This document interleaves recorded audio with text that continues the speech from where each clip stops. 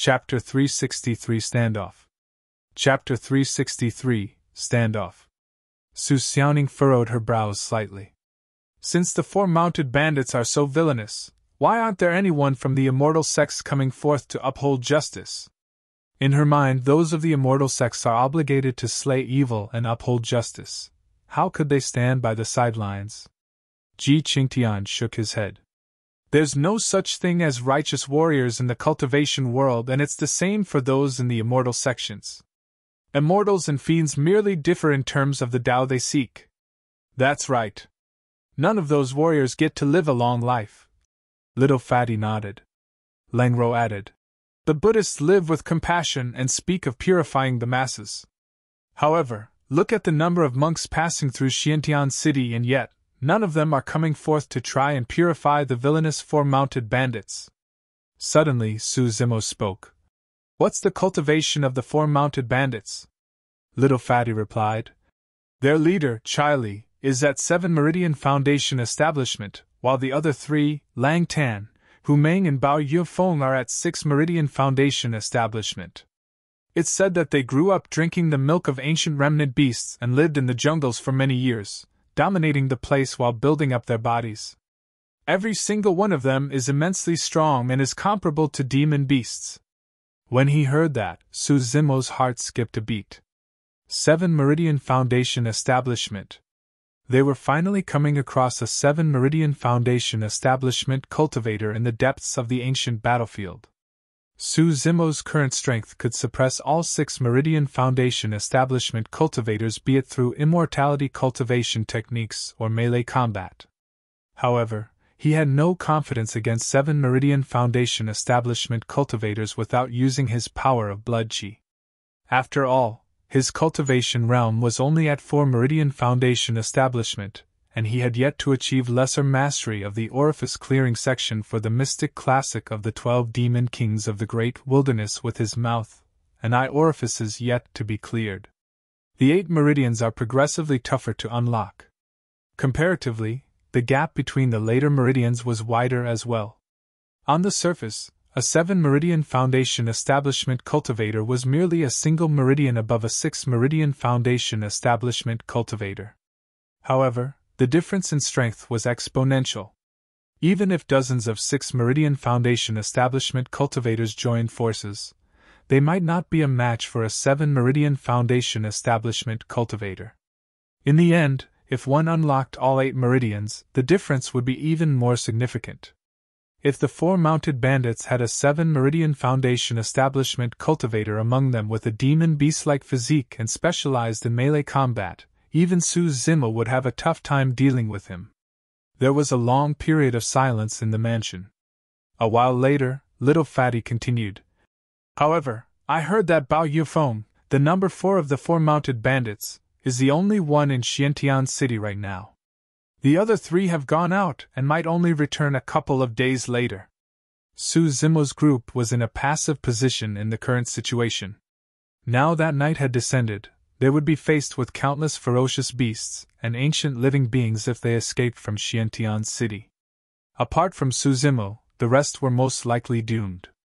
However, if they were to continue staying in the city, the 4 mounted bandits would definitely not let them survive the night given the latter's vengeful nature. Ta! Ta! Ta! Suddenly, the ground began to shake uncharacteristically as the sound of galloping rumbled like thunder from far away. It was headed in their direction at an extremely fast speed. Get away! They're from the 4 mounted bandits! Ah! The crowd was in a mess as shrieks could be heard. Some of the cultivators who could not dodge in time were trampled into meat sludge without a corpse left. Their leader seems to be Bao Yufeng. It's him! Given the ancient remnant beast, cloud-seeking leopard, that he's riding on, there's no mistake about it. Not far away, a dust cloud billowed with the piercing stench of blood. A muscular man, tall with black hair that draped over his shoulders, led the pack with a fierce and violent gaze. Beneath the man was a massive and ferocious leopard. It had sharp claws and its body was covered in luxuriant fur that had a cloud-like pattern. Shimmering in the darkness, its eyes shone with a cold gleam. An ancient remnant beast, the cloud-seeking leopard. What happened? Why are they so angry? Haven't you heard? Dozens of cultivators under the 4 mounted bandits were killed by an outsider at the north gate. Huh! Who could be so bold? Those few sitting over there. I heard that the green-robed cultivator was the one who killed them. There were some cultivators pointing at the mansion. A commotion of this size instantly attracted the attention of many cultivators. Even though it was at night, the number of cultivators gathered gradually increased. In a 2-story building not far away, a handsome young man in a white shirt sat by the window. Behind him was an elderly man, standing with his hands down. The handsome young man held a folding fan and his features were like a painting. With smooth and delicate skin, he had an indescribable bearing of elegance. At that moment, seeing that it was already late, the white-robed man had just stood up and was about to leave when he caught sight of what was happening. Out of curiosity, he could not help but ask, "Uncle Liang, what's happening over there?" The elderly man behind the white-robed man replied, "I heard that the green-robed cultivator killed Cho Wanli." "Oh?" The white-robed man scoffed coldly. "Cho Wanli? Good kill! Someone so villainous should have died a long time ago." Even though his tone was cold, the white-robed man's voice was exceptionally soothing. "Young master, let's go. There's nothing to see here. The few of them are bound to be dead now that Bao Yufeng has brought so many people with him." The elderly man bowed. "It's all right." Waving it off, the white-robed man said, "Let's take a look first." With that, he opened his folding fan and sat down once more. Turning slightly, he revealed his slender and fair neck as his bright gaze was fixed on a delicate face in that broken mansion. Hundreds of cultivators ran over in the dark with menacing expressions and ferocious auras. The cold gleam of spirit weapons shone disturbingly against the moonlight. At this moment, Ji Qingtian and the rest had barely rested for the time it takes an incense stick to burn. Their bodies were still aching, but their enemies were already knocking on the door. "What should we do?" Everyone looked towards Su Zimo subconsciously. Su Zimo was in a lotus position, still resting and recuperating. Night Spirit was sprawled on the ground. Without even lifting its head, its pitch-black eyes were hidden in the night as it took a swift glance at the ancient remnant beast, the cloud-seeking leopard. The moment Bao Yufeng stepped into the courtyard, Su Zimo suddenly opened his eyes and shot up from the ground.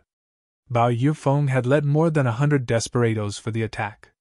Their aura was so terrifying that the surrounding cultivators felt chills running down their spines. However, another monstrous aura exploded the moment Su Zimo opened his eyes and stood up. It was as though a tempest had been set off, howling and gushing furiously. Alone, Su Zimo stood motionlessly on the spot and his body looked frail. However, his aura was no weaker than Bao Yunfeng's group. The aura of Bao Yunfeng's group resembled a blood storm. However, what stood behind Su Zimo resembled mountains of corpses and oceans of blood. "Eh?" Not far away, on the 2nd floor, the elderly man called Uncle Liang exclaimed slightly when he saw that. The white-robed man's eyes lit up with interest as well. Chapter 364 Unyielding. Chapter 364 Unyielding. Two massive and different auras collided invisibly in the voids, causing the weeds in the courtyard to disintegrate into powder. The air seemed to have gone stale. A war was about to break out. Ji Qingtian and the others watched the scene with sweaty palms, feeling as though their hearts were about to stop beating. The people before them were vastly different from the cultivators at the borders of the ancient battlefield. These were all desperados who were stronger, more violent and fearless. A single clash was enough for them to be wiped out. No one could imagine the amount of pressure Su Zimo was enduring against such ferocity. However, nobody, including the cultivators who were watching, could see any traces of fear in Su Zimo's eyes. He was calm and indifferent. To think that he could remain expressionless under such circumstances. That person has a strong heart. So what? That isn't going to change the outcome. He's going to die today unless he's a 7 Meridian Foundation establishment cultivator. I heard that he's only at 4 Meridian Foundation establishment. Bao Yufeng arrived not far from the mansion riding on his cloud-seeking leopard. As he looked down at Su Zimo, the glint in his eyes intensified. Piak! Piak! Piak! Suddenly, Bao Yufeng clapped and nodded repeatedly with glee. Great, great! Everyone was confused, not understanding what Bao Yufeng meant by that. A moment later, Bao Yufeng said, Green-robed man who looks scholarly, you were the one who killed Chou Wanli? I am. Su Zimo admitted to it without hesitation with a calm tone. Fu. All of a sudden, Bao Yufeng laughed and said leisurely, My motive originally was to capture you alive and torture you slowly. I've got countless methods to make a man suffer a fate worse than death. However, with a slight pause, Bao Yufeng changed the topic. I've suddenly changed my mind. Everyone was stunned. Ji Qingtian and the others were stunned as well, not understanding what Bao Yufeng meant. On the second floor, the white-bloused man frowned in deep thought. Su Zimo's expression was indifferent as he looked at Bao Yufeng quietly without replying, waiting for the latter to explain. A look of admiration flashed through Bao Yunfeng's eyes. Originally, I thought that you were just a reckless cultivator. Now I can't help but admit that you're quite a character. Chou Wanli didn't die in vain. I'll give you a chance. Follow me and I'll let bygones be bygones. When they heard that, a commotion broke out in the crowd. What good luck! That person's life is truly tough for a miracle to appear. Seems like Bao Yufeng truly holds this man in high regards. Otherwise, he wouldn't have made this decision. Seems like Chou Wanli died for nothing. This was a change that many cultivators have not expected. Initially, all of them thought that Su Zimo was dead for sure. None of them expected Bao Yufeng to take a liking to Su Zimo and wanted to take the latter as an underling. You've changed your mind? Suddenly, Su Zimo asked. Stunned momentarily, Bao Yufeng nodded right after. That's right. Since you're new to Xiantian City, let me enlighten you. I am one of the 4 mounted bandits. In Xiantian City. Before Bao Yufeng could finish, Su Zimo interrupted him. But I haven't changed my mind. Bao Yufeng narrowed his gaze on Su Zimo. What do you mean? Raising his head slightly, Su Zimo looked at Bao Yufeng expressionlessly and said in an indifferent tone. Earlier on, I was prepared to kill you. I still am. Therefore, prepare to die. The moment he said that, an uproar broke out. Is that man crazy? He's really asking to die. Ji Qingtian and the others were silent. No matter what, they would support Su Zimo's decision. Even though they were not righteous warriors, none of them wanted to be the underlings of villains such as the 4 mounted bandits. However, if they were the ones in this life and death situation, they might choose to submit and endure. They wouldn't be able to stay true to their hearts and not back down like Su Zimo. He possessed a fearless spirit. On the second floor, the white-robed man's eyes shone brightly as he looked at the green-robed cultivator below, wanting to see through the latter. In the courtyard. After hearing that, Bao Yufeng was stunned for a moment before bursting into laughter that grew louder and louder. Fu, ha! Even though Bao Yufeng was laughing, the killing intent in his eyes was intensifying and was almost corporeal. As one of the 4 mounted bandits, he was almost unstoppable in Xiantian City and no one dared to provoke him. However, there was now a person who popped out of nowhere boasting of killing him. Indeed, I wasn't wrong about you. Bao Yunfeng's gaze was cold as he leaped down from the cloud-seeking leopard and strode slowly towards Su Zimo. 6 spirit meridians shone beneath his robes as spirit energy gushed fervently. 6 Meridian Foundation Establishment. Nobody interfere. Bao Yufeng shouted before smirking menacingly at Su Zimo. I'm going to kill you personally. Before he was done speaking, 2 shadows shot out in opposite directions. Shaking his hands, 2 cold daggers slid out from Bao Yunfeng's sleeves. They were extremely sharp and shone with 4 spirit lights. Supreme-grade spirit weapons. None of the cultivators at the borders of the ancient battlefield possessed supreme-grade spirit weapons. However, in Xiantian City, Bao Yufeng revealed 2 of them right away. Swash!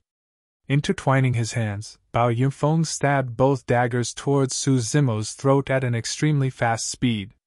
The strangulation of the two daggers had even vaguely sealed all of Su Zimo's attack angles. Melee combat was the most dangerous, and any misstep could cause one's death. The sharpness of supreme-grade spirit weapons were enough to threaten Su Zimo. Not daring to be careless, Su Zimo did not reach out head-on with his bare hands. He slid his feet for a sidestep to dodge the two incoming daggers. In truth, Su Zimo could have summoned Blood Quencher for a head-on fight. However, Blood Quencher was a perfect spirit weapon after all, and it was easy for other cultivators to covet it, leading to endless battles. Unless he had no other choice, Su Zimo was not going to use it casually within Xiantian City. His sidestep evaded Bao Yunfeng's killing move, and in a flash, a series of afterimages were left behind as he attacked with his palm at an even faster speed. That palm carried immense might as his outstretched fingers encompassed everything as though it wanted to rip the world apart. Ground-rupturing palm. Bao Yunfeng's eyelids twitched in shock as he noticed Su Zimo's speed and sensed the power of his palm strike. This guy was too fast and powerful. Instantly, Bao Yunfeng realized that if he was not in possession of those two supreme-grade spirit weapons, he would not be a match for Su Zimo in terms of strength. In a flash, Bao Yunfeng composed himself as he yelled with a cold gaze, "Good strike!" Raising his dagger, Bao Yunfeng stabbed towards Su Zimo's palm while thrusting his other dagger cleanly towards Su Zimo's heart. The stab was extremely obscure, but it was a killing move. If Su Zimo were to advance a half-step more, it would be equivalent to sending his chest into Bao Yunfeng's dagger. If it was anyone else, dodging Bao Yunfeng's counterattack in time would already be considered fortuitous. However, this was Su Zimo, who possessed spirit perception and an unparalleled physique. Su Zimo, who had never suffered a single defeat in a melee fight yet. Chapter 365 Strangulation. Chapter 365 Strangulation. The surrounding cultivators held their breaths and looked at the two figures fluttering on the battlefield without batting an eyelid. The two of them fought with swiftness, and their shadows intersected at a dizzying rate. Victory could be decided within a single blink. The four mounted bandits were all body-tempered cultivators and specialized in melee combat. Among them, Bao Yunfeng's specialty was his speed and agility. In his hands, the sharp dagger was like his finger, and it was extremely difficult to deal with as it came from tricky angles. Countless cultivators had died under his dagger. On the battlefield, the speed of Divine Steed Fleeting was extremely fast. Just as he was about to slam into Bao Yunfeng's dagger, Su Zimo's eyes lit up and he changed moves, entering the stance of Plow Heaven Stride. With a single step, he stomped onto the ground and halted his figure. Boom! Su Zimo's feet landed on the ground and the stone slabs on the long street split open, creating a massive ravine. Dust clouds flew into the air and the entire place quaked. With the Plow Heaven Stride, Su Zimo's aura intensified as though he wanted to tear the sky apart. Caught off guard, Bao Yunfeng's knee buckled and he lost his balance as his pupils constricted. Crackle! Su Zimo's tendons and bones were ringing as his body expanded. Like an ancient god, he reached out with his huge hands that looked soft and weak, lunging towards the two incoming daggers. A coil and a tremble. Ah! Bao Yunfeng shrieked as his palm cracked open. Blood was dripping from his hands and both daggers flew away. Everyone was shocked when they saw that. How strong was that man's physique to be able to send both Bao Yunfeng's supreme-grade spirit weapons flying with his bare hands? Not good! Bao Yunfeng was alarmed and thought to himself. However, his reaction was extremely fast as he retreated immediately. Retrieving a protection talisman from his storage bag, he crushed it on the spot and turned to flee. Trying to flee? Su Zimo harumphed coldly as killing intent surged in his eyes. If he allowed Bao Yunfeng to escape into the crowd, Su Zimo would not be able to kill this man if he was blocked by the 100-odd desperados. With a flicker of his body, Su Zimo's feet sank into the mud before bursting forth. He covered 10 feet with a single stride and caught up with Bao Yunfeng in a few steps, launching a punch to the latter's skull. Boom! The veins on his fist were exposed and swelled up to twice their size. It was like a huge green-black seal that emitted a blood stench as it descended with a mighty aura. Roar! The cloud-seeking leopard reacted faster than cultivators. The moment it sensed its master's crisis, it roared in rage as its fur stood on end. Emitting a thick demonic chi, it bared its fangs and lunged towards Su Zimo ferociously. The strength of an ancient remnant beast at the peak of Foundation establishment was enough to pose a threat to Su Zimo. If he was struck, Su Zimo's physique would not be able to deal with it as well and he would be injured or even dead. However, Su Zimo's expression was unchanged as he had already seen a black shadow darting over. He continued punching towards Bao Yunfeng's head using his fist like a stamp. Just as the cloud-seeking leopard's claws were about to reach Su Zimo, a muscular shadow rammed over at an even faster speed. Bang! Bang! Two bangs sounded at almost the same time. The cloud-seeking leopard was sent flying by the black shadow, and dust clouds billowed when the two mighty bodies landed on the ground. The cloud-seeking leopard let out a sad cry. The black shadow stood up and its cold, shimmering claws extended silently. They have already punctured a few holes on the cloud-seeking leopard's body and blood was gushing out. This was none other than Night Spirit who was sprawled at the side. Under the guise of the night, Night Spirit's scales shone with a cold luster. Its eyes were dark and mysterious, emitting a murderous aura that sent chills down one's spine. The cloud-seeking leopard struggled and wanted to stand up as it opened its mouth and bit towards Night Spirit's throat. This was an ancient remnant beast after all. There was still strength for a final attack despite its massive injuries. Night Spirit's tail wagged. A black shadow darted by. Poof! Like a pitch-black spear, Night Spirit's tail stabbed through the cloud-seeking leopard's head, entering from the mouth and exiting from the back of its head. An ancient remnant beast, the cloud-seeking leopard, just died on the spot. At the same time, on the other side, Su Zimo's gigantic green-black stamp descended and crushed Bao Yunfeng's protection talisman, landing on the latter's back with its remaining momentum. Buzz! Four spirit lights shone from Bao Yunfeng's back as a burning inner armor was revealed. For spirit patterns, it was a supreme-grade defensive spirit weapon. Although the power of Su Zimo's punch was great, more than half of it was reduced because of the protection talisman. Right after, it was blocked by the supreme-grade defensive spirit weapon and Bao Yunfeng received almost no damage as he seized the opportunity to flee forward. Heh! Bao Yunfeng laughed and yelled. You're that bit away from killing me! He did not hear Su Zimo's reply after saying that. Instead, the killing intent behind him intensified, as if a terrifying ferocious beast was chasing him. Instinctively, Bao Yunfeng turned and glanced behind. That single glance scared him out of his wits. Su Zimo used Divine Steed Fleeting and a series of afterimages appeared in the void behind him. The distance between them had decreased rapidly, and Su Zimo was almost reaching him. Go! The desperados that Bao Yunfeng had brought with him realized what was happening as they hurriedly summoned their flying swords and stabbed towards Su Zimo. Instantly, sword chi filled the air and spirit lights shone brightly. Pang! Pang! Pang! Lowering his body, Su Zimo was almost sprawled on the ground as he slithered forward. The bones and tendons in his body rang together with a trembling sound. When he stretched out his arms, his body elongated and resembled an anaconda. Su Zimo's arms landed on Bao Yunfeng's waist, and he coiled around it weakly. All the flying swords missed. At that moment, Su Zimo was almost entirely plastered on Bao Yunfeng's body. Weak and boneless, he coiled around the latter's body with cold eyes. On the second floor, the white-robed man closed his eyes subconsciously. It was as though he was witnessing an anaconda wrapping itself around Bao Yunfeng's body. Inhaling deeply, the anaconda's tendons pulsated and its flesh expanded at a visible speed. Psst! The white-robed man took a deep breath and looked down again. Crack! Crack! Crack! Bao Yunfeng's hands were bound as he stood rooted to the ground with the sound of bones cracking ringing from his squeezed body.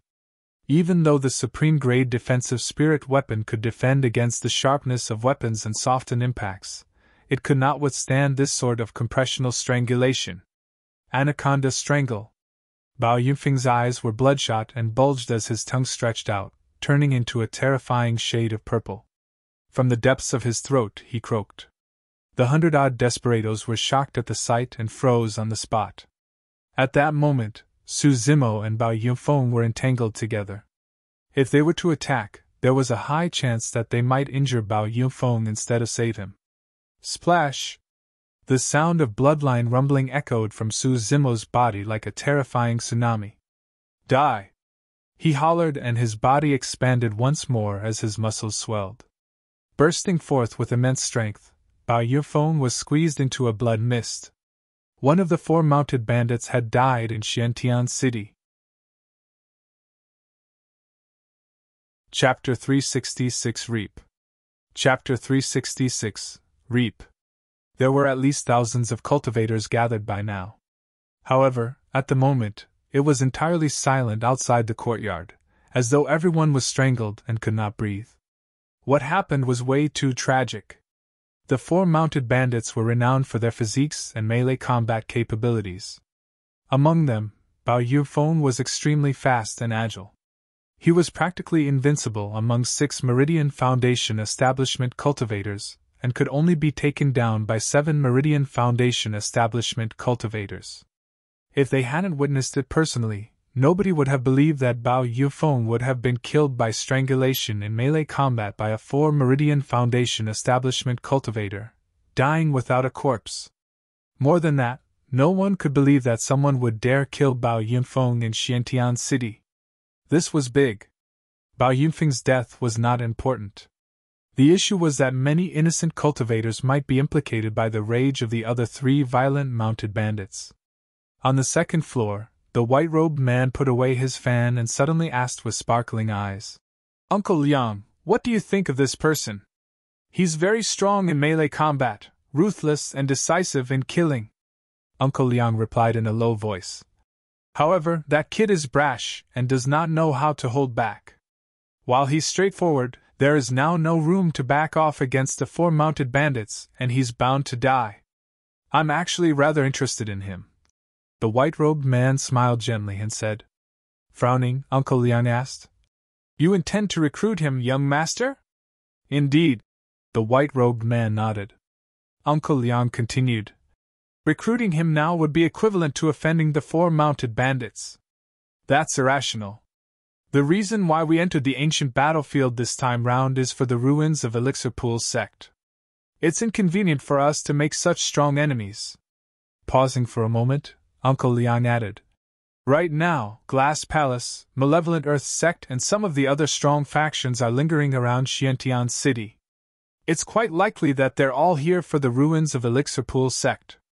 Compared to Glass Palace and Malevolent Earth Sect, we're lacking in top experts and are at a disadvantage. We must be careful, young master." "Top experts?" The white-robed man smiled and turned his beautiful eyes, looking at the green-robed cultivator in the courtyard. "There's one right there, isn't it?" "Him?" Uncle Liang laughed. "Although I'm old, I'm not at the age where my eyes are failing me. While that person is strong in melee combat, I don't think he's quite at the level of a top expert, right?" The white-robed man smiled without replying. In the courtyard, after killing Bao Yunfeng with Anaconda Strangle, Su Zimo stood in a puddle of blood, his green robe stained blood-red. Exuding a murderous aura, his gaze was razor-sharp and carried a lethal killing intent. "Kill!" Instead of retreating after Bao Yunfeng's death, the 100-odd desperados cried out in rage and charged towards Su Zimo wielding chilling curved sabers. This was the nature of the desperados, none of them feared death. The fierce horses that they rode were all spirit demons at Foundation Establishment realm. With bloodshot eyes and terrifying strength, cultivators were bound to be torn apart if they were rammed by those horses. Dust billowed as the 100-odd cultivators charged with menacing intent. If it was anyone else present, they would dodge right away when faced with such an army, afraid that they would be crushed to sludge. However, Su Zimo did not retreat nor dodge.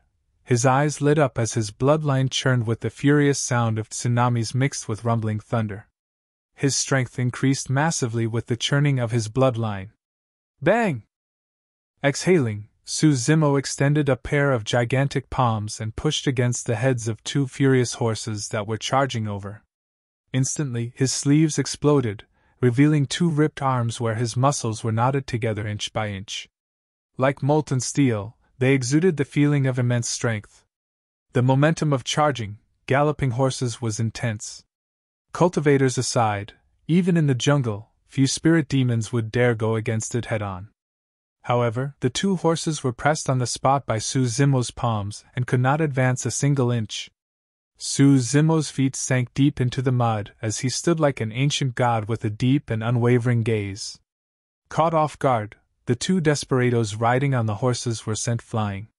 Little Fatty and Shurjian were wielding their gigantic axe and steel rod respectively. Seizing the opportunity, they ended the lives of the two men that were sent flying into the air in a momentary daze. There was no way the two horses could endure the shock of the collision between two massive forces as they whimpered and died on the spots, their bodies crushed and their tendons and bones shattered. The riders behind them could not stop in time and all of them fell to the ground in a mess. On his side, a horse charged towards Su Zimo's chest. Heh! Sneering, Su Zimo strode forward and raised his knee, ramming over like a horse as well. Bang! The gigantic spirit demon horse was sent flying by a seemingly tiny human and exploded in midair, turning into a mist of blood. Roar! Right then, Night Spirit lowered its front limbs and head in an offensive stance, suddenly letting out a deafening roar from the depths of its throat. The spirit demon horses that were initially murderous and filled with fighting spirit were instantly scared out of their wits as boundless fears shone in their eyes. None of those spirit demons recognized Night Spirit. However, there was a deep-rooted fear that came from the depths of their bloodline in response to that roar. Some of the horses shivered and buckled to the ground, peeing and shitting themselves in incontinence. Some of the horses seemed to have gone insane as they threw the cultivators on their backs off. Pushing the crowd away, they fled into the distance at an extremely fast speed. In the blink of an eye, all the desperados were in chaos. The surrounding cultivators were shocked as their impressions of Night Spirit changed gradually. Although they were not part of the conflict, they felt a sense of fear the moment Night Spirit roared and almost turned to flee themselves. Su Zimo slapped his storage bag and 18 flying swords floated in front of him. Buzz! Quivering at the same time with a resounding buzz, the 18 flying swords shone endlessly in a bedazzling manner.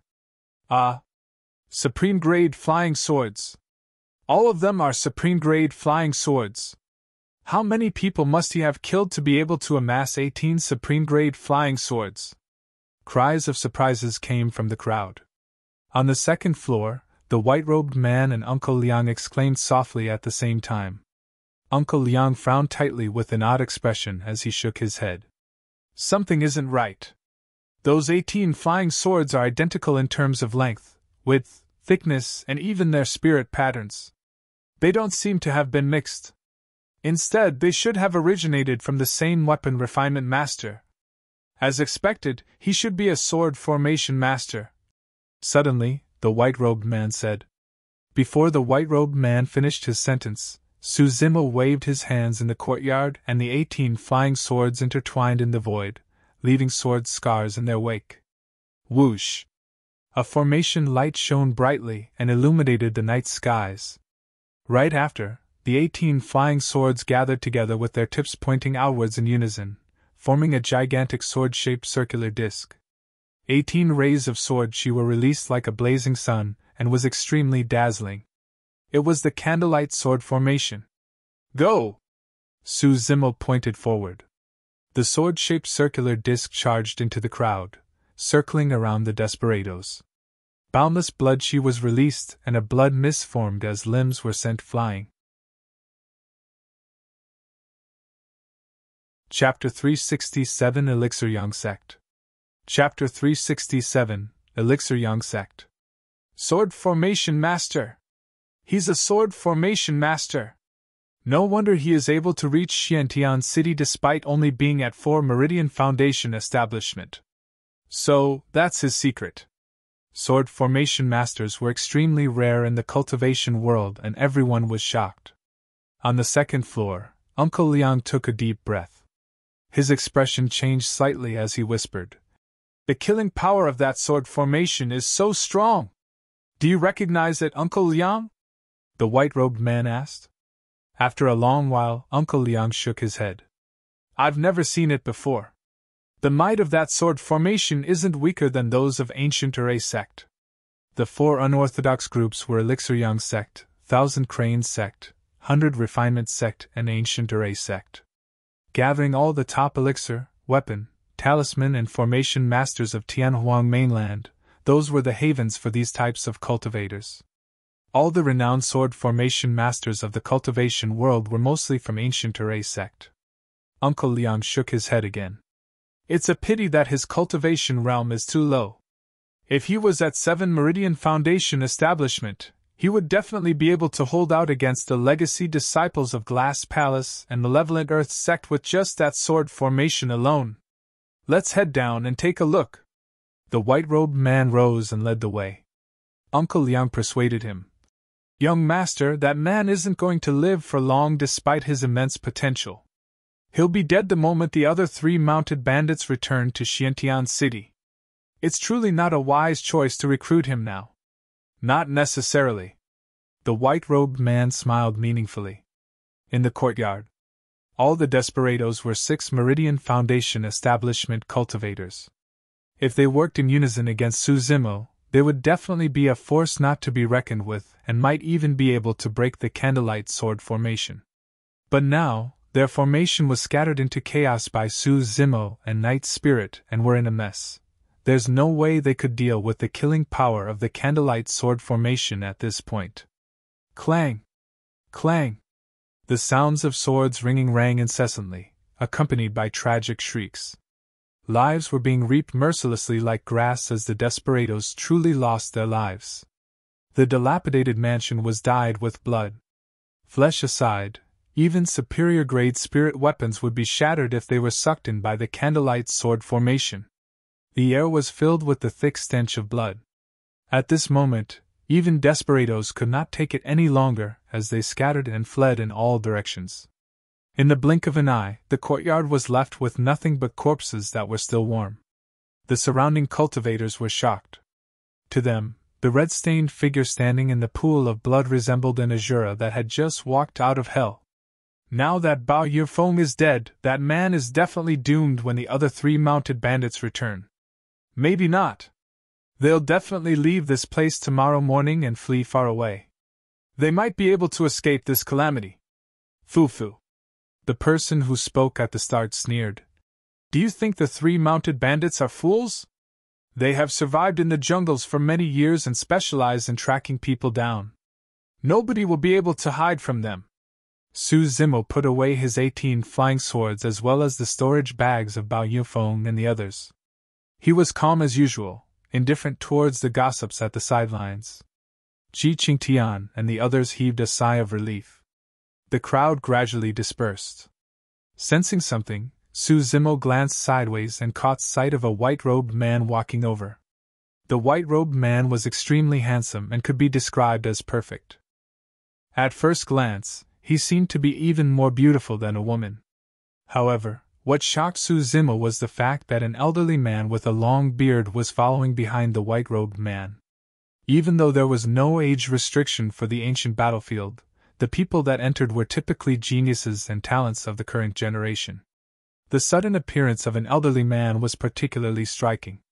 Furthermore, Su Zimo's spirit perception told him that the elderly man was extremely dangerous. After entering the ancient battlefield, Su Zimo had been through a number of battles. However, he had never experienced such an aura from another cultivator. It was so terrifying that it made one's heart palpitate. Su Zimo gazed deeply at the elderly man before focusing his attention on the white-robed man again. The white-robed man waved and held his folding fan behind him while cupping his other hand with a smile. I am Tang Yu. How do I address you, fellow Taoist? Su Zimo. Su Zimo's gaze was fixed on the sect badge on the man's waist as he replied expressionlessly. Anyone who dared to display their sect badges in the ancient battlefield were mostly from major sects or factions. While Ethereal Peak was one of the 5 major sects within the territory of the Great Zhou dynasty, it was nothing much in Tianhuang mainland.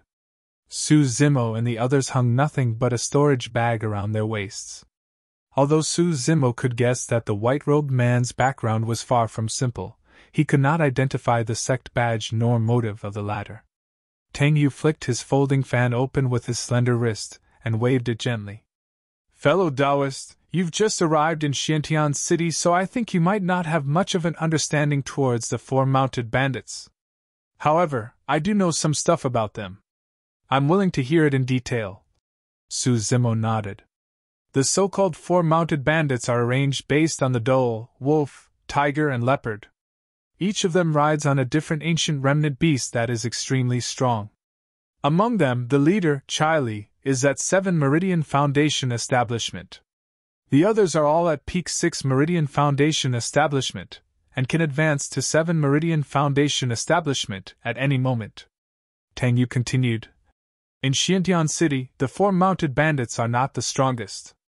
However, the reason why the other top factions are not willing to go against them is because of the existence of a 7 Meridian Foundation Establishment cultivator among the 4 mounted bandits. Now that Bao Yifeng is dead, you've sowed a deep feud with the other 3 mounted bandits, and there's no room for negotiation. Even if you escape from Xiantian City, they will hunt you down and a battle will be inevitable." Tang Yu spoke confidently, and Su Zimo remained silent, looking at him quietly. After a moment, Su Zimo asked, "What exactly are you trying to say?" "I can help you." Tang Yu's statement was surprising. "Oh?" Su Zimo raised his brow. No one was on his side now that he had offended the 4 mounted bandits.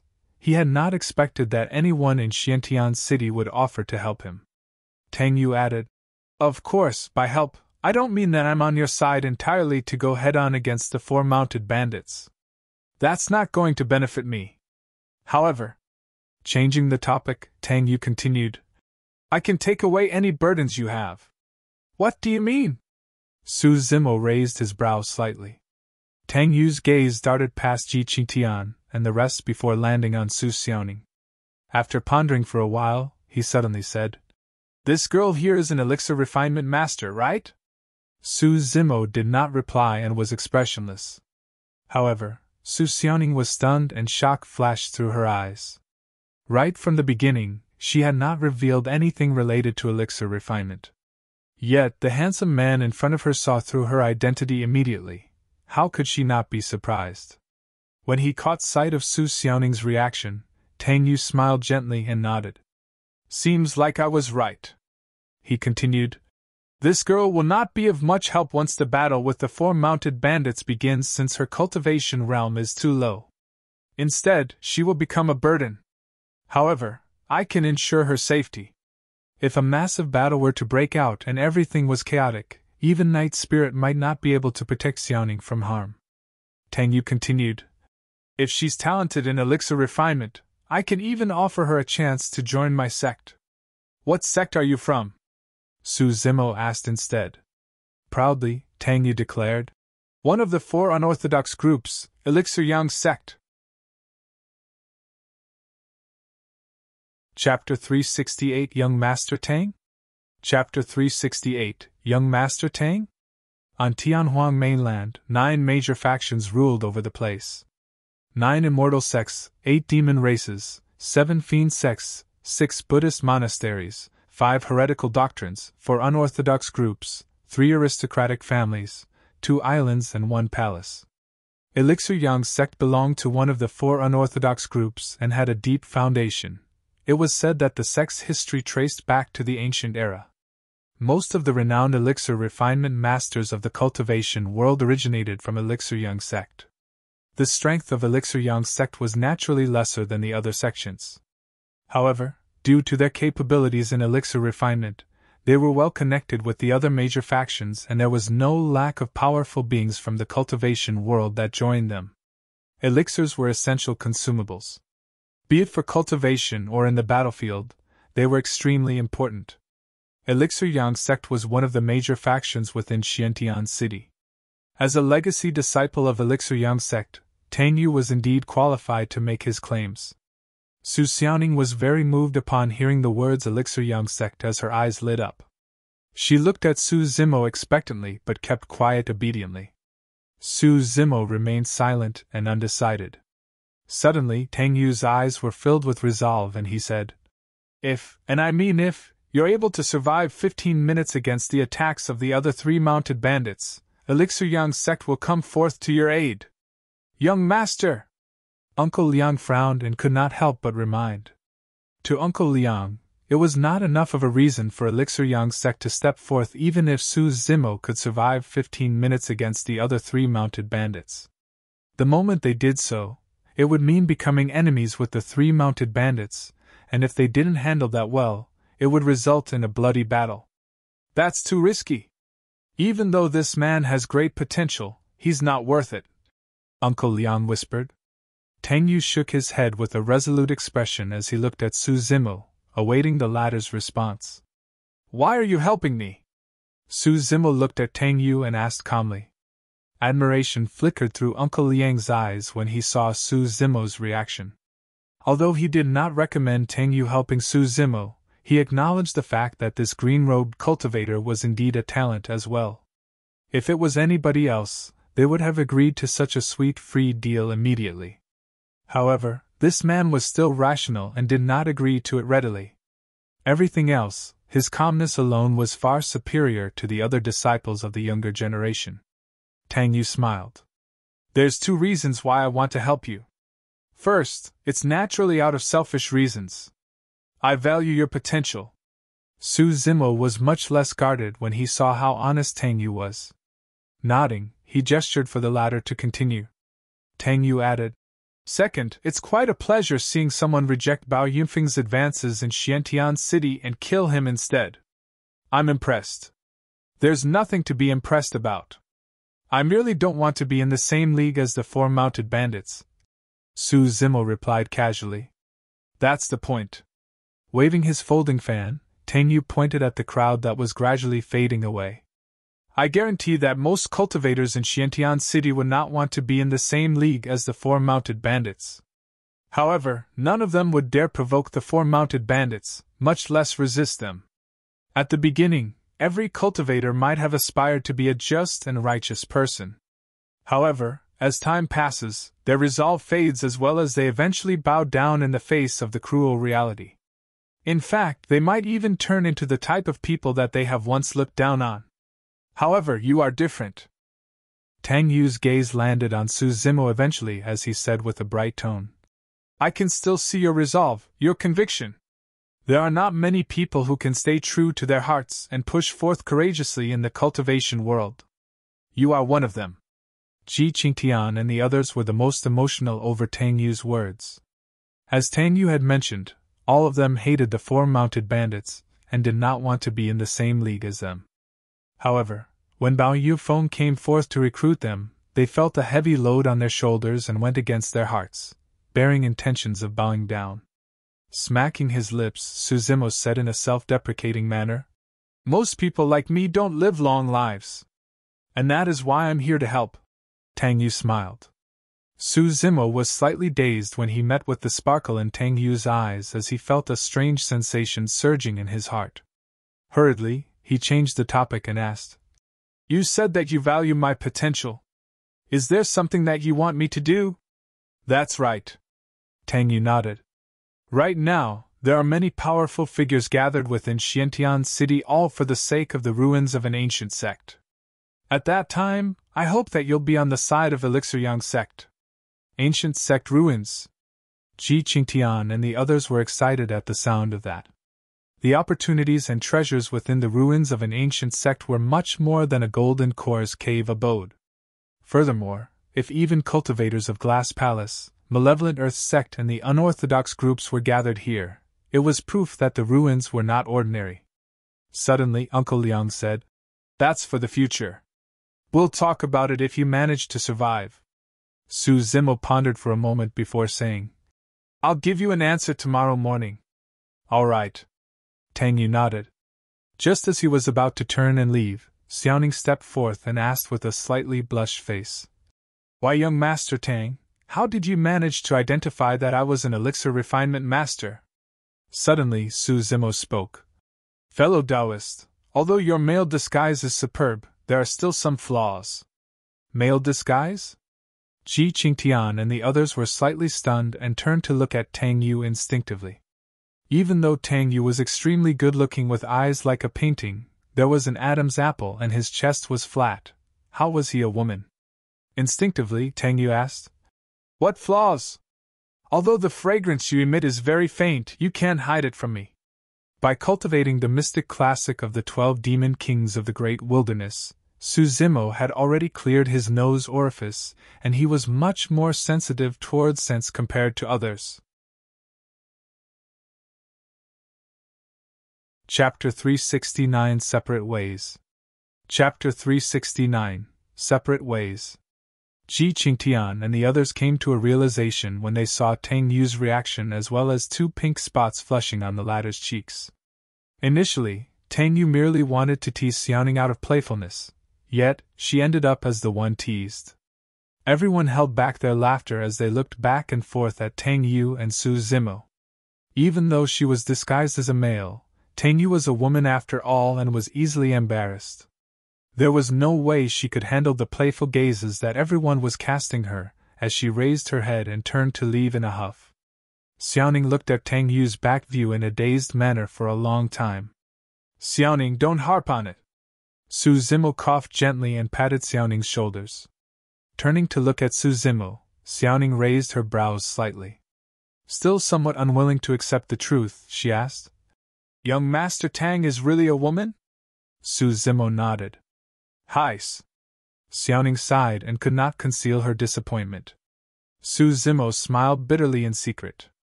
Xiaoning was at the age where a maiden's heart was blossoming. To think that her first taste of love would come from a woman. Fortunately, the two of them had not interacted for long, and there was nothing left after things were exposed.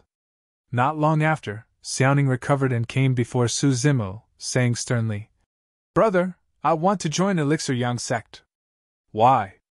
Although Su Zimo could vaguely guess the reason, he still asked. If there's an elixir recipe for increasing one's lifespan in Tianhuang mainland, it has to be in Elixir Yang Sect. I want to give it a shot. Indeed, it was as Su Zimo had expected. In truth, the greatest motivation and reason why Xiaoning became an elixir refinement master was because she wanted to learn how to refine an elixir to increase one's lifespan. Their eldest brother, Su Hong, was only immortal. With no way to cultivate, his lifespan was a 100 at most. The reason why Xiaoning became an elixir refinement master was because she wanted to increase her eldest brother's lifespan and have him live as long as possible. However, the rarest elixirs in the cultivation world were those that could increase longevity.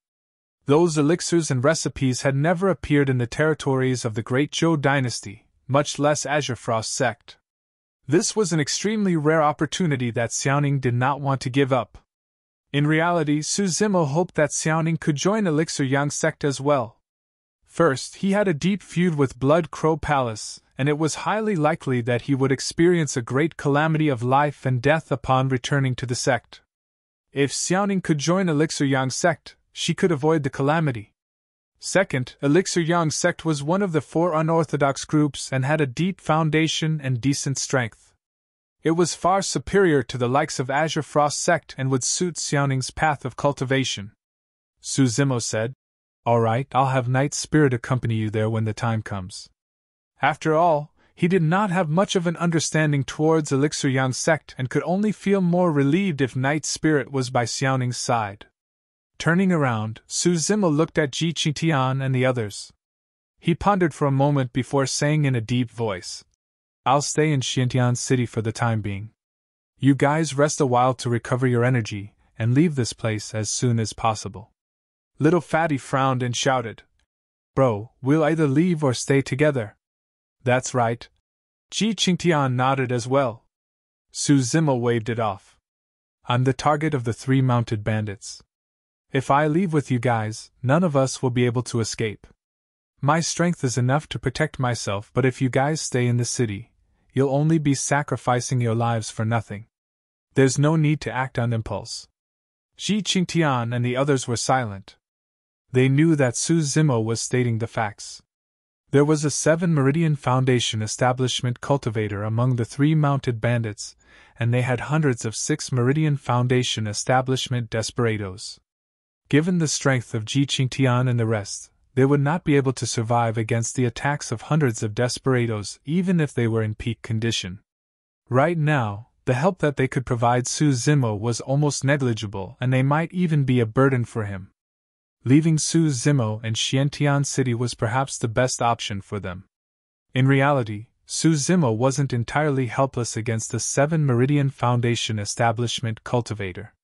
As long as he released his blood qi, his strength would climb to another level with the aid of his demonic qi, and he could definitely contend with a 7 Meridian Foundation establishment cultivator.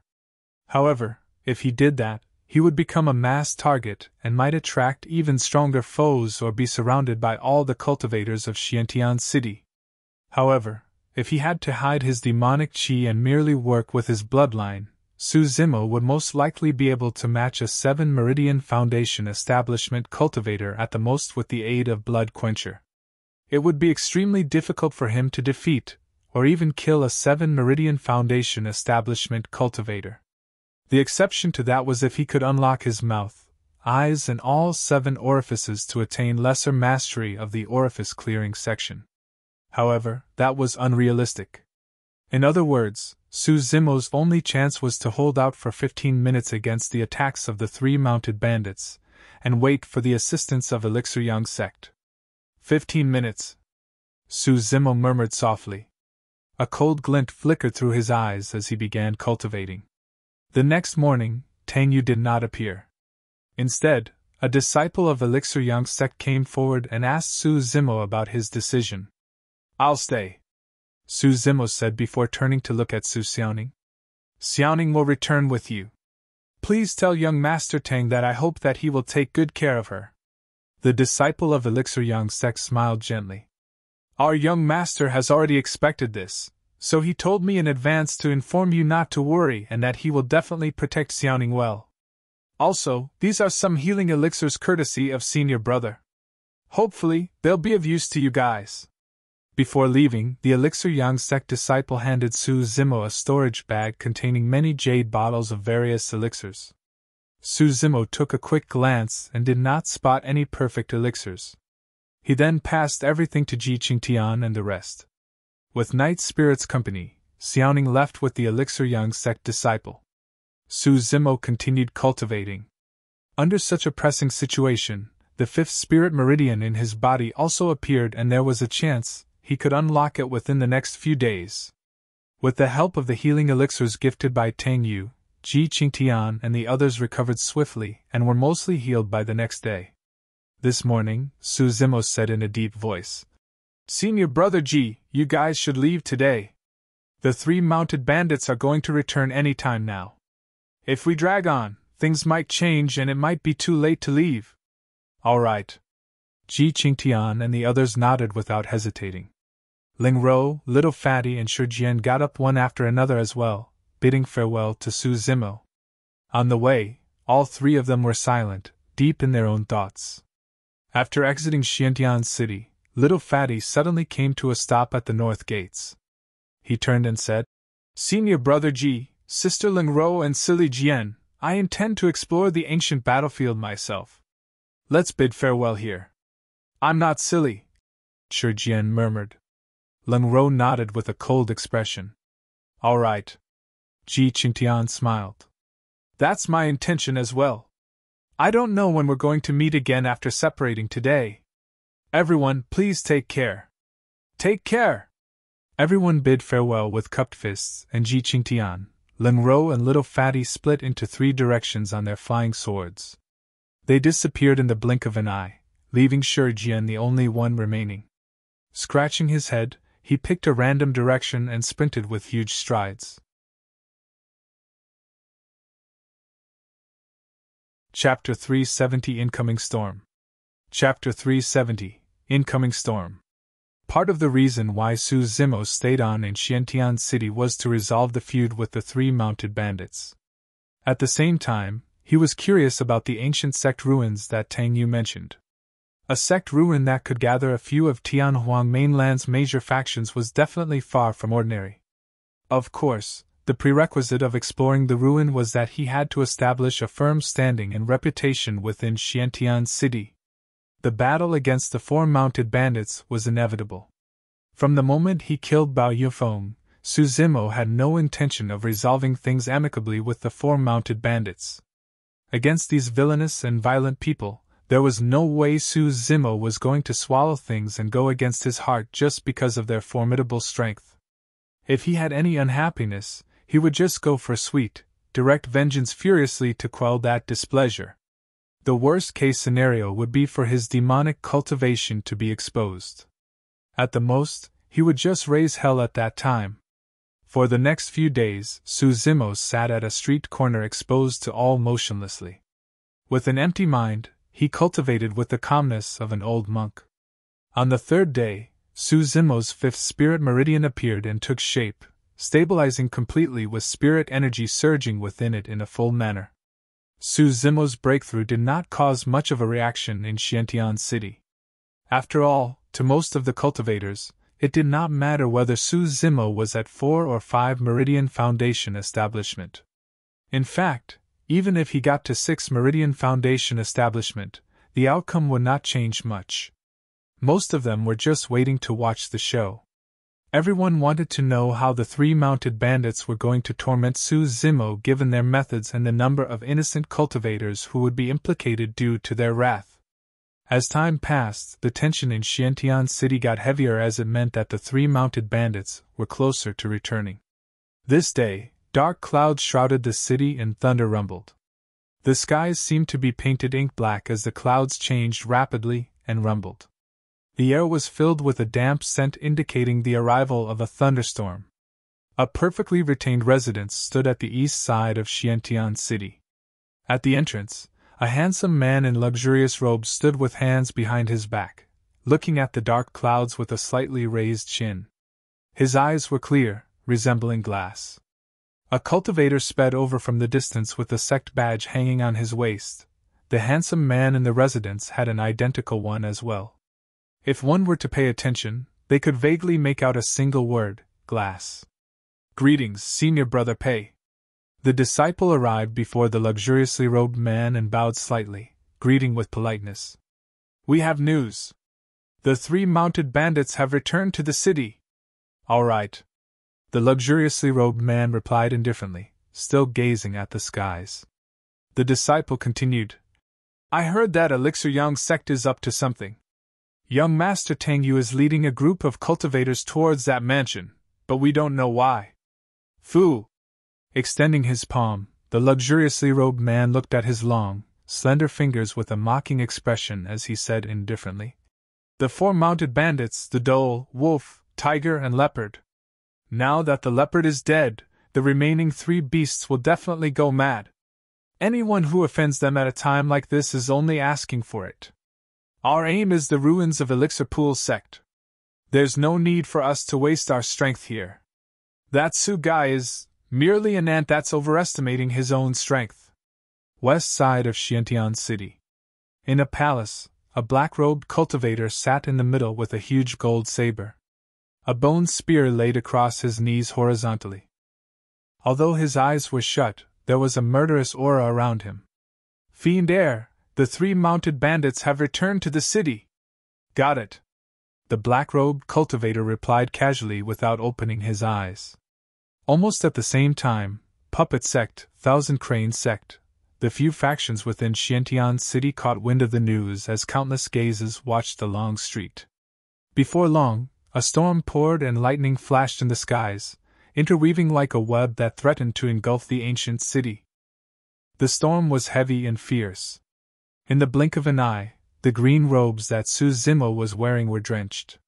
Even so, he continued sitting where he was, upright with his eyes closed. He had a calm expression, as though he was indifferent towards everything. Not far away, Tang Yu looked at the green-colored figure with a dazed expression. A moment later, she snapped out of her stupor and glanced askance. Uncle Leon, do you think he can survive for 15 minutes? It's difficult. Uncle Leon shook his head. The 3 mounted bandits aside, just the thousands of desperados they have with them are enough to tear that man apart. My brother will definitely make it. Standing beside Tang Yu, Su Xiaoning gripped her fists and said resolutely. Beside her, Night spirits sprawled on the ground quietly, protecting Xiaoning in silence.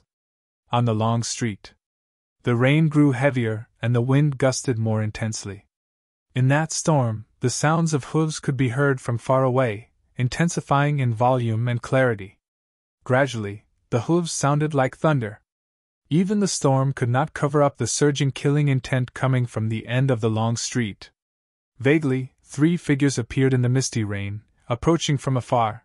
It was the 3 mounted bandits. The ancient remnant beasts that all 3 of them rode on let out heavy panting sounds. With bloodshot eyes, they gave off a feral aura as they glared at the street corner keenly. Behind the 3 of them was a large army of mounted riders, coming with ferocity. At a glance, there were over 1,000 people. 1,000 desperados coupled with a 7 Meridian Foundation establishment cultivator. This was a force not to be underestimated in the ancient battlefield, let alone Xiantian City. In reality, top factions like Glass Palace and Malevolent Earth Sect were stronger than the 4 mounted bandits. However, there were many factions gathered within Xiantian City right now contending for the ruins of Elixir Pool's Sect. No one was willing to provoke the 4 mounted bandits, lest their strength was weakened for the contention of the Elixir Pool's Sect ruins. At the street corner, Su Zimo was long drenched and his black hair was stuck together, looking absolutely wretched. 1,000 feet. 500 feet. The 3 mounted bandits were closing in, and Su Zimo could even sense the stench coming forth from the mouths of their 3 ancient remnant beasts. However, he did not move still. Suddenly, when the 3 mounted bandits entered the vicinity of 300 feet, Su Zimo opened his eyes and a gigantic bow had appeared in his hands out of nowhere. He bent the bow and loaded the arrows. Bow like a full moon and arrows like shooting stars. Swoosh! Swoosh! Swoosh! The sound of arrows tearing through the air was almost melded into one. That bow was none other than the Moon Concealment Bow, the quasi-cognate spirit weapon. When 5 spirit patterns lit up on the bow in Su Zimo's hands, Lang Ten felt a sense of uneasiness. The next moment, a cold flash appeared before him, almost closing in. The speed of the arrow was too fast and any ordinary 6 Meridian Foundation establishment cultivator would have been dead. However, Lang Tan's reaction was much faster than ordinary cultivators given his countless life and death experiences in the jungle. In a flash, he slanted his face sideways. A cold beam brushed by his cheek, cutting a blood wound. It was a close shave. He had dodged it. However, before Lang Tan could relax, his eyelids twitched and he saw another cold beam shooting over, aimed at his glabella. The second arrow was arriving and he had no chance to react at all. These were consecutive arrows. Lang Tan felt his hair stand on end. It was extremely lucky that he was able to dodge the first arrow. However, there was nothing he could do to evade this second arrow.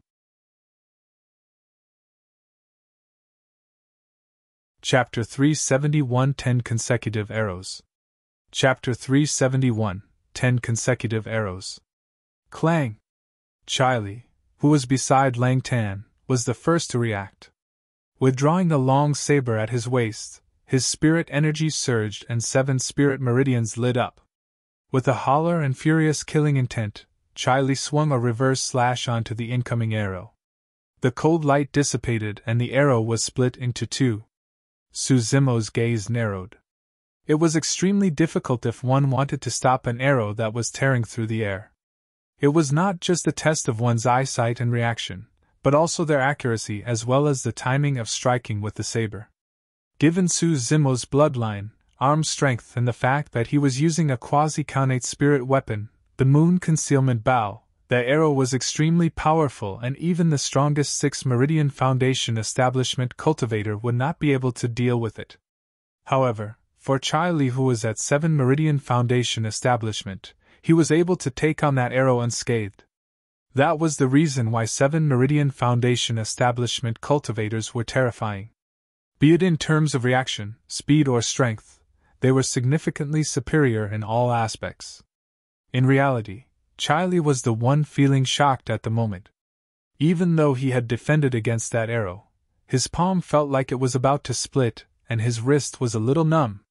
What did that mean? It meant that the power of that arrow was enough to threaten him. Suddenly, Charlie realized that it was no wonder why Bao Yunfeng died.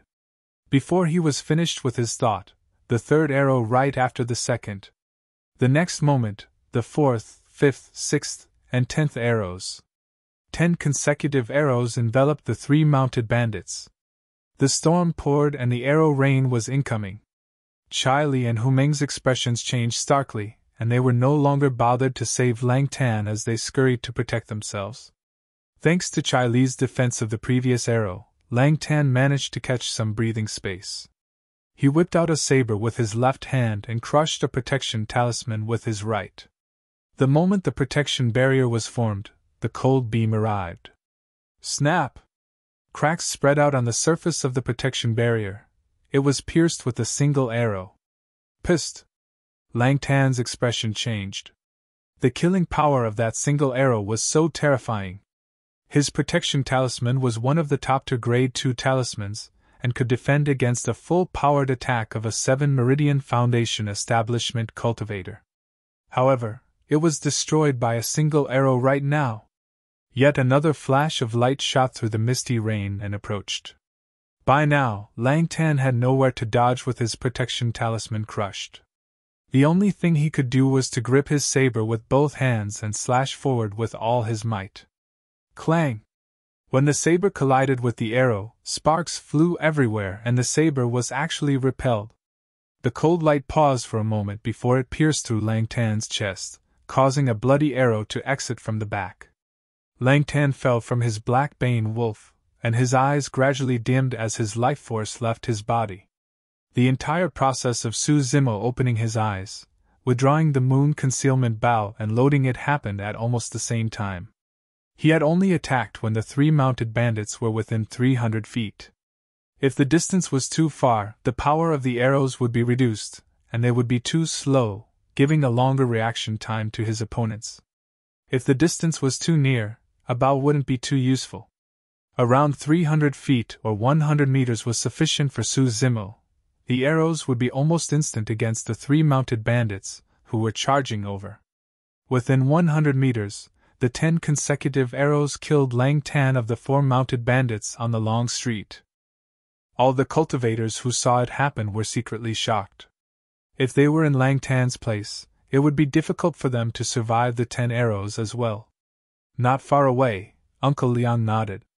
I've got to say that this person's trump cards are very strong and can even threaten 7 Meridian Foundation establishment cultivators. However, his flaws are obvious too. The advantage of a bow was in ranged combat. At melee distance, a bow was nothing but a burden. After the 10 arrows, the remaining 2 mounted bandits and thousands of mounted riders charged over and had already arrived before Su Zimo. Even if Su Zimo was in possession of a Khanate bow, it would be useless given such proximity, let alone the fact that the moon concealment bow was only a quasi-Khanate spirit weapon. Next up was melee combat. The slightest mistake could lead to a decapitation.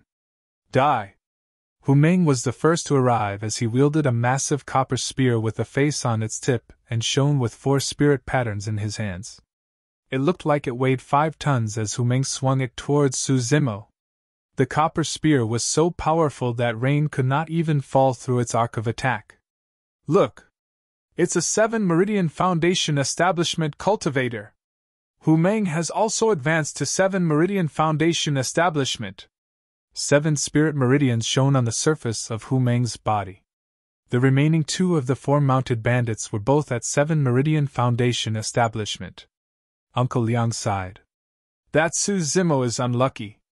A single 7 Meridian Foundation establishment cultivator is more than enough to kill him. To think that even Hu Meng has advanced to 7 Meridian Foundation establishment. Standing behind Tang Yu was a man with a haughty expression. He crossed his arms and sneered. 15 minutes? He's not going to even last 10 breaths. That's not for sure. Tang Yu frowned. Xiaoning looked intently at the battlefield with slightly shivering arms, revealing the nervousness she felt. Sensing her emotions, Tang Yu glanced sideways and held Xiaoning's palm, nudging it slightly to comfort the latter. Xiaoning took a deep breath of air and gradually composed herself. Clang! The moment Hu Meng struck, Su Zimo put away his moon concealment bow and withdrew a gigantic blood-red saber from his storage bag. Blood Quencher arrived with a torrential killing intent. Ooh! Ooh! The bronze spear was considered as a special weapon. While it wasn't mobile, its advantage was in its might.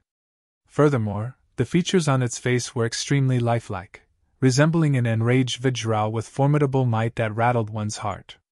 During a fight, cultivators will tend to meet one another's gaze every now and then. As long as they were slightly distracted and lost focus in their strength, they would practically be smashed to a pulp, without even a corpse left. Su Zimo was churning his bloodline and using his full might for each of the 10 consecutive arrows. Otherwise, he couldn't have killed one of the 3 mounted bandits head-on as well. But right now, Hu Meng had rushed over. This was the time when Su Zimo had just exhausted his strength and had yet to recover. All he could do was raise Blood Quencher to defend it in front of himself passively.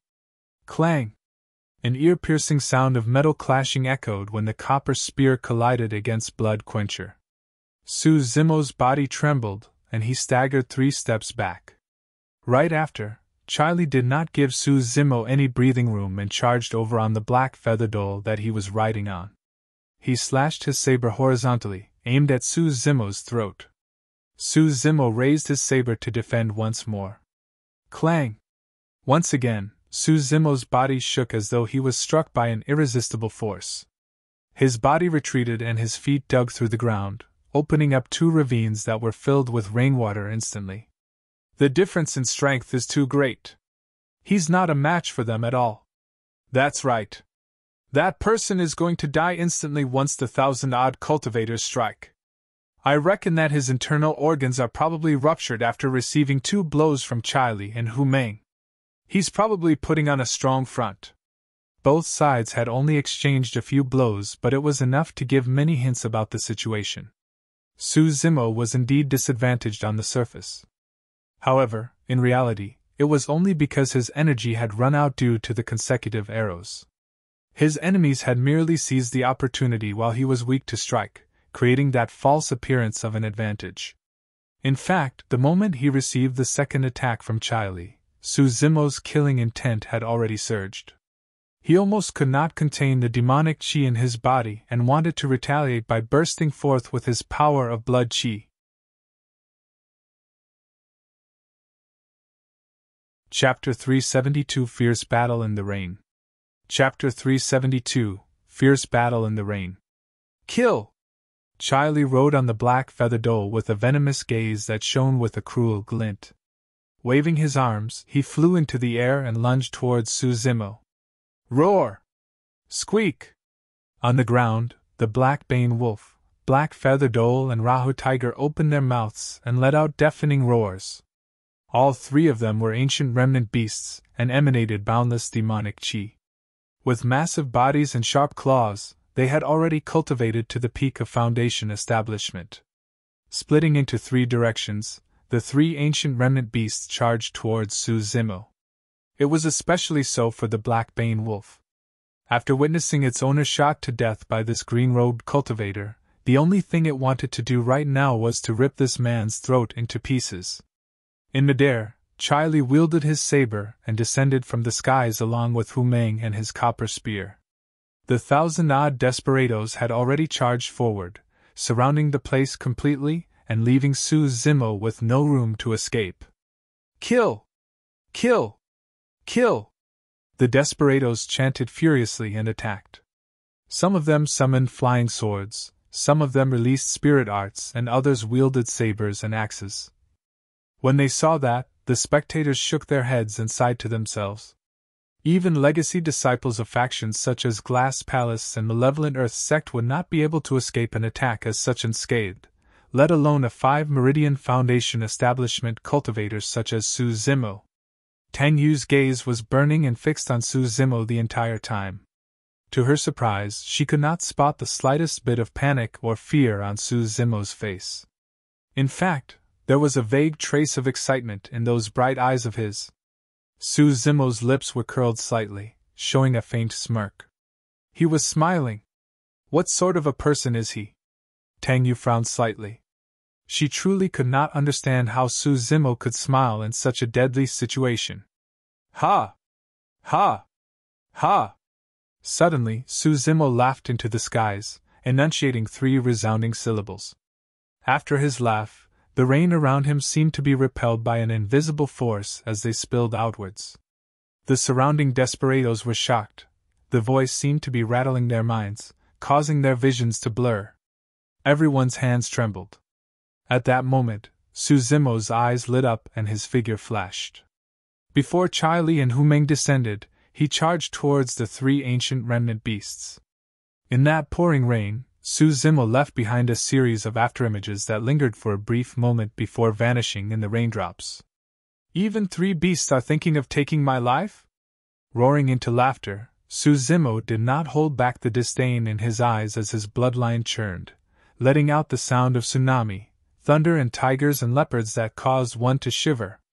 Against the 3 incoming ancient remnant beasts, Su Zimo slashed in reverse. The gigantic saber's blood beam expanded, engulfing the Rahu tiger and black feather dhole within it. Right after, Su Zimo strode forward and slammed down, using his left fist as a seal and punching onto the black bane wolf's head. The black bane wolf's eyes shone with violence, and it did not retreat nor dodge. Instead, it reached out at Su Zimo's throat with its sharp claws. The black bane wolf was much bigger than Su Zimo in size. Under normal circumstances, before Su Zimo could even punch the black bane wolf, the latter's claws would have already ripped his throat apart. The black bane wolf's eyes shone with excitement. It could visualize the human before it being shred by its claws. All of a sudden, a change occurred on the battlefield. The instant the black bane wolf lunged forward, Su Zimo's bones and tendons sounded together. His tendons expanded and contracted like a bowstring and echoed with vibrating sounds. Pang! Pang! Pang! Su Zimo's arm expanded rapidly as he struck first, his fist transforming into a green-black seal that landed heavily onto the head of the black bane wolf. The sound of bones cracking could be heard. Among the spirit demons, wolves were said to have brown skulls and iron bones. In other words, the head of a wolf was the toughest part of its body. But right now, the head of the black bane wolf, an ancient remnant beast, was crushed by a single punch from Su Zimo. Its brain juice splattered as it gave a tragic shriek before dying on the spot. If the black bane wolf was said to have a skull made of bronze and iron bones, Su Zimo's fist would be equivalent to a diamond that was indestructible and almighty. After killing the black bane wolf with a single punch, the black feather dhole and Rahu tiger retreated against the sharpness of Blood Quencher. At this moment, the attacks of the other cultivators arrived. The 2 7-Meridian Foundation establishment cultivators that posed the greatest threat to Su Zimo, Chai Li and Hu Meng, were charging forth once again with their respective weapons. A bloody battle had erupted completely. Clang! Clang! Su Zimo slapped his storage bag and summoned 18 supreme-grade flying swords, conjuring the candlelight sword formation right away. This time round, the candlelight sword formation was not used offensively, but completely defensively. The attacks of the 1,000-odd desperados were too concentrated, and it was no longer possible to just rely on spirit perception. Cling! Clang! The circular sword formation spun and blocked the many incoming flying swords at the back. Fortunately, Su Zimo had advanced to 5-Meridian Foundation establishment, and had a massive boost in his spirit energy. Otherwise, the candlelight sword formation would have dispersed after a short while under the countless spirit weapons and spirit arts. Swash! Su Zimo's figure flashed, and he weaved between the concentrated attacks, dodging the strikes of Chai Li and Hu Meng. Barging right into the crowd, he wielded Blood Quencher and cleaved around him. Poof! Poof! Poof! Su Zimo did not know any saber techniques at all. However, his bloodline was extremely strong and his strength was unparalleled. Coupled with the sharpness and weight of Blood Quencher, he overwhelmed every single location he was at. The bodies of those cultivators could not withstand the blood beam of the saber. Anyone that Blood Quencher touched was sliced into half with fresh blood pouring everywhere. Even if there were cultivators who could barely withstand the might of Blood Quencher thanks to their own spirit weapons, they were sent flying by the tremendous force transmitted by the sharp blade and their organs were ruptured before they even landed. Clang! Clang! Swinging Blood Quencher, Su Zimo clashed against Chai Li and Hu Meng head-on once more. This time round, Su Zimo did not budge a single step. His bloodline seemed to be boiling as he howled and took a step forward, slashing twice. Clang! Clang! Chai Li and Hu Meng's spirit energies churned rapidly in their dantians as they resisted Su Zimo's attacks. Their expressions did not change and the killing intent in their eyes merely intensified. Swoosh! An evil gust of wind blew. The black feather dole took advantage of the moment when Su Zimo was fighting Chai Li and Hu Meng to lunge forward, aiming for Su Zimo's back silently with its sharp claws. If the attack connected, Su Zimo's heart could be ripped out. Without even turning back, Su Zimo whipped backwards. His arm that was hard as a rock earlier on suddenly turned limp and flexible, like an elephant's trunk. With a swoosh, it struck the black feather dole on the head. Crack! Crack! Crack! In front of everyone, the black feather dole's head spun a few rounds around its neck before coming to a stop. Its neck was snapped completely, and it died on the spot. Seizing that opportunity, the Rahu tiger charged and bit towards Su Zimo's neck. Su Zimo seemed like he had nowhere to run when all of a sudden, a gigantic pair of wings extended behind his back, shining with a bedazzling spirit light.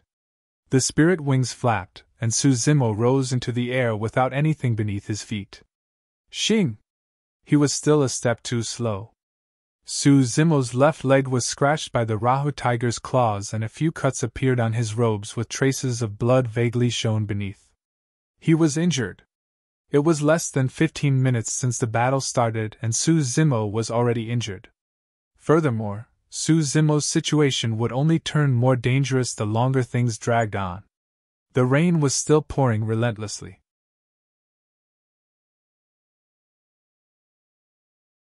Chapter 373 Bloodstained Long Street. Chapter 373 Bloodstained Long Street. If any other cultivator received that attack, their legs might have been ripped off entirely. However, Su Zimo had an extremely strong physique. The moment the Rahu tiger's claws dug in, it was met with great resistance, and it merely left behind a couple of wounds that were neither negligible nor fatal. The muscles on Su Zimo's legs shifted and patched both sides of the wounds, stopping the blood flow immediately. The strength of his physique was not merely in terms of raw power. His regeneration capabilities that even ancient remnant beasts would covet was what made Su Zimo so strong in sustained fights. Smacking his lips, Su Zimo's eyes had no trace of fear and were instead shining with fervor. The spirit wings flapped, and Su Zimo's speed was at a maximum. Turning into a streak of light, he shot into the crowd and waved Blood Quencher, causing blood to spray all over the place. Cling! Clang! Countless spirit weapons were shattered into pieces. Many figures fell onto the long street one after another, coughing out mouthful of blood with not much longer to live. Swoosh! Hu Meng wielded his copper spear and descended from the skies, crushing towards Su Zimo's head with an evil gust of wind.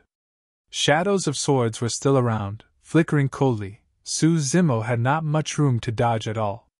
He could only rely on the spinning candlelight sword formation to guard his surroundings. Taking a deep breath of air, Su Zimo turned around sharply and slashed upwards. Clang! The sound of metal clanging echoed deafeningly. Even the many desperados in the surroundings felt their ears hurt from the sound, let alone Su Zimo who was in the center of everything. Su Zimo's body shuddered and the stone slab beneath his feet shattered. Both his legs sank into the ground and he seemed much shorter all of a sudden. This time round, it was clear that Su Zimo was disadvantaged. In reality, if it was a one-on-one battle, Su Zimo's strength would not be weaker than Hu Meng even if the latter was a 7 Meridian Foundation establishment cultivator.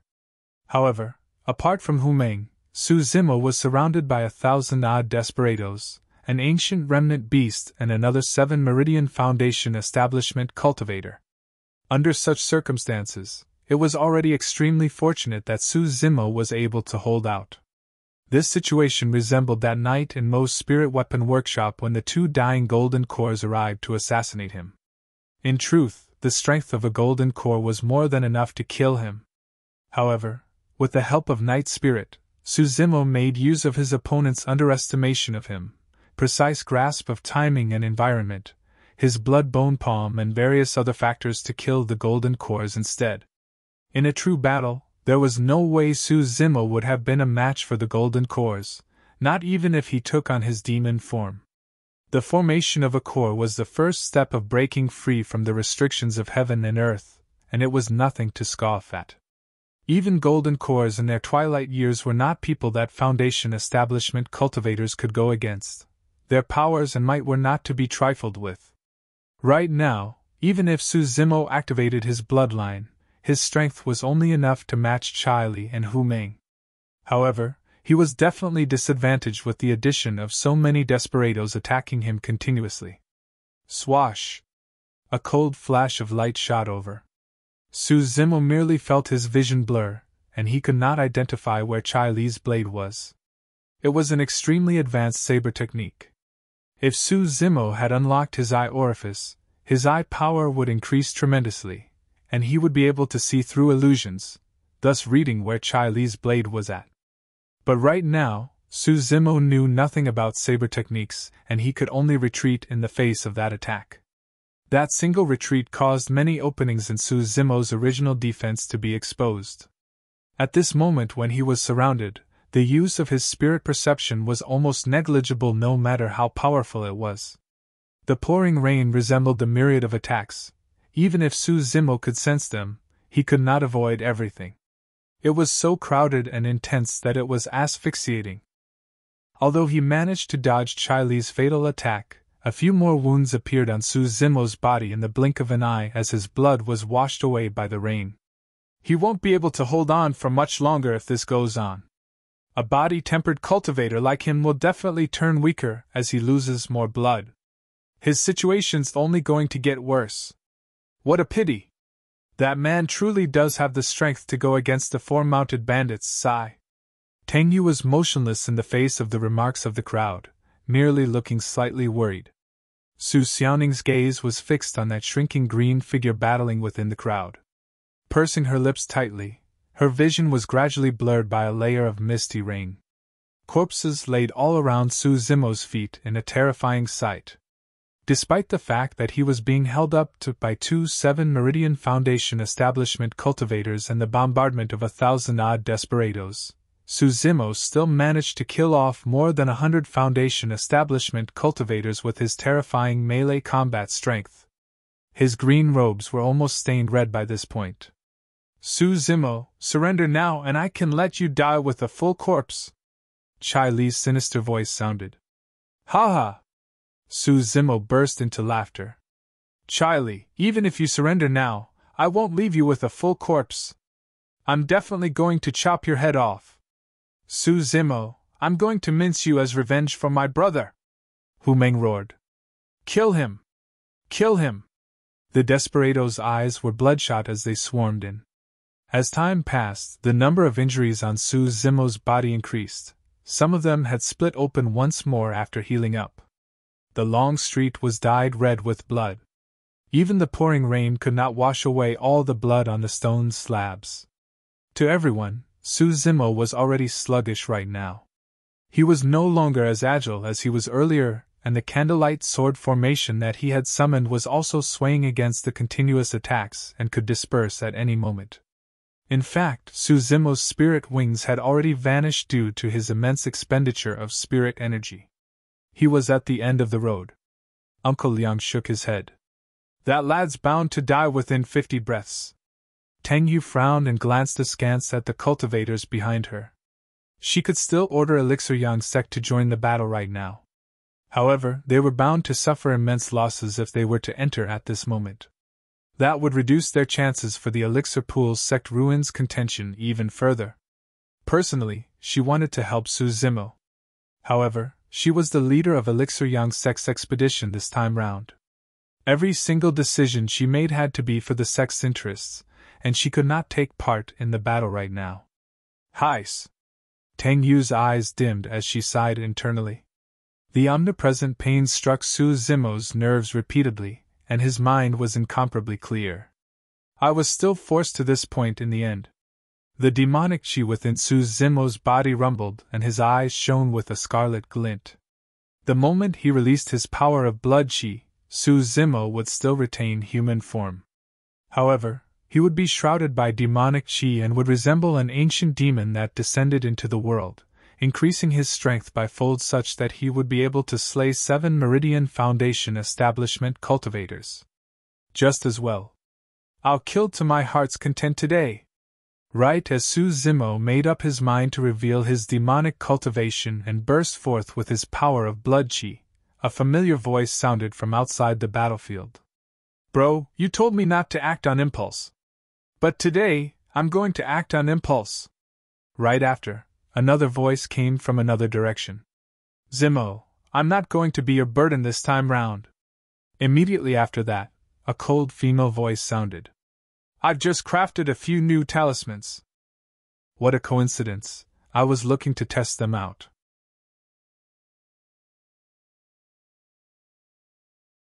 Chapter 374 Fighting Shoulder to Shoulder. Chapter 374 Fighting Shoulder to Shoulder. Upon hearing the 3 familiar voices, Su Zimo's eyes shone brightly. It's them? Tang Yu was slightly shocked. The 3 of them were the cultivators that had followed Su Zimo into the city right from the start. Apart from the person called Ji Qitian who was at 6 Meridian Foundation establishment, the other 2 were at 4 Meridian Foundation establishment. Back then, Tang Yu thought it was a wise move for them to leave Xiantian City. Given their cultivation realms, it was only a matter of time before they were killed by the 1,000-odd desperados if they had remained in Xiantian City. However, Tang Yu did not expect that 3 out of the 4 people who had left would return. The haughty man behind Tang Yu sneered. They've returned to Xiantian City despite knowing that they would die. How stupid! Even though most of the cultivators present harbored the same thoughts, hearing it aloud was extremely unpleasant. Yan Jun! Tang Yu frowned and turned back to chide softly. Although the cultivator named Yan Jun was a disciple of Elixir Yang Sect as well, he belonged to the battle hall of the Sect. At 7 Meridian Foundation establishment, he was one of their core forces for the expedition to the ancient battlefield, and Tang Yu could not scold him too harshly. Yan Jun harumphed and said nothing more. Suddenly, a voice sounded from the sound, gentle yet resolute. It's not stupidity, but loyalty. Xiaoning had a meek nature and would swallow her indignances even if she was wronged. It took immense courage for her to rebut as such. However, she truly could not let things go at the moment. For some reason, a sense of frustration surged through her as she gripped her fists tightly and glared at Yan Jun. Someone like you will never know what loyalty means. Loyalty? Does that bullshit mean heading to death together? Yan Jun snorted and looked at Su Xiaoning mockingly. He smirked and continued coldly. Since you know what loyalty is, how about you join them to die too, huh? Yan Jun was a 7 Meridian Foundation establishment cultivator after all. Who knew how much blood his hands were stained with for him to cultivate to such a point and enter the ancient battlefield? Xiaoning felt her heart sink when she met with Yan Jun's cold gaze and stumbled back half a step subconsciously. Right then, Night Spirit, who was sprawled on the ground, opened its eyes. Its pitch-black eyes emitted a dark glow that flickered. Instantly, the temperature around them dipped. All the cultivators present, including Uncle Liang, felt a chilling intent that sent shivers down their spines, as though they were targeted by some ancient and violent being that could rip them apart at any moment. Uncle Liang's heart skipped a beat. Yan Jun, who was initially haughty and fiery, felt his hair stand on end. An unprecedented shadow of death enveloped him, making him feel cold. Sensing Night Spirit's actions, Xiaoning hurriedly reached out and patted Night Spirit on its head with her petite hands, gesturing for it to not act recklessly. After all, Elixir Yang's sect was the only possibility within Xiantian City that might back Su Zimo up. If Night Spirit were to kill Yan Jun, it would be equivalent to pitting Elixir Yang's sect against Su Zimo. Night Spirit closed its eyes once more. Instantly, the surrounding chill vanished. It was as though everything everyone had felt earlier was merely an illusion. Many cultivators were confused and exchanged glances with lingering fear. Only a few people had noticed Night Spirit's actions earlier on. Uncle Liang took a deep, meaningful glance at Night Spirit. Yan Jun shuddered and looked around, only heaving a sigh of relief and looked more relaxed after discovering nothing. On the long street. Senior Brother Ji?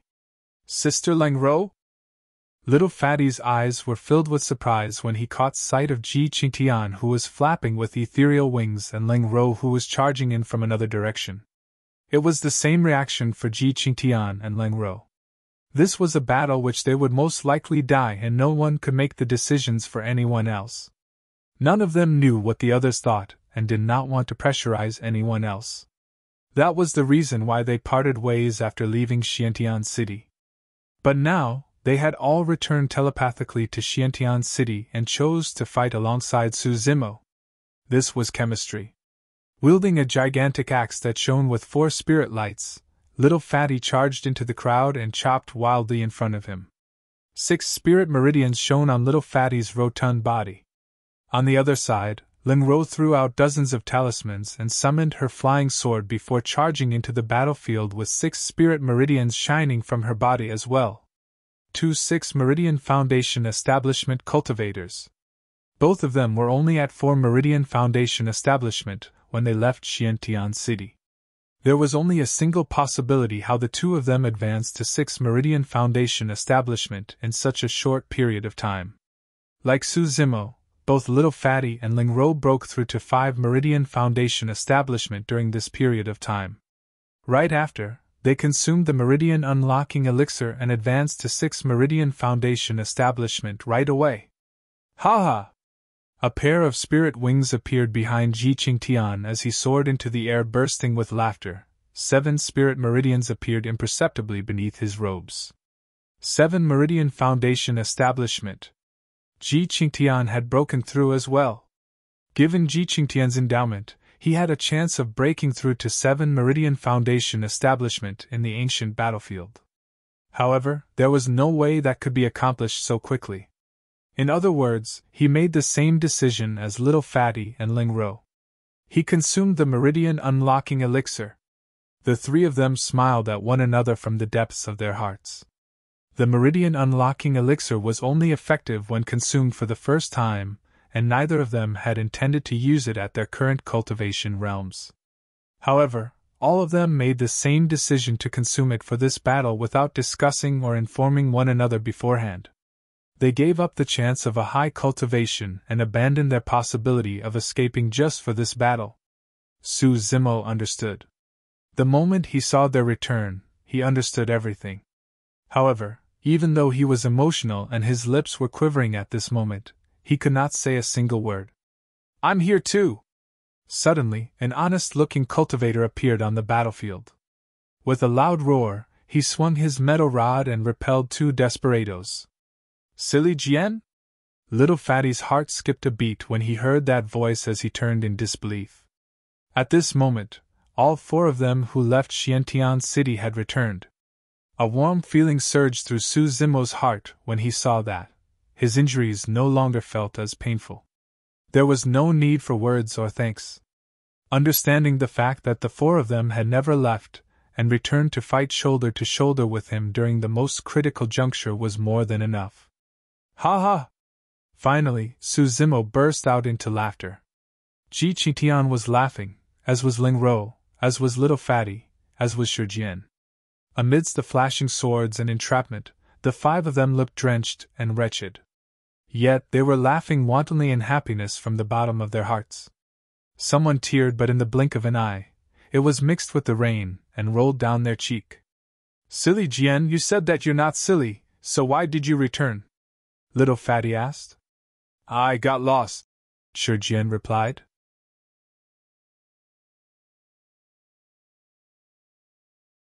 Chapter 375 Stripped of their title.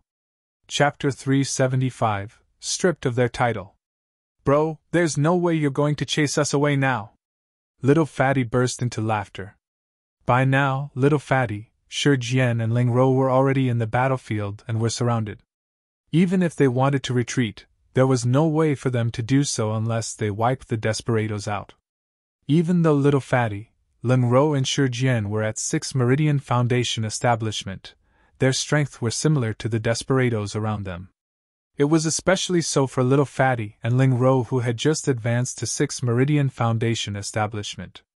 Their roots were not stable yet, and they could not compare to the other 6 Meridian Foundation establishment cultivators in terms of strength.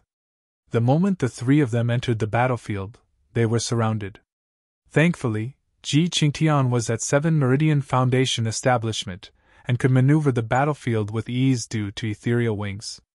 Through his skillful mastery of sword wielding, he helped the three of them resolve multiple crises. The 4 of them were gradually gathered. There were a few times when Ji Qingtian wanted to break out of the entrapment to assist Su Zimo. However, Shi Jian and the others would be in immediate danger the moment he was slightly distracted. Nobody would be able to imagine the terror of being attacked by hundreds of fanatic desperados unless they experienced it personally. From all directions, the attacks fell like torrential rain relentlessly. That Ji Qingtian has just advanced to 7 Meridian Foundation establishment, and is unable to use his full potential just yet. He's still weaker after all. That's right, even ants can kill an elephant in numbers. The return of those 4 isn't going to affect the situation much. They are merely delaying their deaths. Many cultivators discussed. Even though Ji Qingtian and the others had returned to the battlefield and changed the situation, no one thought highly of them. After all, the numbers were still stacked against Su Zimo's group. However, everyone's impression towards Ji Qingtian and the others changed with time. Huddled together, Ji Qingtian, Ling Ro, Little Fatty and Shi Jian formed a triangular formation. As the strongest one, Ji Qingtian took one corner. As a talisman master, Ling Ro had a seemingly infinite number of talismans in her storage bag. Furthermore, her fighting strength was strong as she decked out endless offensive, defensive and support-type talismans. As such, she took on another corner. Little Fatty and Shi Jian joined hands and formed the final corner. Their triangle formation was extremely stable and unyielding. With no obvious openings and constant changes, their chemistry was flawless, and they managed to withstand the rushes of hundreds of desperados. On the contrary, there were desperados getting injured and dying all around the 4 of them. Su Zimo had led them to this place from the borders of the ancient battlefield, and they had been through way too many battles and dangerous situations. Their journey had been arduous and filled with killing. This was a formation they were all too familiar with. Head over there and kill the 4 of them, Chai Li commanded swiftly. Before long, he and Hu Meng were the only ones left in front of Su Zimo. The appearance of Ji Qingtian and the others had successfully lifted Su Zimo's burden by attracting the remaining desperados. At this point, a change had finally happened in the situation where the 4 mounted bandits faction was firmly supposed to win. The outcome of this battle was starting to turn obscure. Or rather, even if the 4 mounted bandits won, it would be a tragic victory, and they would lose the strength to contend for the Elixir Pool Sect ruins with the other factions. Hu Meng stood on the long street and looked at Su Zimo, who was filled with blood with a deep hint of shock in his eyes. He truly could not imagine how this person was able to hold out to now with so many injuries. If he was in that situation, he might have died long ago. Su Zimo, you're at the end of the road now. You have at least 30 wounds on your body, and you'll die just by bleeding. Stop struggling. Chai Li's voice was cold as he glared at Su Zimo keenly. As long as Su Zimo revealed an opening, Chai Li would strike and land a fatal blow. However, he was disappointed. Su Zimo's expression was calm as usual, and there were no signs of fatigue on that elegant face of his. it was merely paler than before. The fighting intent in his eyes intensified and burned, even shimmering with a glint of excitement. Charlie felt a little nervous instead. The 4 mounted bandits shall be stripped of their title today. Su Zimo smiled with a fervent killing intent. Clang! Clang! Blood quencher rang and the sound of metal clashing echoed all over the place. Roaring into the skies, Su Zimo strode forward and swung the massive sword, enveloping Chai Li and Hu Meng in his arc.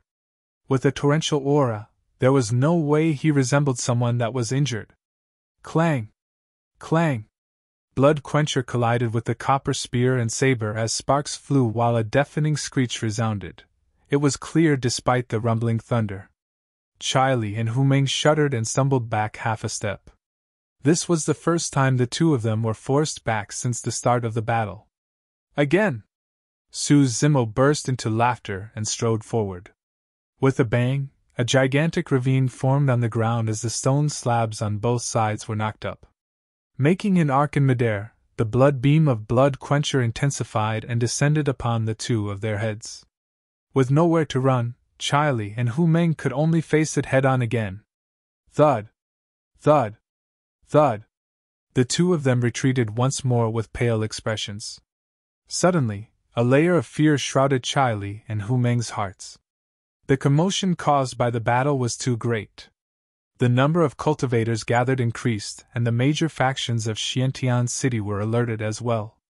Successors of Puppet Sect and Thousand Crane Sect arrived, watching the tragic battlefield on the long street with slight expressions. East side of Xiantian City.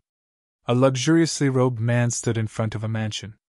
Hands behind his back, he looked into the skies with a narrowed gaze. His eyes were clear, resembling glass. Senior Brother Pei!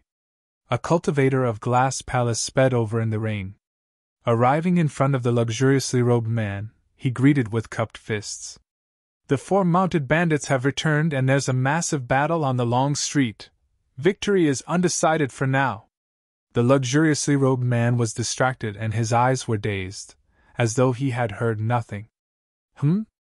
A moment later, his expression changed as he turned slowly, frowning towards the Glass Palace cultivator. Undecided? Yes. The Glass Palace cultivator nodded. Lang Tan of the 4 mounted bandits was shot to death by Su Zimo right away. That person has a perfect spirit weapon in his possession and is extremely strong in melee combat. Thereafter, 4 people arrived and helped Su Zimo on the battlefield. Until now, the outcome is unclear. Su Zimo is fighting with the 2 7 Meridian Foundation establishment cultivators, Chai Li and Hu Meng, and it's hard to tell who is stronger. 5 of them managed to survive the mass attacks of 1,000-odd desperados up till now. And he's even holding his ground against 2 7 Meridian Foundation establishment cultivators. Interesting. The luxuriously robed man lowered his head and gazed at his long, slender fingers while murmuring. A moment later, his eyes shimmered as though he made up his mind about something, saying suddenly, "Get some men to accompany me to take a look." Understood. At the same time, in a palace at the west side of the city, a malevolent Earth Sect cultivator strode over briskly and knelt down in front of a blood-robed cultivator, reporting with a lowered head. Fiend Air, the 4 mounted bandits have suffered massive casualties in the battle on the long street. Su Zimo is not dead yet and the battle is still raging on with an undecided outcome. Suddenly, the black-robed cultivator opened his eyes with a momentary malevolent aura bursting from him as he asked with a narrowed gaze. He managed to hold out till now. After pondering for a moment, he stood up and gripped the bone spear in front of him before remarking coldly, "Let's go take a look." The battle on the long street had alarmed the entire Xiantian city.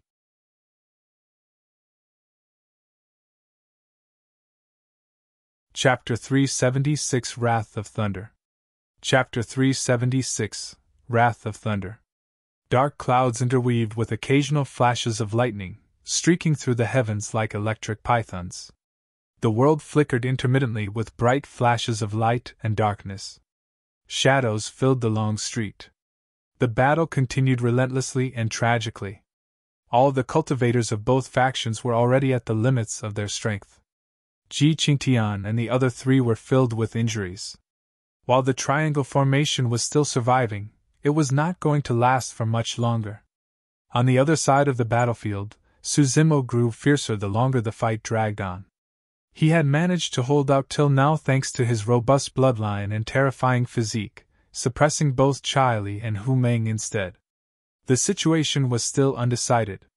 Whichever side of the battlefield came out victorious first would affect the outcome of the entire situation.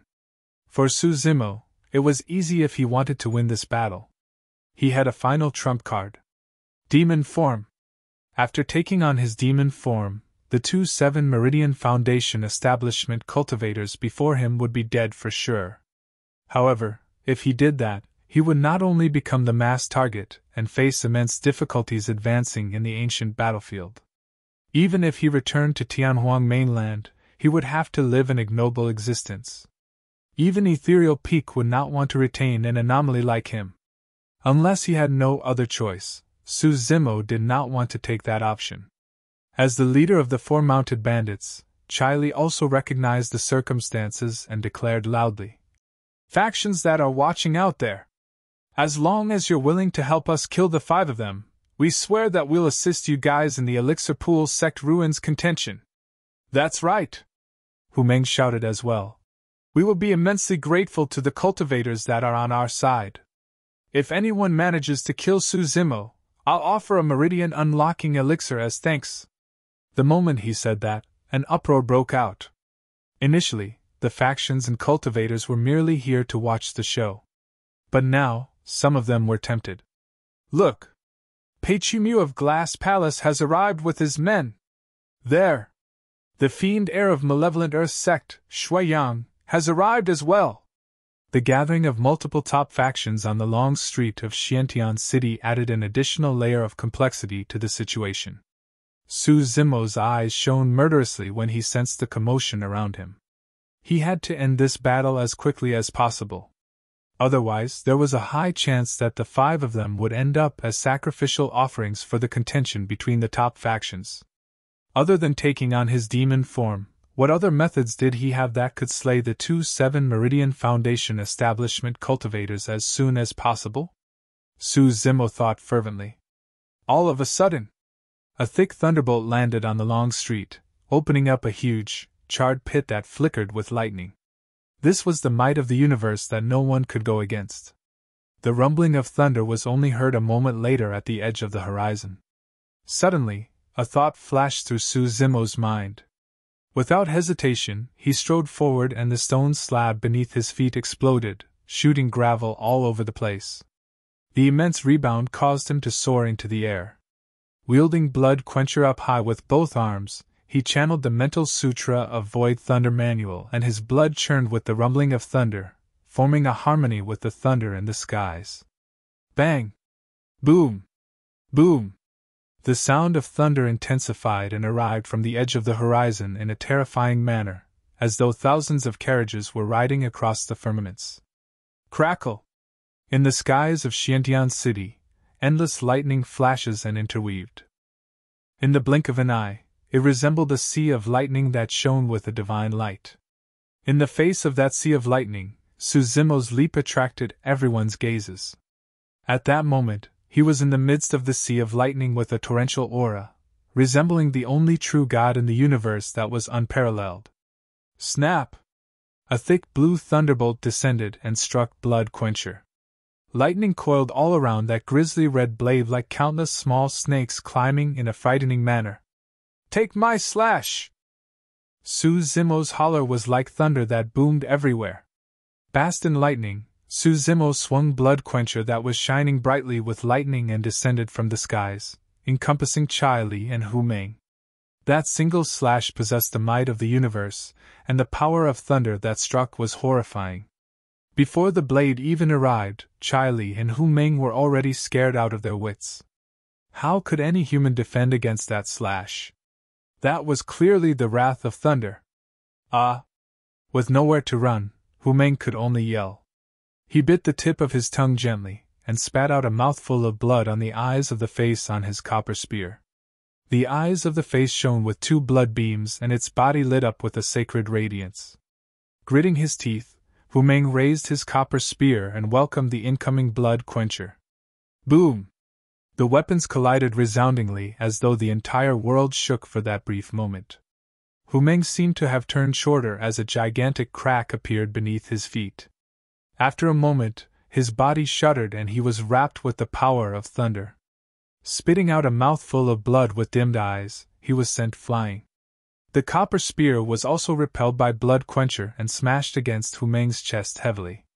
The sound of bones cracking could be heard. A 7 Meridian Foundation establishment cultivator was injured. Not only that, Blood Quencher's momentum carried on and continued to slash against Chai Li's saber. Clang! Chai Li's expression changed as his palm cracked and bled, losing his grip on his saber. Pushing against his heels, Chai Li retreated backwards 100 feet away. His face was pale and blood dripped from the corner of his mouth. Of the 2 7 Meridian Foundation establishment cultivators, one was severely injured on the ground and the other retreated in defeat. That was how terrifying the might of that slash was. Pei Chunyu of Glass Palace and Shui Yang of Malevolent Earth's Sect arrived just in time to witness that, and their pupils contracted with a hint of shock. If they were the recipients of that slash, they might not be able to escape unscathed either. The other cultivators were dumbfounded and gasped. Chai Li no longer dared to stay any longer. If Hu Meng had not defended the first strike, his organs would have been ruptured from that slash. Without turning back, he fled out of the city. His eyes shone with boundless hatred as he yelled, "Su Zimo, someday, I'll definitely make you pay for what you did today!" Chai Li was absolutely confident that he could get out of Xiantian City.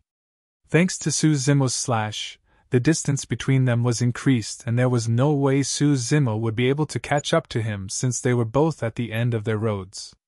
Ha ha! Suddenly Su Zimo laughed. Chai Li felt his heart skip a beat. He turned back instinctively and a cold, blinding light approached him at an extremely fast speed. In that light, he caught sight of a figure standing far away with Blood Quencher dug into the mud beside him. That figure wielded a moon-colored gigantic bow and had just placed it down. Su Zimo's voice sounded. "Someday?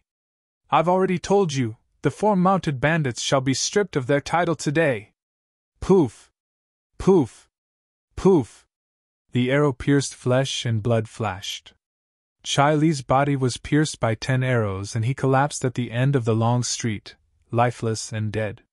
At the same time, Su Zimo put away his moon concealment bow and arrived beside Hu Meng with his blood quencher. Laying in the mud, Hu Meng was still coughing blood that was washed away by the rainwater. His gaze was scattered.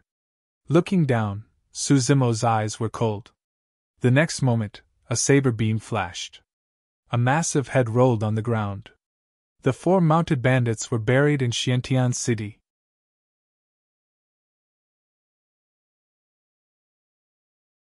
Chapter 377 Famous. Chapter 377 Famous. The outcome of the battle had surpassed everyone's expectations. In less than 15 minutes, the 3 mounted bandits that had returned to the city were already dead with their blood staining the long street. There were even 2 7 Meridian Foundation establishment cultivators among them. That final thunder slash was an eye-opener for many cultivators as they felt an incomparable shock both visually and mentally. Countless gazes were fixed on that figure on the long street, wielding a saber and stained with blood. Their expressions were complex, some shocked, some fearful, some in awe and some in scrutiny. Instantly, everyone realized that from this day forth, there would definitely be a place for this man in Xiantian City. He was now famous after a single fight. This was something that the disciples of Elixir Yang's sect had not expected. Tang Yu was originally waiting for the prearranged timing to charge in with the cultivators under her charge and rescue Su Zimo's group. However, nobody expected the situation to turn entirely in the blink of an eye. Both mounted bandits were dead. Despite his experience and calmness, Uncle Liang was stunned. A 5 Meridian Foundation establishment cultivator had killed 2 7 Meridian Foundation establishment cultivators on the spot. They were a full 2 cultivation realms above him. This wasn't the first time that Uncle Liang had come across a paragon talent as such. However, people as such were extremely rare and usually belonged to the top factions of Tianhuang mainland. What was the background of Su Zimo? He was not even carrying a sect badge, so he definitely wasn't a legacy disciple of the super sections. Furthermore, there were no traces of techniques inherited from super sects and top factions from Su Zimo. For super sects such as the 9 Immortal Sects, 7 Fiend Sects, and the 6 Buddhist monasteries, each of them had their own cultivation techniques and secret skills that their disciples were bound to use in life and death bouts. As such, they were easily recognizable. However, Su Zimo's capabilities. While his pair of spirit wings were extraordinary and his sword formation was stunning, none of them were the key to why he was able to kill cultivators above his level. The reason why that person was able to kill beyond his level was entirely because of that terrifying physique that resembled a pure-blooded ferocious beast. In Tianhuang mainland, there were not many sects that specialized in body tempering among the Immortal, Buddhist, and Fiend sections. Glass Palace was one of them, but it was clear that this man had nothing to do with them. Could there be hidden sects or reclusive masters apart from the top factions who could groom such a terrifying paragon? Yet, why was the cultivation technique that could build such a physique unknown? For the first time, Uncle Liang felt that he could not make out Su Zimo anymore. Right then, a decisive look flashed through Tang Yu's eyes as she waved and said in a deep voice, "Elixir Yang Sect, listen up! Follow me and kill the survivors of the 4 mounted bandits. Leave no one alive!" Before she finished speaking, Tang Yu was the first to summon her flying sword and charge into the battlefield. Uncle Liang did not have time to think and quickly followed. The 1,000-odd Elixir Yang Sect cultivators at the back swarmed forward as well, charging towards the remaining desperados. Although the desperados did not fear death, the death of Chai Li and Hu Meng was still a huge blow to them mentally. Coupled with the intense battle that they had just been through, they were thoroughly exhausted. The assault of the vigorous cultivators of Elixir Yang Sect engulfed them entirely. Some of the desperados broke down and shrieked while running out of the city. However, they barely took a couple of steps when they were killed on the spot. One side was severely injured and worn out while the other side was filled with life and vigor. It was obvious who was stronger. The outcome of the battle was already decided. With the death of the 2 7 Meridian Foundation establishment cultivators, Elixir Yang Sect no longer had any reservations. On the long street, Ji Qingtian, Little Fatty and Shi Jian collapsed sitting on the ground, laughing out loud. Their laughter tugged at the wounds on their bodies, and the 3 of them gasped in pain. However, they continued laughing nonstop. With Xiaoning's support, Ling Rou managed to stand barely. At that moment, there was a rare smile on her face that was extremely captivating. "We survived?" Shi Jian scratched his head and looked at Ji Qingtian and Little Fatty, smiling foolishly in disbelief. "That's right." Ji Qingtian let out a long breath and lamented. "We survived! The feeling of being alive is fucking great!"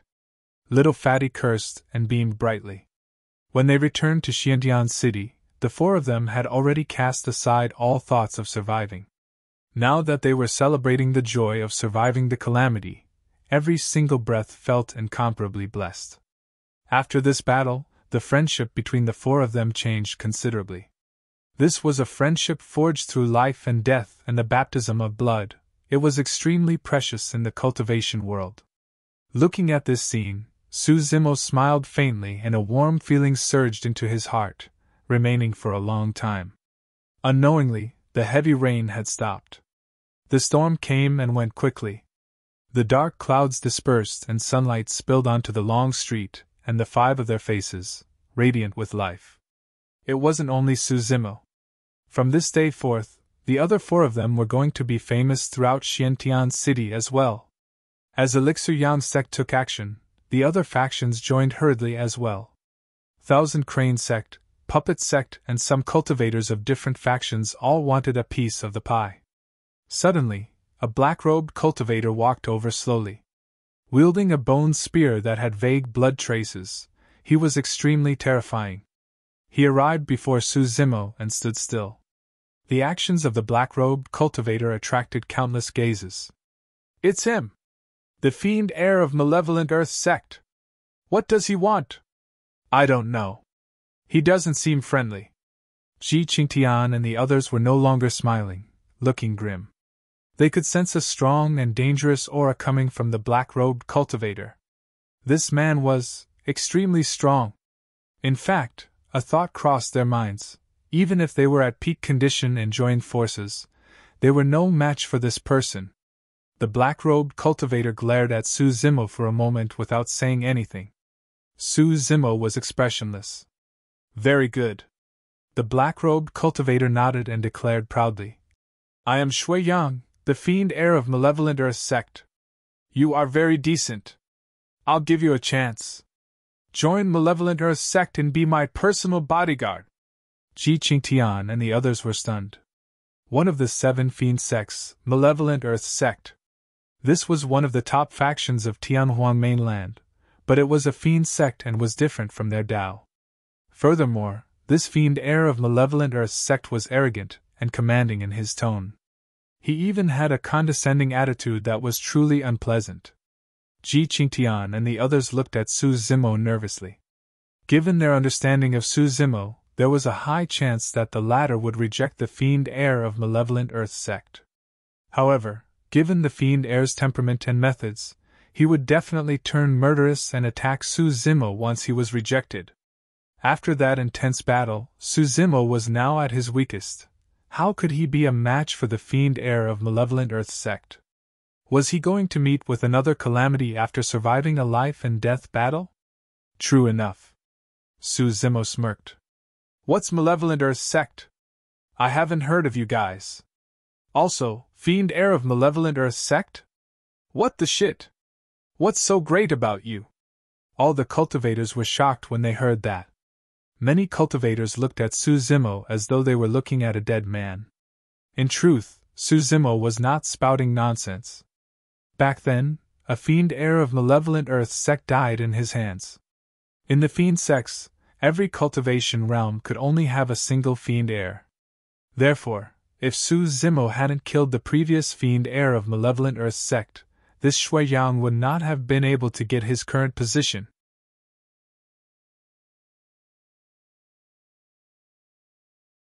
Chapter 378 Killing Intent.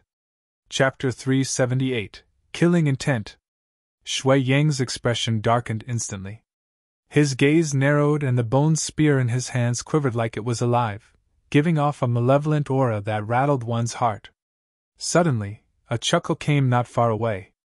Shui Yang, you're so awesome! A luxuriously robed man strode over. He had beautiful features and his black hair was bundled up without any loose ends. Bearing crystal-clear eyes, he was flawless from head to toe. Shui Yang's expression was unchanged when he saw that man, but there was a hint of caution deep in his eyes. Glass Palace! I think that's the legacy disciple of Glass Palace, Pei Chu knew. So that's him. It's said that he's at the peak of 7 Meridian Foundation establishment, and is a step away from breaking through to 8 Meridian. He's just waiting to obtain a Meridian unlocking elixir from the Elixir Pool Sect ruins. The crowd discussed. Arriving beside Su Zimo, Pei Chu gestured towards the former with a nod and a friendly smile before turning to Shui Yang.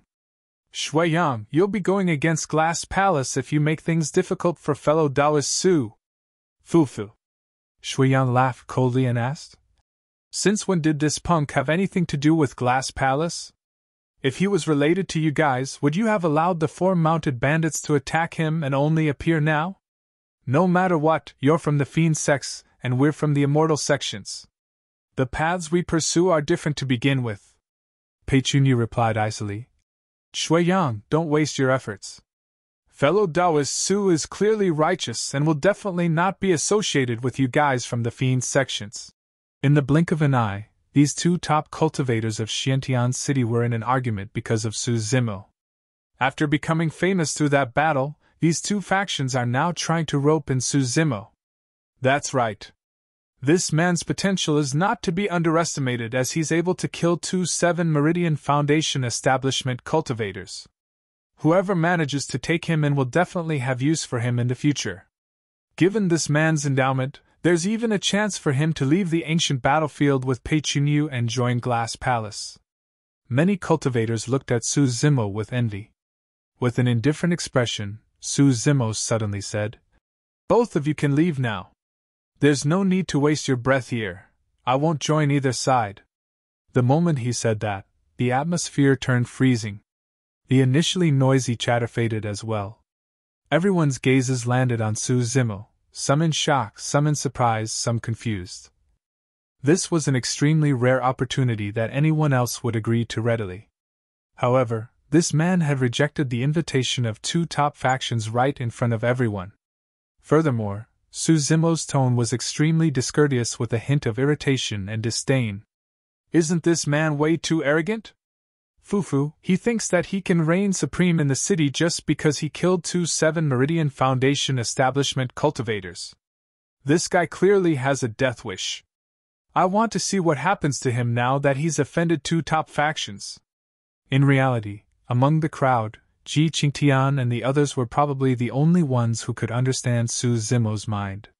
First, he had an agreement with Elixir Young Sect. Second, be it Malevolent Earth Sect or Glass Palace, both of them merely wanted to recruit Su Zimo without giving anything in return. At this moment, the cultivators of Elixir Young Sect were still trying their best to wipe out the survivors of the 4 mounted bandits. However, these two factions wanted to rope in Su Zimo without losing any resources at all. Most importantly, Ji Qingtian and the others could not sense the slightest bit of sincerity from both Pei Chunyu and Shui Yang. Although Pei Chunyu was polite, there was a condescending arrogance in his tone. This man looked down on Su Zimo from the bottom of his heart. Rather than an invitation, it was more like he was doing charity. If Ji Qingtian and the others could sense it, Su Zimo understood it even better. That was why he rejected them without second thought. "Fufu, ha!" Suddenly, Shui Yang burst into laughter and looked at Pei Chunyu mockingly, saying in a casual tone, "Seems like it was just a one-sided news on your end. Interesting." A dark look flashed through Pei Chunyu's eyes. Su Zimo's reply was akin to disrespecting him in front of everyone. What was his status and position given the fact that he was a legacy disciple of Glass Palace? Coupled with Shui Yang's taunting, Pei Chunyu's killing intent surged. Maintaining his smile, he asked again gently, "Fellow Daoist Su, I didn't hear you right. Could you repeat yourself?" Although Pei Chunyu was smiling and his tone was gentle, Ji Qingtian and the others felt chills run down their spines. In other words, what he meant was that he was going to give Su Zimo another chance. If Su Zimo did not appreciate the chance, Pei Chunyu was going to kill him. This man had both the rights and the strength to do it. Ji Qingtian and the others were worried and could merely hope that Su Zimo would hold back temporarily instead of offending two top factions out of indignance. Everyone felt that Su Zimo wouldn't be a match for Pei Chunyu even if he was at his peak condition, let alone now when he was at his weakest after going through an immense battle and filled with injuries.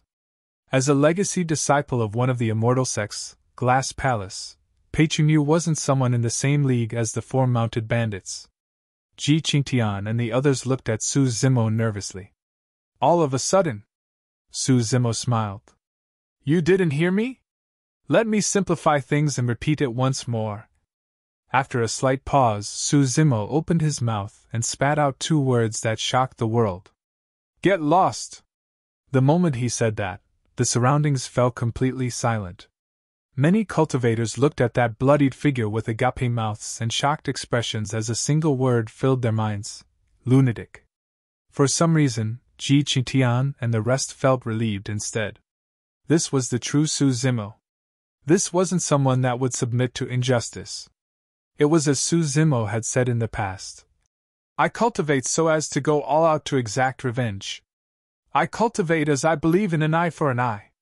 Pei Chunyu's triggered killing intent naturally could not hide from Su Zimo's spirit perception.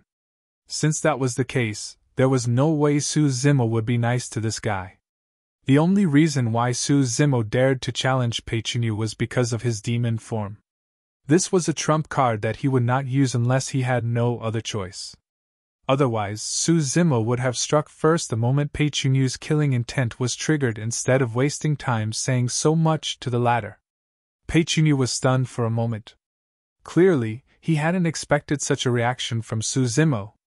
Or rather, he hadn't expected that Su Zimo would dare have such a reaction. F-f-f. Pei Chunyu laughed deeply. There was a metallic sound in his voice that was extremely piercing.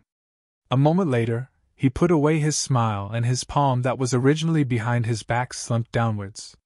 It was shrouded with a jade-like radiance that was sparkling and crystalline. I admire your immense potential.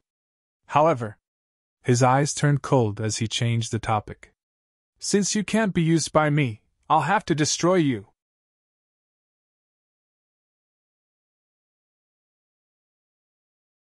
Chapter 379 Secret Loss. Chapter 379 Secret Loss. This person is under my protection.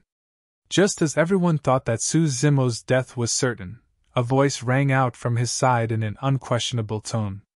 Not far away, a sword beam sped over. On it was a handsome man with eyes that resembled a painting. It was Tang Yu from Elixir Young Sect who liked to dress up as a man. When everyone's attention was focused on Tang Yu, an obscure glint flashed across Pei Chunyu's eyes as he gripped his fist suddenly and struck. The punch was aimed at Su Zimo's chest at an extremely fast speed. 5 spirit lights shone on the surface of his fist, and it burst forth like a blazing sun that had a blinding radiance. 5 spirit patterns, it was a perfect spirit weapon. Pei Chunyu was wearing a perfect grade glove on his hand that was as thin as a cicada's wings and almost transparent. If not for the fact that he had channeled spirit energy into it, the glove would have been extremely difficult to detect. It was a killing blow. Watch out! Tang Yu's expression changed as she yelled. Pei Chunyu and Su Zimo were so close that they could reach one another just by extending their hands. Tang Yu could almost imagine the scene of a gory hole being punched out of Su Zimo's chest. The punch was completely without warning, like a sneak attack, and it was swift as lightning. No one was able to react to it, apart from Su Zimo. There was no wonder why Pei Chunyu was a legacy disciple of Glass Palace and a top-tier foundation establishment cultivator. His timing to strike was practically perfect. Tang Yu's appearance had diverted even Su Zimo's attention. That brief moment of distraction was all the time it took for Pei Chunyu to strike.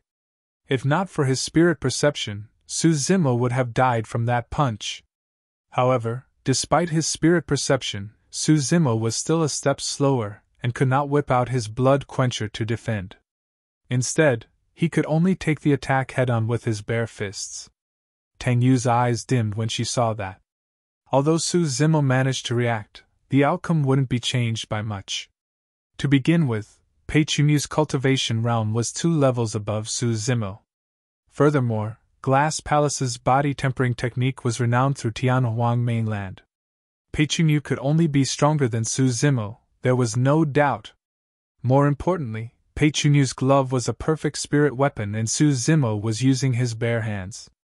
To Tang Yu, it was almost certain that Su Zimo would be punched to death in this exchange. If he was lucky and managed to survive, his arm would be crippled and that would diminish his combat strength, ending his cultivation path at this point. Bang! Their fists collided with a dull thud of defeat. The brilliance on the perfect spirit weapon vanished. Pei Chunyu did not move. Su Zimo's body shuddered and he staggered back 3 steps before coming to a stop. Instinctively, he was in the stance of plow heaven's stride for every single step and shifted his center of gravity, etching 3 deep footprints on the ground, shaking the earth. Su Zimo's fist was badly mutilated, revealing the bones within. However, those were not white, but blood-red bones. Everyone watched with agape mouths as their eyeballs nearly popped out in disbelief.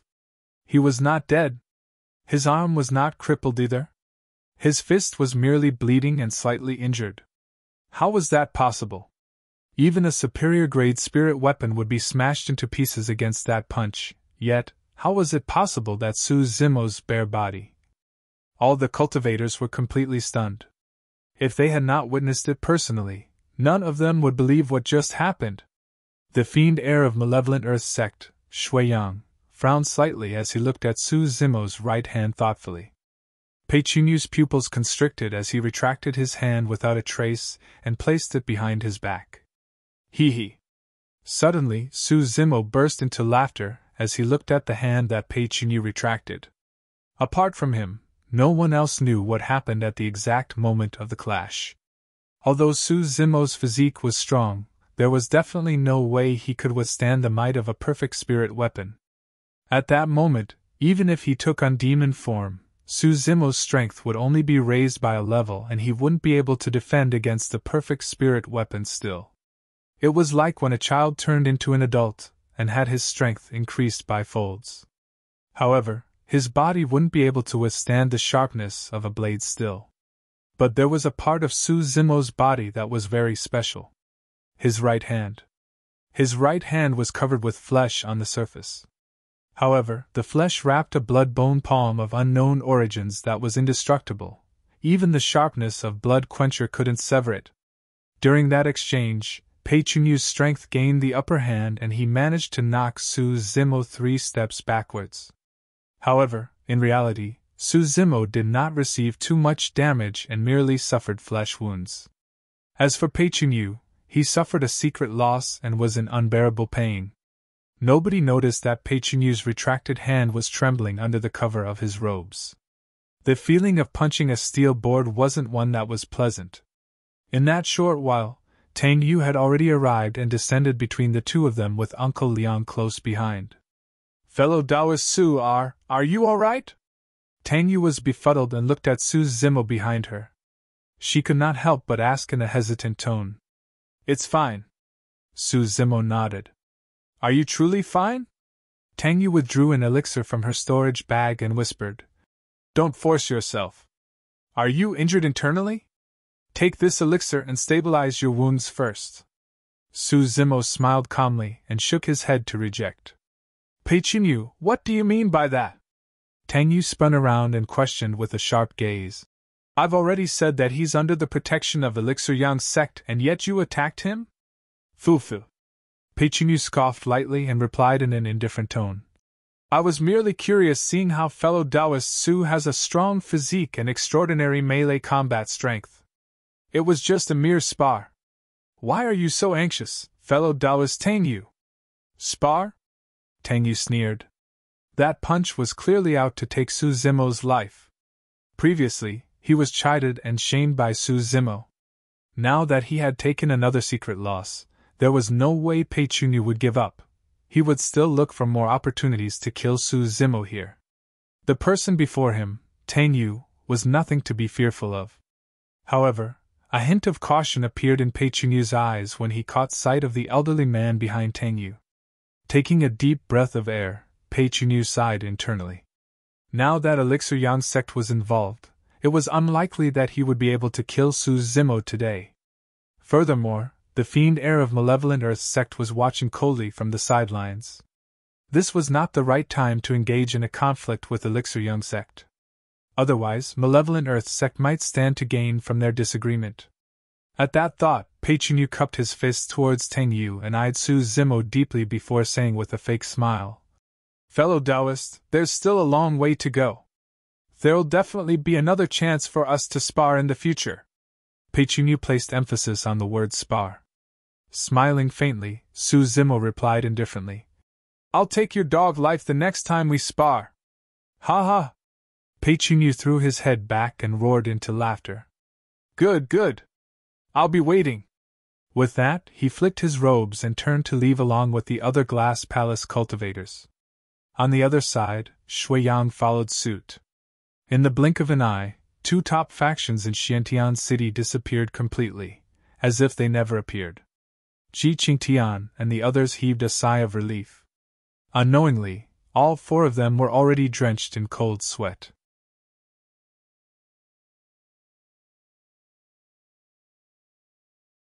Chapter 380 Elixir Pool Sect.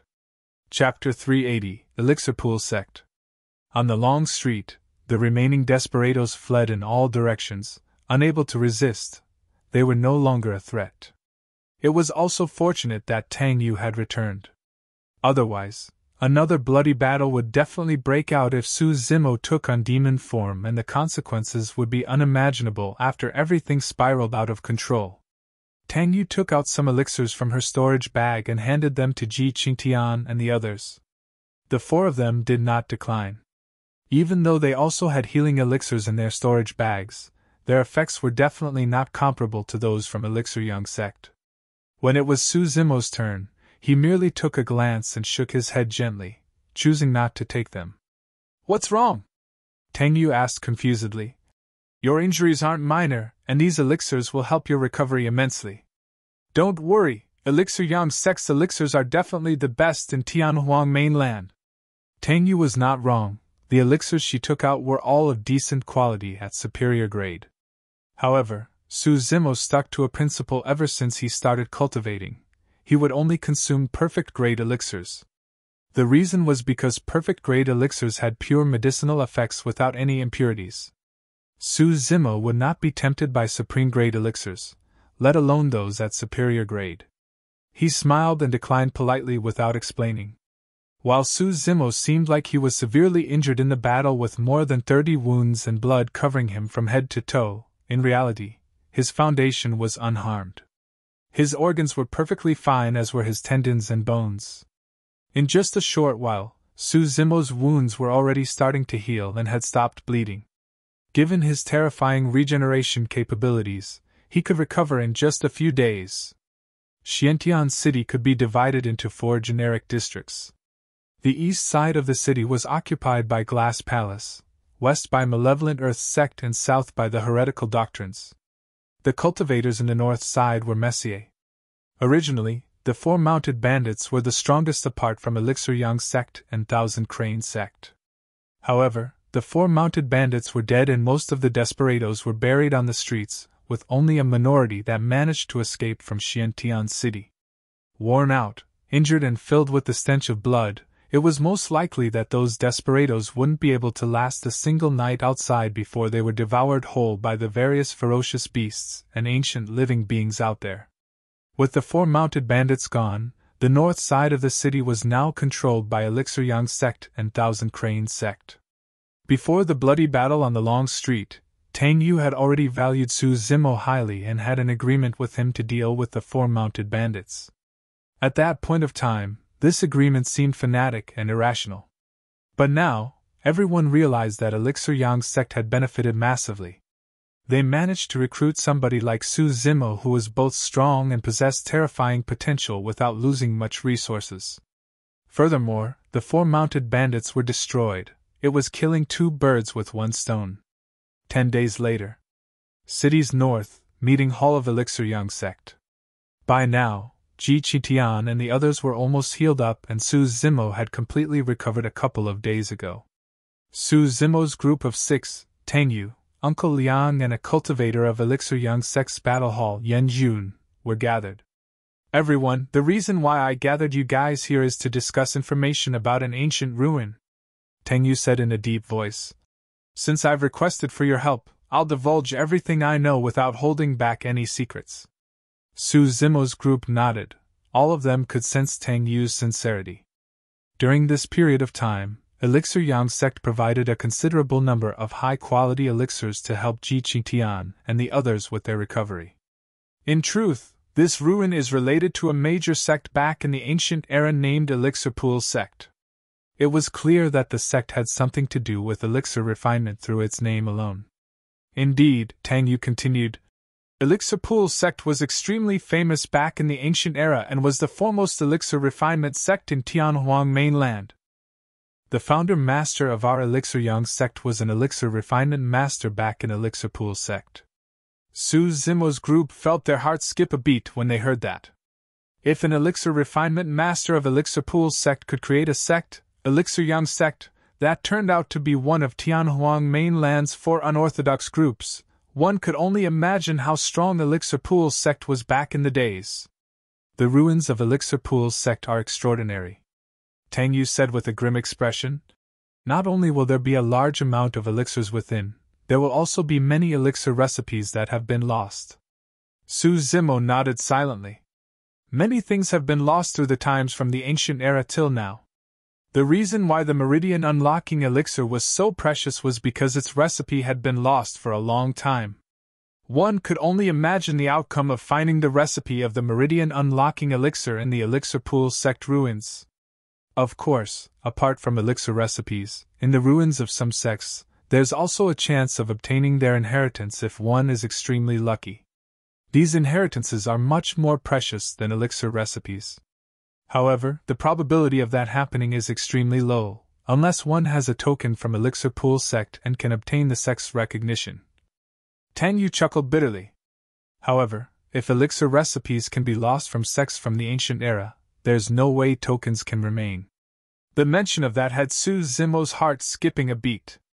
Instinctively, Xiaoning looked towards Su Zimo with an odd expression, wanting to say something but stopped. Su Zimo lowered his head and pretended not to see.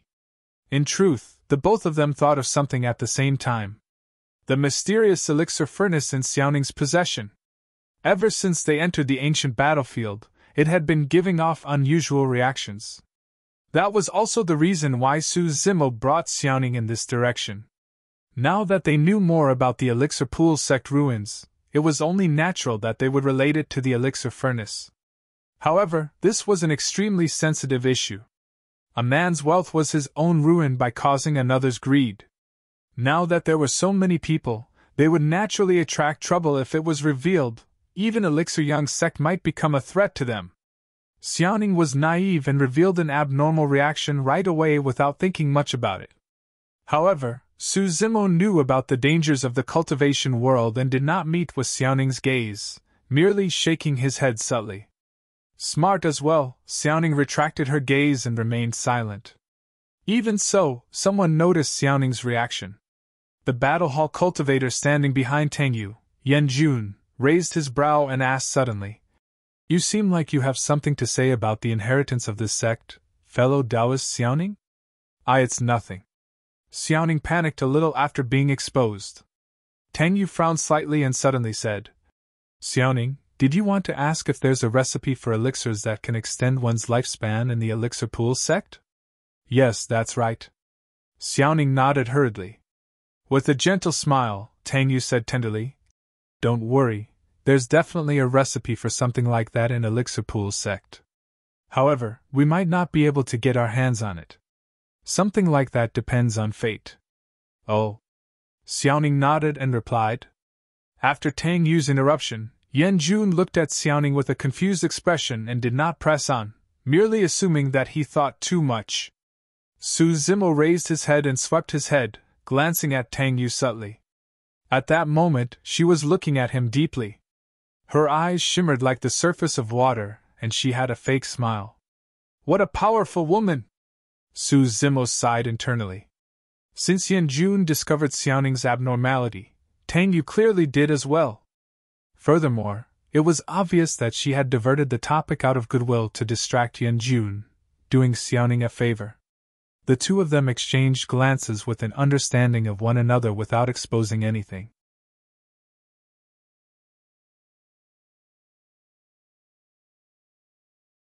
Chapter 381 Saber Mountain Spirit Sea. Chapter 381 Saber Mountain Spirit Sea. In truth, Su Zimo was already tempted the moment he heard about the Elixir Pool Sect ruins. It wasn't purely because of Xiaoning. He had his own needs as well. The Meridian Unlocking Elixir.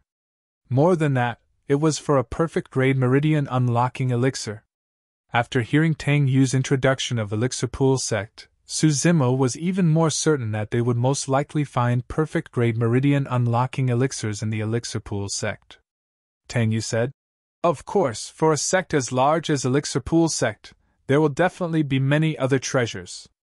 In fact, we might even find gems like connate spirit weapons."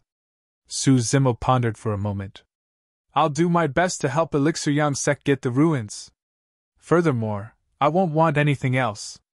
However, I ask for a perfect-grade Meridian Unlocking Elixir."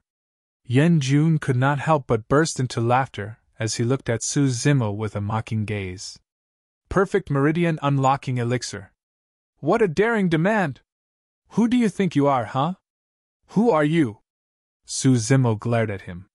Proudly, Yanjun declared, I'm Yen Jun, a cultivator of Elixir Young Sects Battle Hall at 7 Meridian Foundation Establishment.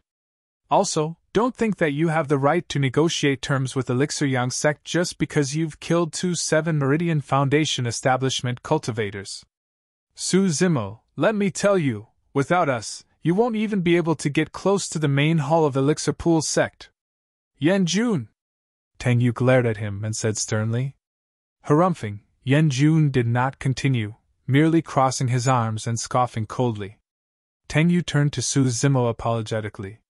Fellow Taoist Su, it's not that we can't agree to a perfect meridian unlocking elixir, but... Su Zimo asked. Tang Yu continued. Elixir Yang Sect is not the only faction that has arrived in Xiantian City for the Elixir Pool Sect ruins. There's also other large sects such as Glass Palace and Malevolent Earth Sect. As for the meridian unlocking elixir, it's better if we don't find a gem like that. If we do, the top cultivators of the other sects are bound to come and contest for it. In other words, Tang Yu meant that they would have to face many extremely strong foes if Su Zimo wanted to contest for a perfect meridian unlocking elixir. After pondering for a slight moment, Tang Yu added, I'll be blunt here. I'm talking about people like Pei Chunyu of Glass Palace and Shui Yan of Malevolent Earth Sect. For these people, other than connate spirit weapons, other treasures and secret skills aren't worth bothering about. They are most likely here for the perfect meridian unlocking elixirs as well. The higher the grade of the meridian unlocking elixir, the greater the chances of one unlocking their spirit meridians. Pei Chunyu and Shui Yang were already at the peak of 7 Meridian Foundation establishment. The best chance for them to unlock their 8th spirit meridians would be to consume perfect meridian unlocking elixirs. This was an opportunity they wouldn't miss. At the thought of Shui Yang and Pei Chunyu, Su Zimo frowned. He had exchanged blows with Pei Chunyu before. Although it was only a single blow, he could still sense how terrifying his opponent was. To be fair, if he had not made use of the blood bone palm, there was a high chance that his arm would have been crippled by Pei Chunyu back then. Tang Yu said, Even though you killed 2 7 Meridian Foundation establishment cultivators, you have to understand that there's a distinction in strength between 7 Meridian Foundation establishment cultivators as well. Take me for example, I'm at 7 Meridian Foundation establishment as well, but I'm an elixir refinement master. 5 of me won't be a match for people like Chai Li and Hu Meng. However, even 10 7 Meridian Foundation establishment cultivators the likes of Chai Li and Hu Meng wouldn't be a match for Pei Chunyu or Shui Yang. That's the difference we're talking about. Su Zimo remained silent. He knew that Tang Yu was not wrong. His chances of winning the two of them without the use of his demon form wasn't great. Uncle Liang remarked as well. The Immortal and Fiend sects have a heritage of countless years and they have too many cultivation techniques and secret skills, each of which are extremely strong and can suppress everything. Your advantage is in melee combat. Unfortunately, the successor of Glass Palace is also skilled in melee combat, and has a physique so strong that only a few of the other sect's successors can match him. Tang Yu added, You took advantage of the situation by making use of thunder to kill Chai Li and Hu Meng. There's an element of luck involved. However, can you guarantee that the skies will be stormy when you go against Pei Chunyu and Shui Yang? In other words, even if you manage to repeat that slash infused with the power of thunder, Pei Chunyu and Shui Yang might be able to deal with it given their strength. Yen Jun could not help but blurt. Junior sister, you're overestimating him.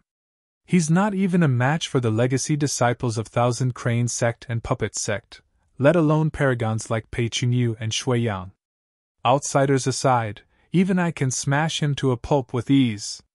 To Yen Jun, the reason why Su Zimo was able to kill Chai Li and Hu Meng 10 days ago was purely due to an opportunistic moment. If the skies were sunny, he would be able to kill Su Zimo for sure. Su Zimo could not be bothered to react to Yen Jun's sarcastic remarks. To him, it wasn't difficult if he wanted to defeat Pei Chunyu and Shui Yang. After all, he had only just advanced to 5 Meridian Foundation establishment, and of the 7 orifices, his mouth and eye orifices were not cleared yet. Both Pei Chunyu and Shui Yang were already at the peak of 7 Meridian Foundation establishment, and it was difficult for them to grow stronger. However, his potential was unlimited. As long as he had sufficient time, Su Zimo would definitely be able to suppress Pei Chunyu and Shui Yang in terms of strength if he could advance to 6, 7 Meridian Foundation establishment, or clear his 7 orifices and attain lesser mastery of the orifice clearing section. Su Zimo asked, "How long do we have till the opening of the Elixir Pool's Sect ruins?" "A month at most," Tang Yu replied. "A month." Su Zimo furrowed his brows slightly. Time was too short. He had just advanced to 5 Meridian Foundation establishment. Even in the ancient battlefield, he would not be able to unlock his 6th Spirit Meridian within a month. Furthermore, he couldn't clear his mouth and eye orifices within a month as well. Right then, Uncle Liang seemed to have recalled something. He looked at Su Zimo and suddenly said, "Actually, there's a place in the ancient battlefield that's rather suitable for you. If you manage to succeed, you might be able to stand a chance against Pei Chunyu and Shui Yang." Tang Yu's heart skipped a beat as she looked at Uncle Liang and asked, "Uncle Liang, are you referring to that place?" "Yes." Uncle Liang nodded and smiled right away. "Forget it, there's no chance of success at all. I was thinking too much." Tang Yu nodded as well. "If we're talking about that place, the chances are indeed slim. There's no need for that." Su Zimo was curious as well when he heard how ambiguous the two of them were and could not help but ask, "Senior Young Master Tang, what is the place you are referring to?" Tang Yu did not intend to hide anything and asked instead, "Fellow Taoist, have you heard of the Saber Mountain Spirit Sea?" "Saber Mountain Spirit Sea?" Su Zimo frowned, shaking his head. Shi Qingtian and the others were confused as well. It was obvious that they knew nothing about that name. "Fufu." Yan Jun sneered. "Truly bumpkin cultivators. To think that they've never even heard of the Saber Mountain Spirit Sea. How laughable."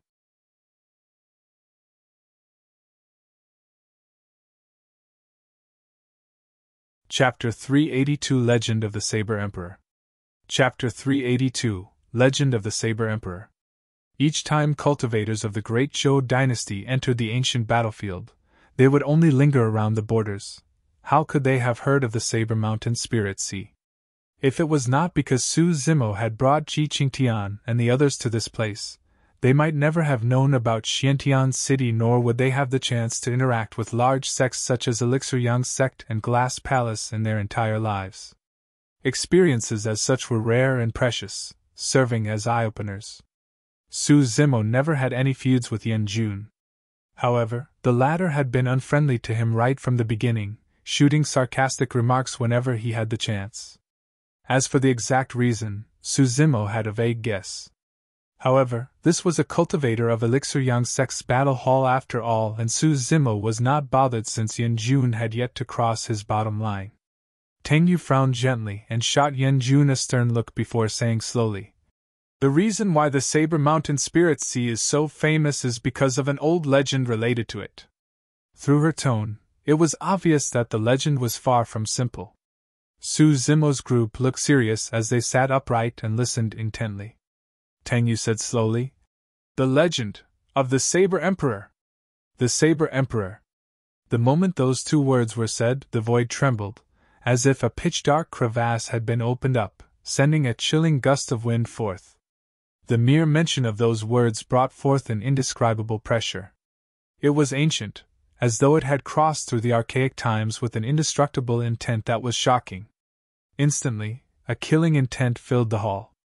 Everyone felt as if it had become much more difficult to breathe. It took a long while before the sensation dispersed. Tang Yu took a deep breath and said, "The Emperor represents invincibility, superiority, and uniqueness. He is invincible in the way of the saber, with no one that can surpass him, hence the title of the Saber Emperor. While the Saber Emperor may not have been the strongest person in Tianhuang mainland, he was the one and only emperor in the way of the saber among all the saber cultivators." Su Zimo understood. In any given era, there could be many emperors. However, in any particular domain or path, there could only be a single emperor. That was the definition of emperor: invincible, supreme, and unique. The Emperor of the Path of Immortality was the Immortal Emperor. The Emperor of the Fiend Path was the Fiend Emperor. The Emperor of the Way of the Sword was the Sword Emperor. Following that line of deduction, those that become emperors must naturally be among the strongest cultivators of Tianhuang mainland.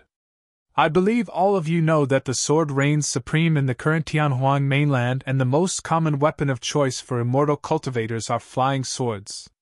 However, back in the ancient era, there were 100 weapon classes that fought for supremacy.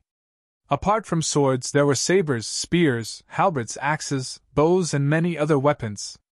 The sword had its own way, and so did the saber. There was an emperor for every type of weapon. However, in the ancient era, the human race was blessed with immense luck and gave birth to countless paragons in Tianhuang mainland, giving rise to multiple emperors. That was a golden era for us humans, and we waged a historic war against the other races known as the Ancient War. The war lasted for a long time, and countless human experts and ancient mighty figures fell. The emperors were all tainted with blood, and it was extremely tragic. Although we humans stood victorious after the war, most of the 100 weapon techniques were lost in the ancient battlefield with no future left in sight. The only remaining lineages were the ways of the sword and saber. Su Zimo and the rest were shocked when they heard that. They had never heard of these ancient tales and legends. Right now, they were greatly intrigued. Even though it was only a few short descriptions, everyone could almost envision that magnificent era before their eyes. In fact, Su Zimo had an urge to go against the tides of time and follow in the footsteps of his predecessors to witness that glorious history. Tang Yu continued. The reason why those two heritages could be passed down from the ancient war was naturally attributed to two people, the Sword Emperor and the Saber Emperor. There are way too many legends regarding these two mighty figures. Some described them as mortal enemies, some described them as bosom buddies, and there were even some who said that they were neither friends nor foes, merely appreciative of the other's talents.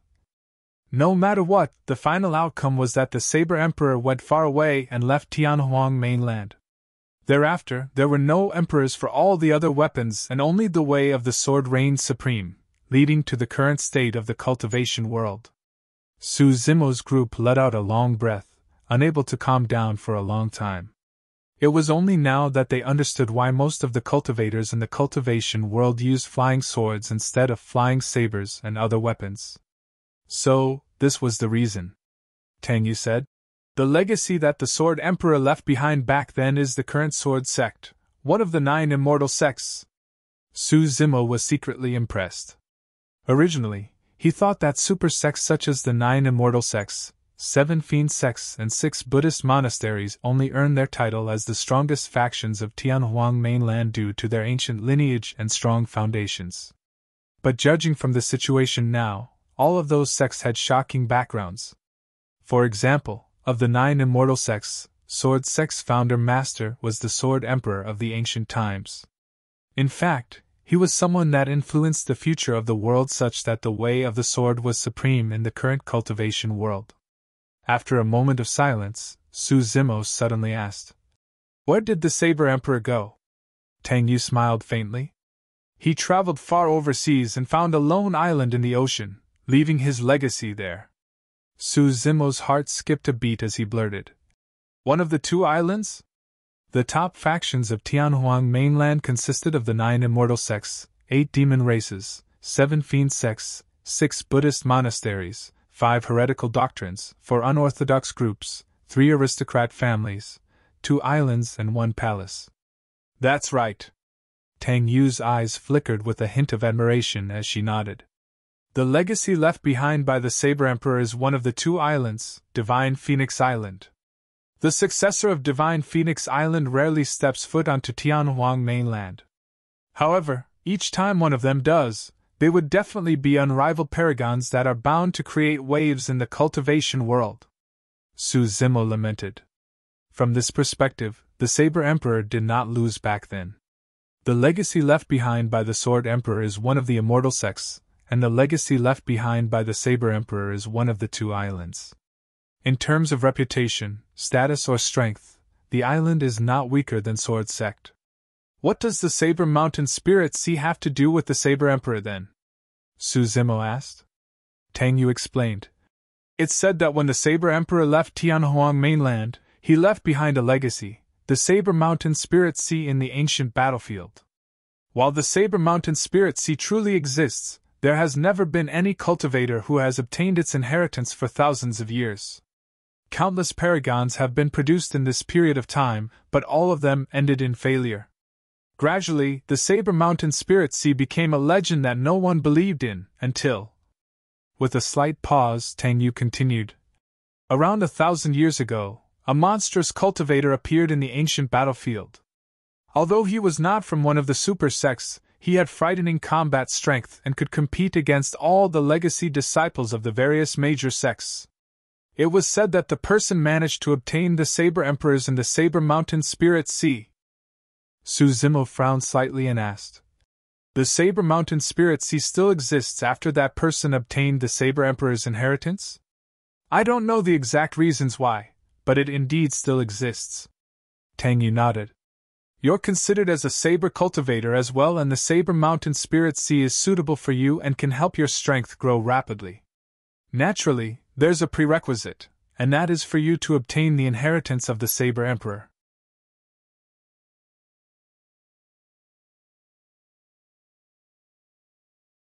Chapter 383 Standing Shoulder to Shoulder with the Emperors. Chapter 383 Standing Shoulder to Shoulder with the Emperors. Upon hearing that, Su Zimo had already made up his mind that he wanted to make a trip to the Saber Mountain Spirit Sea. Even though Su Zimo had made use of sabers up till this point of his cultivation, he knew nothing about saber techniques. He merely relied on the power of his bloodline as well as his physique's strength to slash widely. Thankfully, he cultivated the mystic classic of the 12 demon kings of the great wilderness, making his skin coarse and flesh thick. Agile as an ape, he could pounce like a tiger, sprint like a horse, rise like the wind, land like an arrow, and be tough and nimble at the same time. Coupled with the assistance of his spirit perception, he could evade danger without even seeing it, and thus, it was quite rare for him to be disadvantaged. However, Su Zimo knew very well that if he were to meet a top-notch expert, his opponent would be able to easily find the openings of his saber technique and take him down, even if the latter's strength could not match his. Therefore, even if there was only a 1 in a million chance, Su Zimo wanted to head over and give it a shot. When he saw that Su Zimo was moved, Yan Jun sneered at the side. There have been countless cultivators who have been to the Saber Mountain Spirit Sea before. Many of them were paragons that were far beyond their contemporaries. However, there has only been a single person who has managed to succeed through the thousands of years. Does a country bumpkin such as yourself, who have never even heard of the Saber Mountain Spirit Sea, think that you are befitting of receiving the Saber Emperor's inheritance? Tang Yu was already displeased at how Yan Jun was targeting Su Zimo repeatedly.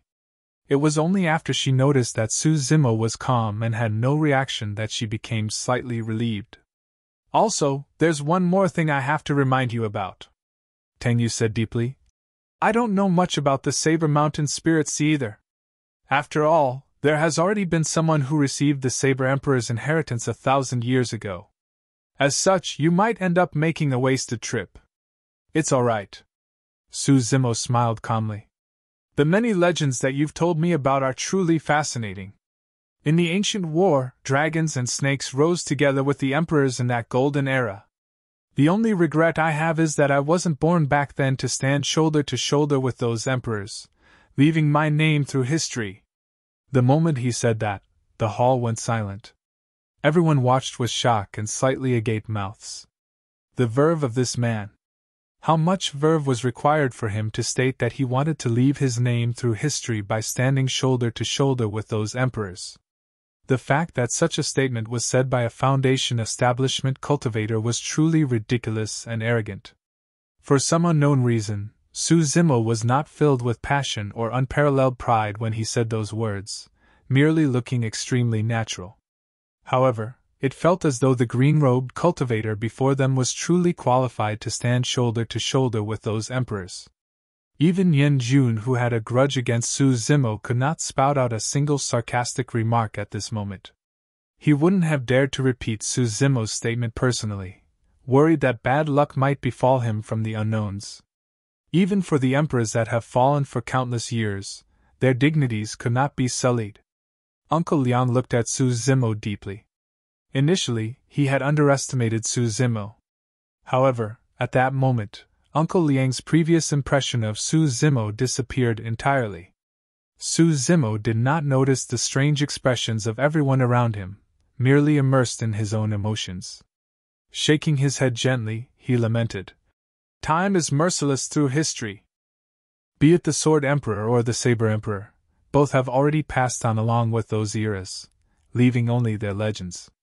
Since there's no longer a chance to witness the majesty of the Saber Emperor, I might as well head out to the Saber Mountain Spirit Sea.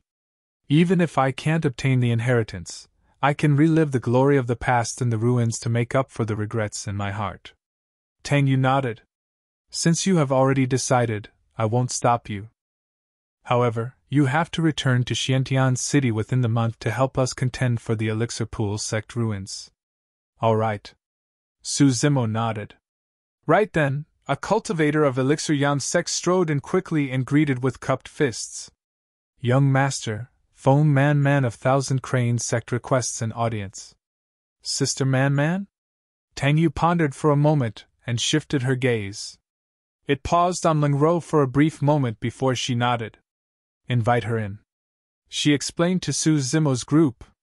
"The 4 unorthodox groups have a pretty good relationship. Sister Man is the commander for Thousand Crane Sects expedition this time round, and I've known her for many years." Right then, a woman in a long white robe strode over. With a curvy and voluptuous figure, her steps were nimble and her black silky hair was tied in a bun, exuding a mature and dignified aura. Her features were exquisite and very beautiful. On the woman's waist, apart from a storage bag, there was a pink paper crane that was really pretty tied to it. Tang Yu walked over and smiled. "Sister Man, come on in." Foam Man glanced at Tang Yu and chuckled. "My, why are you still dressed like this? You're no longer young." "I'm used to it." Tang Yu blinked. "Xiao Yu, I'm not going to beat around the bush. I'm here for someone." Foam Man did not waste time with any small talk. "For her?" Tang Yu glanced at Ling Ro. Foam Man smiled. "I can't keep anything from you." "Me?" Ling Ro was slightly stunned. Foam Man nodded with a gentle gaze. "I can see your talent in talisman crafting and can't bear to bury it, so I'm here to invite you to join Thousand Crane Sect. What do you think?" Ling Ro loved crafting talismans and indeed wanted to join Thousand Crane Sect. However, she did not expect the latter to come knocking. Furthermore, she could tell that this Thousand Crane Sect cultivator was truly sincere. Right then, another Elixir Yan Sect cultivator headed in and greeted with cupped fists. "Ingze of Puppet Sect requests an audience." "One of the 5 heretical doctrines, Puppet Sect." "Let him in." Tang Yu raised her head. Not long later, a muscular man strode into the hall wearing linen clothes. He had short hair and looked honest, grinning with cupped fists the moment he entered. "Greetings, fellow Taoists." Tang Yu whispered to Su Zimo. "This man is Ingze, the commander of Puppet Sect for this expedition." Su Zimo nodded. "Young Master Tang, I'm here today because I wish to invite someone to join our Puppet Sect. I wonder if that's all right?" Ingze went straight to the point. "Oh?" Tang Yu smiled and asked. "Who is the one who caught your eye?" Ingze pointed to Shijian, who was drinking tea dully at the side. "Him." Shijian was confused and looked dazed, not understanding how he was chosen. Ingze grinned. "This silly fool is not bad. He suits my taste." "Ha ha!" Little Fatty could not help but burst into laughter. Shijian clenched his fist with a darkened expression and emphasized. "I'm not silly, I'm merely honest." "Yes." Ingze nodded and added after a slight pause. "They're both the same thing." Shijian. Little Fatty laughed even more merrily. "Sun Dian of Tomb Sect requests an audience." "One of the 5 heretical doctrines, Tomb Sect." "Let him in." Before long, a pale-faced cultivator entered the hall. He had a monkey-like mouth and his eyes darted around, lighting up when they caught sight of Little Fatty. Sun Dian blinked repeatedly towards Little Fatty. Curious, Little Fatty leaned over. The two of them, one fat and the other skinny, ran to a corner and mumbled. Little Fatty nodded repeatedly with burning eyes and smacked his lips like a starving wolf. When he saw that, Su Zimo smiled gently. He felt happy for Ling Ro and the others. Su Zimo was not the only one who made a name for himself and was recognized by many other cultivators in that battle on the long street. The other four were as well. When they made the decision to return to Xiantian City, it was with the understanding that they would meet with a great disaster and die. Who would have thought that it would have turned into a great opportunity for them today instead? Fortune and misfortune were interdependent, and it was nothing more than the cycle of karma.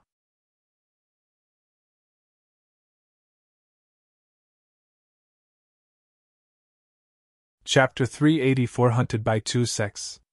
Chapter 384 Hunted by Two Sects. Ling Ro and the others looked towards Su Zimo instinctively. Although this opportunity was earned by them fighting on the long street, most importantly, it was because of Su Zimo. If not for Su Zimo, they would have died long before they could even reach Xiantian City. Su Zimo smiled and nodded. Be it Thousand Crane Sect or Puppet Sect and Tomb Sect who appeared later on, the people who came were all the commanders of this expedition, the legacy disciples of the various sections. That alone was enough to tell of their sincerity. Since we're all in Xiantian City, we can meet one another at any time. Little Fatty was thoroughly engrossed in chatting with Sun Dian from Tomb Sect and bid farewell with that remark. I'll be leaving too. Shi Jian scratched his head and left the hall behind Ing Zhe of Puppet Sect. Ling Ro nodded to Su Zimo as a form of greeting and left with Foam Man of Thousand Crane Sect. Tang Yu looked towards Ji Qingtian and blinked, saying in a playful tone, Seems like I've got to extend my invitation right now or you'll be poached away by the other sections. If you don't mind, I'm willing to join Elixir Yang Sect. Ji Qingtian replied with a smile. Tang Yu shifted her gaze towards Su Zimo and asked expectantly, What about you? Although Su Zimo agreed to assist Elixir Yang Sect to contend for the Elixir Pool Sect ruins, he did not mention anything about joining the sect. I'm different from them. Su Zimo shook his head and did not explain further, declining tactfully. Even though she expected that, Tang Yu could not help but feel disappointed when she heard his reply. Su Zimo cupped his fists. There's no time to waste. I'll head out to the Saber Mountain Spirit Sea right now and try to return earlier. Be careful, Tang Yu reminded. Turning around, Su Zimo disappeared before everyone's eyes swiftly. This was the first time that Su Zimo had shown his face in Xiantian City after that battle on the long street 10 days ago. Instantly, he attracted countless stares. Some were in awe, some in envy, some curious. Did you see that? That scholarly green-robed cultivator is Su Zimo. Oh, that's him? I thought he was going to have multiple limbs and heads. There were cultivators in Xiantian City who hadn't seen Su Zimo before. However, there were few who have not heard of his name. Walking on the long street, Su Zimo could hear discussions coming from a few streets away with a mere twitch of his ears. He was not bothered about such stuff. However, before he walked far, his heart skipped a beat. He sensed a fleeting killing intent from those strange gazes. Was it a survivor of the 4 mounted bandits? Or... The trees wanted silence, but the wind did not stop. To think that someone would be harboring designs on him even after that bloody battle on the long street. Su Zimo maintained his composure and sneered in his heart, walking towards the east gate of Xiantian City. The killing intent followed him the entire time. Not long after he exited the city, Su Zimo sensed another killing intent on top of the first. He was neither fast nor slow in his speed. About 2 hours later, Su Zimo was already far from Xiantian City and his surroundings were empty with no one around. Right then, the sound of clothes flapping could be heard from behind. Su Zimo stopped in his tracks and turned around. In the distant horizon, 2 figures were flying through the air at an extremely fast speed with a murderous aura. Narrowing his gaze, he focused on the sect badges around their waists and scoffed coldly while muttering softly, It's indeed them! In the bloody battle on the long street, Su Zimo killed 2 7 Meridian Foundation establishment cultivators. Although it was because he took advantage of the circumstances, ordinary cultivators wouldn't dare to provoke him either. Furthermore, he had the backing of Elixir Young Sect. However, there were 2 sects in Xiantian City who had sufficient strength and reason to cause trouble for him. Glass Palace of the Immortal Sects and Malevolent Earth Sect of the Fiend Sects. He had rejected Pei Chunyu and Shui Yang and embarrassed them in front of everyone the other day. Given their status, there was no way they were going to let things go. Naturally, Glass Palace and Malevolent Earth Sect could not strike when Su Zimo was in Elixir Young Sect. However, cultivators of the 2 sects chased after him the moment he was out of the city. Both Glass Palace and Malevolent Earth Sect had only sent a single person each. This was clear proof of how strong these 2 were. In reality, if Tang Yu was here, she would have been able to recognize the 2 of them. The cultivator from Glass Palace was Lu Yun, and the one from Malevolent Earth Sect was Di Xing. At 7 Meridian Foundation establishment, both of them were the right-hand men of Pei Chunyu and Shui Yang and possessed terrifying strength. In the blink of an eye, Lu Yun and Di Xing had already arrived in front of him. They stood in midair on their flying swords, looking down at Su Zimo from left and right. Fufu. Lu Yun chuckled lightly with a mocking gaze. Su Zimo, why aren't you running? Are you prepared to surrender since you know there's no way you can run? Di Xing's gaze was ice cold. Su Zimo smiled. If he activated his bloodline and deployed Divine Steed fleeting at full speed, these 2 wouldn't be able to catch up to him. The 2 of them descended slowly from midair, maintaining a fixed distance, and were cautious of one another. Lu Yun was the first to speak as he pointed to Su Zimo and said to Di Xing, "Fellow Taoist, let's put it bluntly. The moment this man is dead, we'll split the treasures in his storage bag evenly." "No problem," Di Xing nodded. Rolling his eyes, Lu Yun continued, "I want the long blood-red saber in his possession. If that's the case, I'll take the gigantic moon-white bow," Di Xing replied. The 2 of them were referring to the perfect spirit weapon, Blood Quencher, and the quasi-cognate spirit weapon, Moon Concealment Bow. Neither of them took Su Zimo seriously and were already discussing how they should split his belongings. Su Zimo's eyes flashed with mockery as he shook his head slightly. Immortals and fiends were different. Since the ancient times, the duty of an immortal has always been to exterminate demons and slay fiends. But now, what difference did the Immortal Sect cultivator before him have with those of the Fiend Sects? "What are you guys doing?" Su Zimo asked indifferently. "Oh, I almost forgot about you. Senior Brother Pei has a message for you." Turning around, Lu Yun let out a creepy smile and said slowly, "Anyone I wish to kill will definitely die." Di Xing's gaze was cold as he said maliciously, "Allowing you a chance to be Senior Brother Shui's guard was an honor for you. Since you don't want it, prepare to die." "Fufu." Su Zimo laughed and asked, "Why didn't Pei Chunyu and Shui Yang come themselves if they wanted my life? There's no need to use a sledgehammer just to crack a nut." Di Xing's expression was filled with disdain. Lu Yun sneered, "Why does Senior Brother Pei have to deal with a nobody like you personally?" "Ha ha ha." Su Zimo laughed into the skies. His laughter was deafening, shaking the void like a great bell. Lu Yun and Di Xing felt a slight stinging pain in their ears. Suddenly, Su Zimo stopped laughing. His eyes were bright and filled with killing intent as he shouted, "The likes of you 2 actually think that you can have my life? Su Zimo, you're too arrogant. You think that you are fit to challenge me just because you've killed people like Humeng and Chai Li?"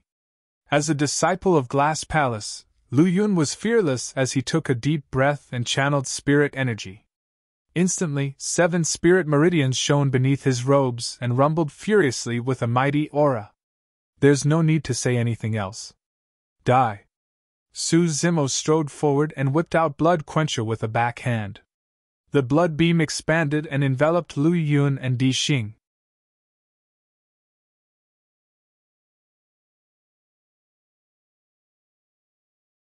Chapter 385 Troublesome.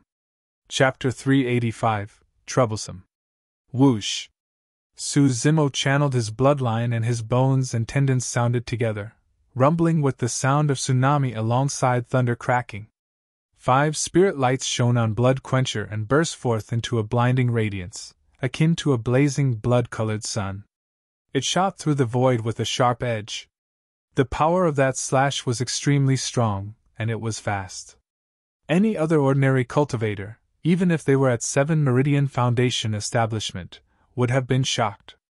However, Lu Yun and Di Xing were unimpressed, and they even had mocking expressions. Let the body be like glass, transparent inside out and cleansed of impurities, turning indestructible. Lu Yun stood on the spot and chanted the mantra. Each time he said a single word, his body's aura would change slightly. Until the end, Lu Yun's muscles seemed like they were veiled with a mysterious luster, bright as glass and without flaws and impurities. At the same time, Lu Yun's arms shone with 4 spirit lights. It was a pair of braces, a supreme-grade spirit weapon. Glass Palace specialized in body tempering, and if one cultivated the Sect's secret manual, the Glass Heart Sutra to its max, their body, eyes and heart would be like glass. They would be indestructible, flawless, undying, immensely strong, and could fight against ferocious beasts with their bare hands. Therefore, cultivators of Glass Palace mostly used weapons such as gloves or bracers. Although bracers were rarely seen nowadays, they were one of the 100 weapon classes back in the ancient era and were not to be underestimated. Bracers were extremely flexible and, when equipped on one's arms, could be used both defensively and offensively, allowing one use their arms like their fingers. Swiftly, Lu Yun neither retreated nor dodged. He buckled his knees slightly, shifting his center of gravity downwards as he propped up his arms to receive the incoming Blood Quencher. Clang! The sound of metal clashing rang. Lu Yun's figure turned shorter as his feet sank deep into the ground. However, he was not pushed backwards, nor did his expression change. As for Blood Quencher, it rebounded highly against the tremendous force. Su Zimo narrowed his eyes and his heart skipped a beat. On the surface, this was an even exchange. But in reality, he took the initiative and his Blood Quencher was a grade higher than Lu Yun's bracers. Yet, he did not gain any advantage despite such circumstances. This is a tough nut to crack. Su Zimo realized that he might not be able to kill this person quickly, and could not help but shift his gaze towards Di Xing, who was not far away. After that slash, Su Zimo used the remaining momentum of Blood Quencher, as it was repelled to redirect towards Di Xing of Malevolent Earth's Sect at the side. The blood beam was blinding with a nauseating smell. A few years ago, deep underground, Su Zimo dealt with some of the Fiend heirs before and had some understanding towards the Fiend sections. Among the Fiend sects, Overlord Palace was the strongest in body tempering, followed by Zenith Sect. The physique of Malevolent Earth's Sect's Fiend heir was not strong. Su Zimo wanted to make use of a ferocious burst attack to kill Di Xing first before dealing wholeheartedly with Lu Yun later on. Hee hee! As though he had sensed Su Zimo's killing intent long ago, Di Xing let out an odd chuckle and 7 spirit meridians shone on his body. Spirit energy surged as he opened his mouth, spitting out a black smoke that gushed in an illusory and malefic manner. Although he had yet to clear his eye orifices, Su Zimo's vision was extremely strong due to his daily cultivation of the mystic classic of the 12 demon kings of the great wilderness. But now, he felt his vision go black against the black fog. In that moment of daze, he lost track of Di Xing. Blood Quencher seemed to have entered a quagmire in this mass of malefic energy, and could barely be moved. The malefic energy enveloped and corroded the blade, causing its spirit light to dim while the blood beam on the blade showed signs of weakening. Humph! Su Zimo harumphed and held Blood Quencher horizontally across his chest. Channeling his bloodline, a ball of blazing lightning appeared in his palm, and he swiped it across Blood Quencher. The power of thunder was the most masculine and could purge off evil. It was the most effective against such malefic energy. With a series of crackling sounds, the malefic energy around Blood Quencher was completely purged by the ball of lightning in Su Zimo's palm. 5 spirit patterns shone on the blade once more as it regained its luster. Lightning! Di Xing's eyes flashed with caution. In reality, the smoke that he had spat out was far from simple. It was one of Malevolent Earth Sect's secret skills, Spirit-Devouring Malefice. The Spirit-Devouring Malefice was extremely strong and was used to corrode spirit weapons. Any spirit weapon that was tainted by the Spirit-Devouring Malefice would have its spirit chi sucked away. Left unpurged, even its spirit patterns would be erased, rendering the spirit weapons almost useless. Swoosh! Lu Yun charged over from the side with his bloodline rumbling like lead mercury. A fierce wind blew behind him as he swung his arms and smashed down. Su Zimo took a wrong step and twisted his body to slash in reverse. Clang! Sparks flew everywhere. In a flash, Su Zimo's body swayed as he made use of the energy from that blow's rebound and crossed his legs, unleashing Divine Steed Fleeting to charge at Divine Steed Fleeting, who was not far away with a furious killing intent. Di Xing was different from Lu Yun. His physique was average, and he was not strong in melee combat.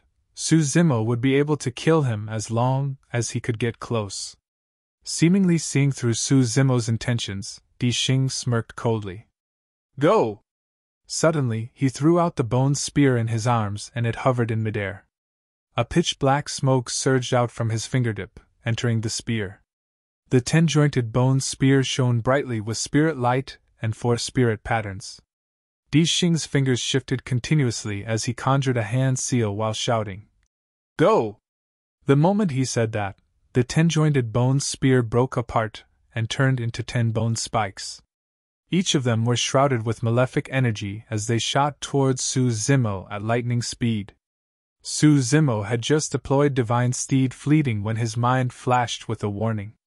In a dizzying moment, he was welcomed by 10 bone spikes. The spikes shone coldly and were extremely sharp.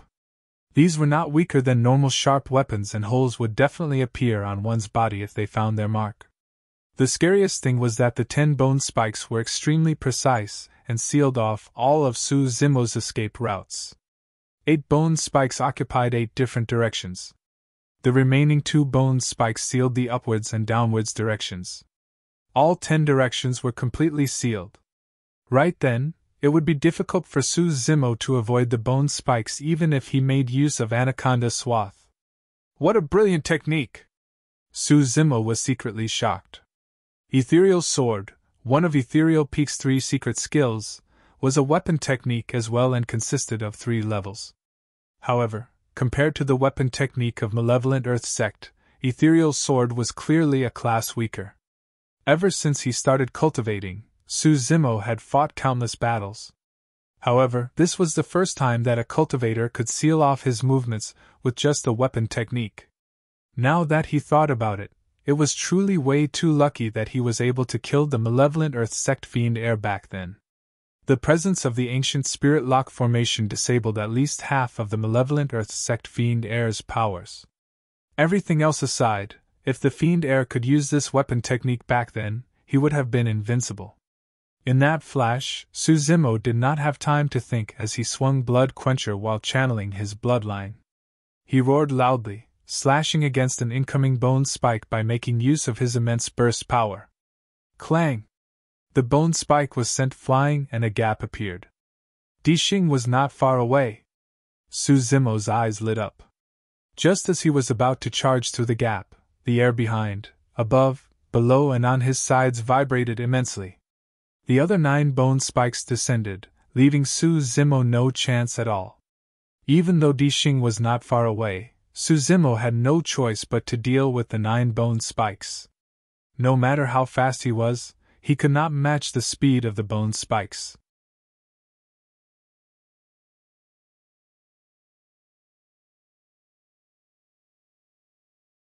Chapter 386 Contracting Tendons and Bones. Chapter 386 Contracting Tendons and Bones. Clang! Clang! Clang! Su Zimo swung Blood Quencher and repelled 3 bone spikes consecutively. Right after, he made use of his spirit perception and passed through the gap of 2 bone spikes extremely closely. With a swoosh, a pair of spirit wings appeared behind his back and suddenly, Su Zimo soared into the air and evaded the remaining 4 bone spikes. The entire process seemed very slow upon narration, but in fact, it occurred in the split of a moment. Any slight delay would have riddled Su Zimo's body with holes. Su Zimo was internally shocked by how he had to unleash multiple trump cards just to barely evade the wave of attacks from Di Xing's bone spear. Taking a deep breath, Su Zimo was about to charge forward and shorten the distance between him and Di Xing when a cold light flashed by his eyes, followed by an incoming wave of malefic energy. The bone spike that he had first repelled was now approaching him once more. The sequence was perfect, and Su Zimo did not have any breathing room at all. With the use of his spirit wings, Su Zimo hovered in midair and reared his head. His body was almost parallel to the ground. Swoosh! Swoosh! Swoosh! A series of piercing sounds could be heard. The previous 9 bone spikes had returned and sealed his path once more. Out of exasperation, Su Zimo could only swing Blood Quencher and fight head-on. Clang! Clang! Clang! Clang!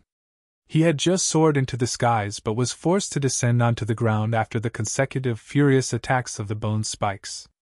It was only now that Su Zimo understood why Ting Yu and the others had always thought that he was not a match for Pei Chunyu and Shui Yang.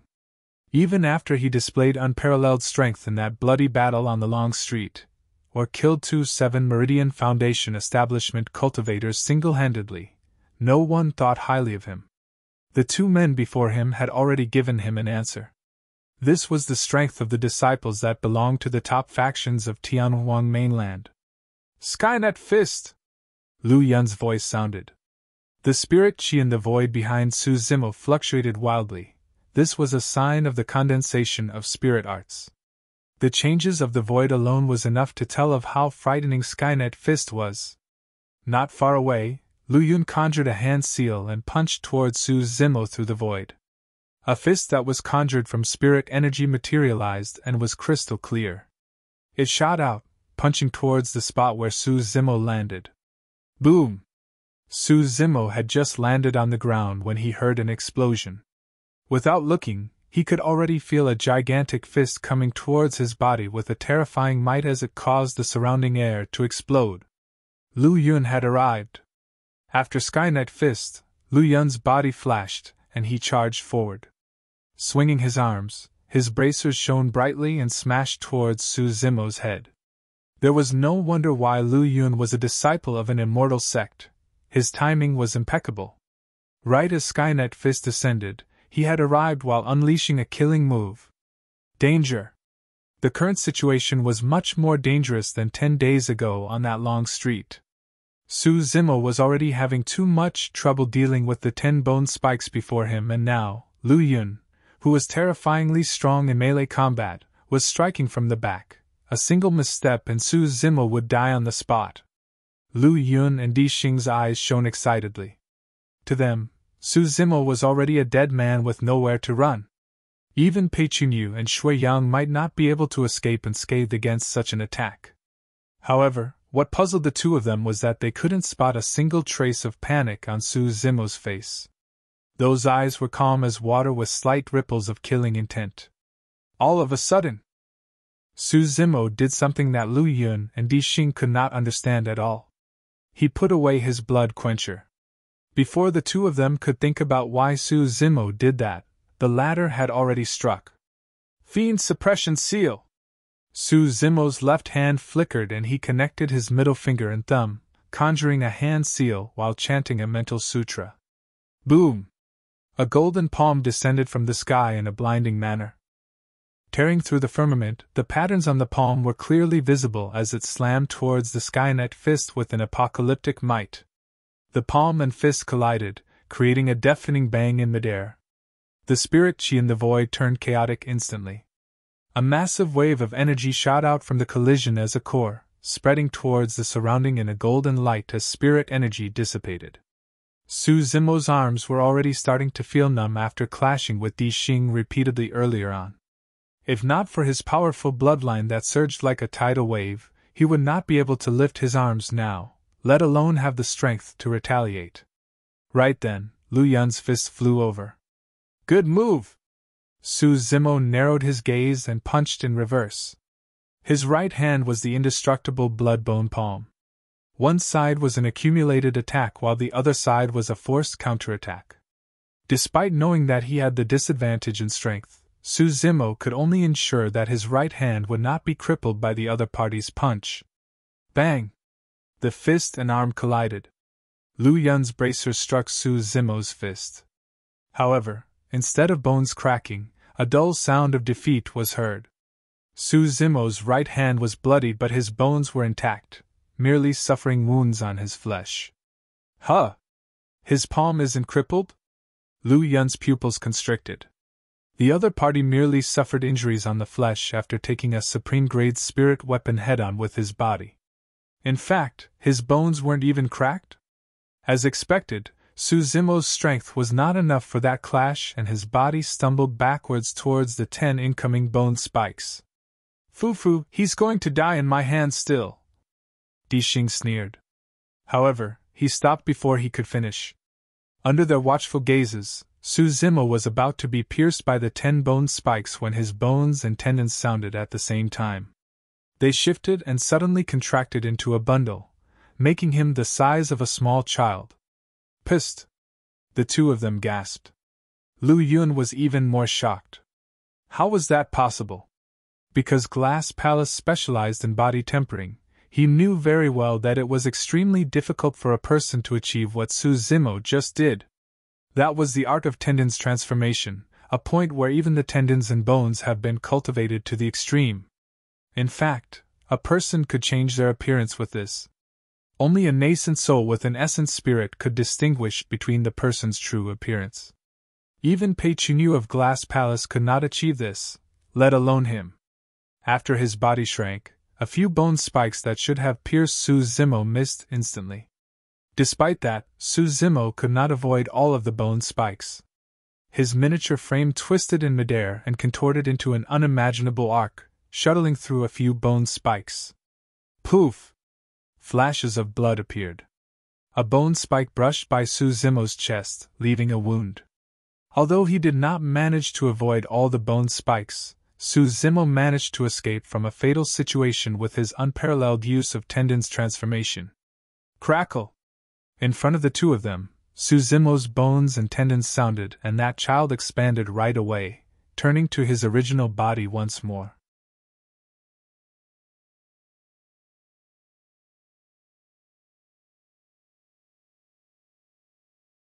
Chapter 387 Kill. Chapter 387 Kill. Dixing's gaze was dark as he glared at the wound on Su Zimo's chest. Although that wound wasn't deep, the weapons of malevolent Earth's sect were all bast and tempered in malefic energy.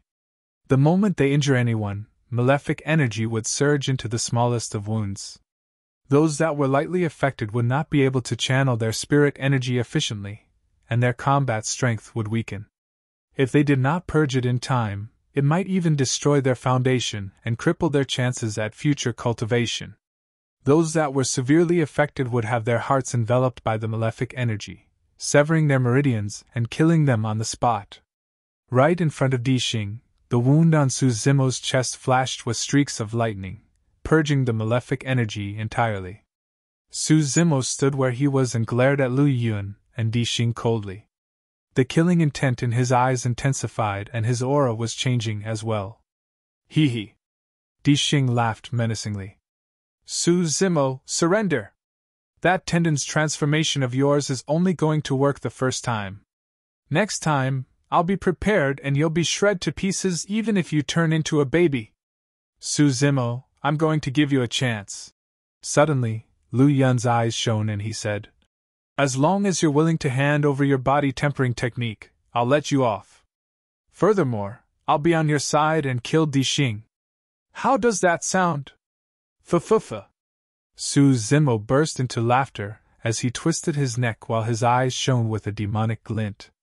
You guys really think you've won? The moment he said that, a sinister wind gusted without warning. Looking at Su Zimo with his sinister expression not far away, Lu Yun and Dixing felt an unprecedented sense of fear. Why am I feeling this way? The two of them exchanged glances with grim expressions. You want my body tempering technique? Su Zimo licked his lips with a ferocious glint in his eyes. Grinning, he shouted, "That depends on whether you can remain alive to learn it." Boom! A muffled sound rang out from within Su Zimo's body, as though some seal had been released and an ancient demon had been summoned. It was terrifying. Although they had been fighting for a short time, Su Zimo had already realized that he wouldn't be able to defeat the two of them if he continued fighting with his current strength. Since there was nobody else at this place, he could kill them in his demon form without anybody knowing. Su Zimo's power of blood chi erupted and his body expanded.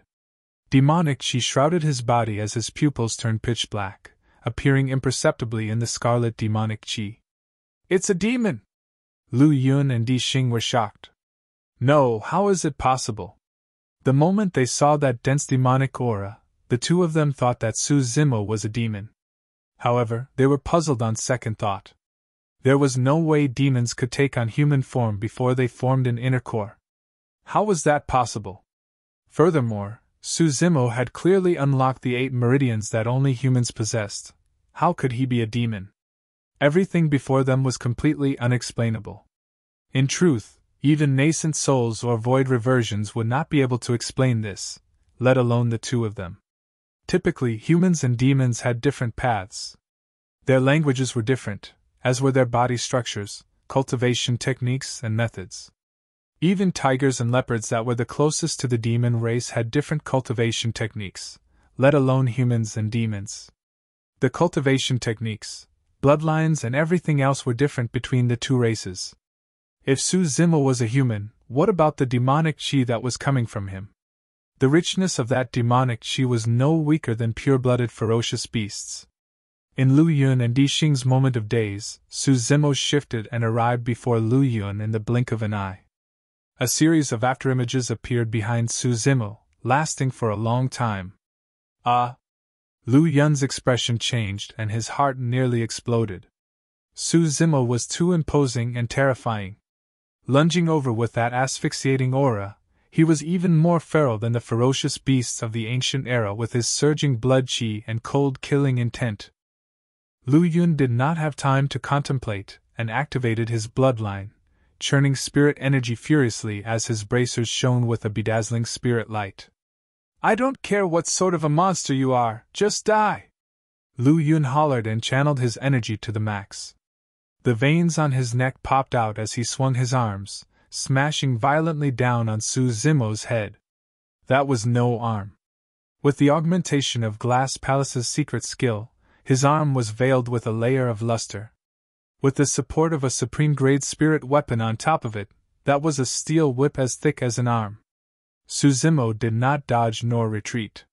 His eyes shone brightly with a violent glint as he extended his arm and welcomed the strike. With a thunk, Su Zimo's arm swung out, resembling an elephant's trunk that was limp and weak. The moment the two arms made contact, Su Zimo's arm coiled and trembled. The mysterious luster on Lu Yun's hand dissipated instantly. Crack! Crack! Crack! Even with the protection of his bracers, Lu Yun's arm was contorted with the bones inside shattered. All the bone fragments pierced out from his flesh in a bloodied, horrific manner. Lu Yun shrieked tragically as color drained from his face. After taking on demon form, Su Zimo's strength had not only increased from the burst of his blood chi, he had even unleashed a killing move of the mystic classic of the 12 demon kings of the great wilderness. Swoosh! Swoosh! Swoosh! A gust of wind blew behind Su Zimo's head, producing a vague stinging pain. He did not have to see to know that Di Xing must have attacked. Heh! With a sneer, Su Zimo rushed up without stopping at all after crippling Lu Yun's arm. Lu Yun grit his teeth, and cold sweat poured from his head. As long as he could block Su Zimo for a moment, Di Xing's 10 bone spikes would descend before long and trap Su Zimo within. At that time, he would be able to escape. As a final gambit, Lu Yun punched out once again. Su Zimo's strength was not the only thing that increased after he took on his demon form. His speed increased as well. Instead of slowing down, Su Zimo hastened and his body curled into a spiral ball. His knees seemed to be in a kneeling position, and it barely dodged Lu Yun's punch. As though he was propping up an immortal peach with his hands, Su Zimo arrived in front of Lu Yun and suddenly pushed both palms upwards against Lu Yun's chin. Snap! Instantly, Lu Yun's head was tossed back, his jaw smashed and his throat snapped on the spot. He was no longer breathing. Dixing gasped when he saw that. Nobody could have imagined that a 7 Meridian Foundation establishment cultivator from Glass Palace that was known for their immense physiques would die in a single round of melee combat. A cold light tore through the air as 10 bone spikes chased relentlessly. Initially, they should have landed on Su Zimo's back. However, Su Zimo's body fell flat to the ground and he slithered forward, like an anaconda in the grass as he charged towards Dixing. This time round, he evaded 9 bone spikes completely. Poof! Poof! Poof! The 9 bone spikes pierced Lu Yun's body instead. The remaining bone spike was about to strike Su Zimo's head when the latter stretched out his right hand and allowed it to pierce his palm instead. It could not pierce through. A supreme-grade spirit weapon spike could not pierce through Su Zimo's right hand. In Dixing's moment of daze, his vision blurred and a tall figure stood up from the ground, obstructing his view. It was too fast. Anyone within 10 feet would die instantly. Dixing felt his heart sink. The next moment, a grisly red demonic chi rumbled and engulfed Dixing within it.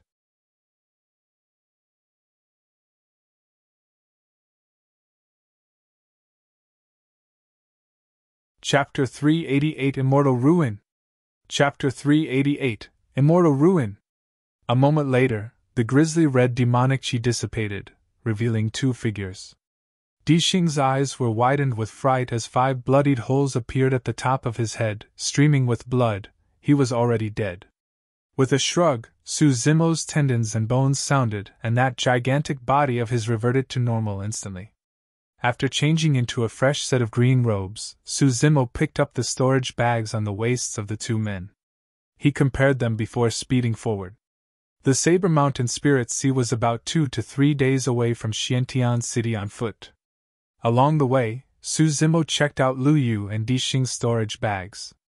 Initially, he thought that it would be best if he could discover the weapon technique of Malevolent Earth Sect that could wield those 10 bone spikes. He could cultivate it and use it on his flying swords. That way, he would not only be able to conjure sword formations, but also burst forth with immense killing power with that weapon technique. To his disappointment, he found nothing worthwhile in their storage bags. However, Su Zimo could understand the logic behind it. The weapon technique of Malevolent Earth Sect was definitely a secret skill. There was no way it would be put in a storage bag casually. It was the same for Ethereal Peak's 3 secret skills. Even Golden Cores were not allowed to carry the secret skills with them, let alone Su Zimo and the others. Even though he managed to kill disciples of the Super Sects, Malevolent Earth Sect and Glass Palace, in this battle, Su Zimo had been self-reflecting. While he had been through countless battles ever since he started cultivating, he had rarely fought with disciples of these super sections. The only time was deep underground. 1 against 5, Su Zimo even managed to defeat 5 fiend heirs of the fiend sections. That battle created a false impression for him that even fiend sects were merely of that standard. In that case, there was nothing to fear about immortal sects and Buddhist monasteries. Furthermore, in recent years, Su Zimo never had the taste of failure within his same level and had even managed to kill opponents above his level. In his battle knowledge, he felt that he could make use of his movement techniques to shorten the distance between his opponents and kill them even if their cultivation realms were higher than his. However, this battle awakened Su Zimo and humbled him. Truly powerful opponents could restrict his movements and actions just by making use of brilliant weapon techniques. In fact, they can force him to have nowhere to hide, let alone get close. Dixing's 10 bone spikes were swift, strong, and had sharp angles. Their attacks were fluid as water with no delays between them. Su Zimo could barely deal with it, let alone get close to kill his opponents. That was precisely the terrifying and powerful aspect of chi refinement cultivators. Most cultivators were indeed weak in physique, and would die if demon beasts closed into them, that was a fact. However, cultivators could make use of various spirit arts and weapons to restrict a demon beast's movements. Body-tempered cultivators and chi refinement cultivators had their own advantages and flaws. The stronger of the two would depend on which side had the stronger advantage. Take the battle earlier for example. Suzimo could not deal with the attacks of the 10-bone spikes merely by activating his bloodline. However, after he took on demon form and burst with his blood chi, his strength and speed was raised by a level, magnifying his advantage as a body-tempered cultivator and allowing him to close in and kill his opponent. Di Xing and Lu Yu were enough to cause trouble for Suzimo. If he was dealing with Pei Chunyu and Shui Yang, things would be even more difficult. Furthermore, Glass Palace and Malevolent Earth Sect were only a part of the Immortal and Fiend sections. There were a total of 9 Immortal sects, 7 Fiend sects, and 6 Buddhist monasteries. All of those ancient sects had firm foundations and countless secret skills. What sort of methods would their legacy disciples possess, and how terrifying would they be? Despite knowing that, Suzimo's eyes had no trace of worry. Instead, they shone with a fervent gleam. On the surface, he had ventured deep into the ancient battlefield for a perfect meridian unlocking elixir. However, deep in his heart, Suzimo wanted to witness the disciples of these super sects. He wanted to battle. He wanted to battle through the world. Deep in his bones, there was a pride that did not allow him to be weaker than others. Thanks to his strong stamina and physique, Suzimo traveled day and night without resting. Even in the night, he didn't have any scruples. By emitting his immense demonic chi while traveling, few demon beasts dared to approach him. 2 days later, Suzimo slowed down gradually and looked at the distant horizon with deep shock in his eyes. He had never seen the legendary Saber Mountain Spirit Sea before. However, the moment he arrived at this place, he already knew that the mountain and sea before him was the exact location. Before he even arrived, Suzimo could hear the rumbling of the sea gushing and invigorating one's mind. The damp aura blew at his face. The aura was not merely damp air. It was damp spirit chi that was rich and pure. Could the boundless sea before me be made up of spirit chi entirely? Suzimo could not help but feel shocked when that thought crossed his mind. Right then, the sound of clothes flapping through the air rang. A few cultivators arrived and their conversation attracted Suzimo. The Saber Mountain Spirit Sea is the sacred grounds for saber cultivators like us. Even if we can't obtain the inheritance of the Saber Emperor, we have to pay it a visit. It's said that in the ancient times, before the Saber Emperor left Tianhuang mainland, he used his supreme dermic powers and absorbed the spirit chi and minerals within 5,000 kilometers, forming a mountain and sea. It was because he did not want the way of the saber to be lost in Tianhuang mainland that he created this immortal ruin, the Saber Mountain Spirit Sea. That's amazing! Someone exclaimed. Suzimo was shocked as well. What sort of prowess was it for someone to amass chi and minerals to form a sea and mountain with the flip of a hand? It was comparable to carrying a mountain burning the skies for rain to form an ocean. The most frightening thing was that this spirit sea was created countless years ago back in the ancient era. The sands of time erased countless major sects of the ancient era, leaving no trace behind. However, this ruin was still intact without any signs of drying up. If the legend was true, the Saber Emperor might have already surpassed the level of a cultivator. There has always been a saying in the cultivation world that at the end of the road, one would become the legendary immortal of the ethereal voids, growing old with unfailing ears and eyes. However, nobody could give a definite answer as to whether or not there were truly immortals. But to Suzimo, even the immortal methods of the legends were nothing much. Now that he was here, the Saber Mountain Spirit Sea brought a greater impact for Suzimo. There were countless dark reefs near the shore. For some reason, the reefs were covered with marks of sharp weapons, etched in a shocking manner. The tides roared furiously with a majestic aura, crashing onto the shores and creating snow-like waves. On the horizon of the sea was a mountain that towered into the clouds. The shape of that mountain resembled a long saber that was stabbed into the sea. With a slender and precipitous blade, its handle was hidden in the clouds, barely visible. This was the Saber Mountain Spirit Sea.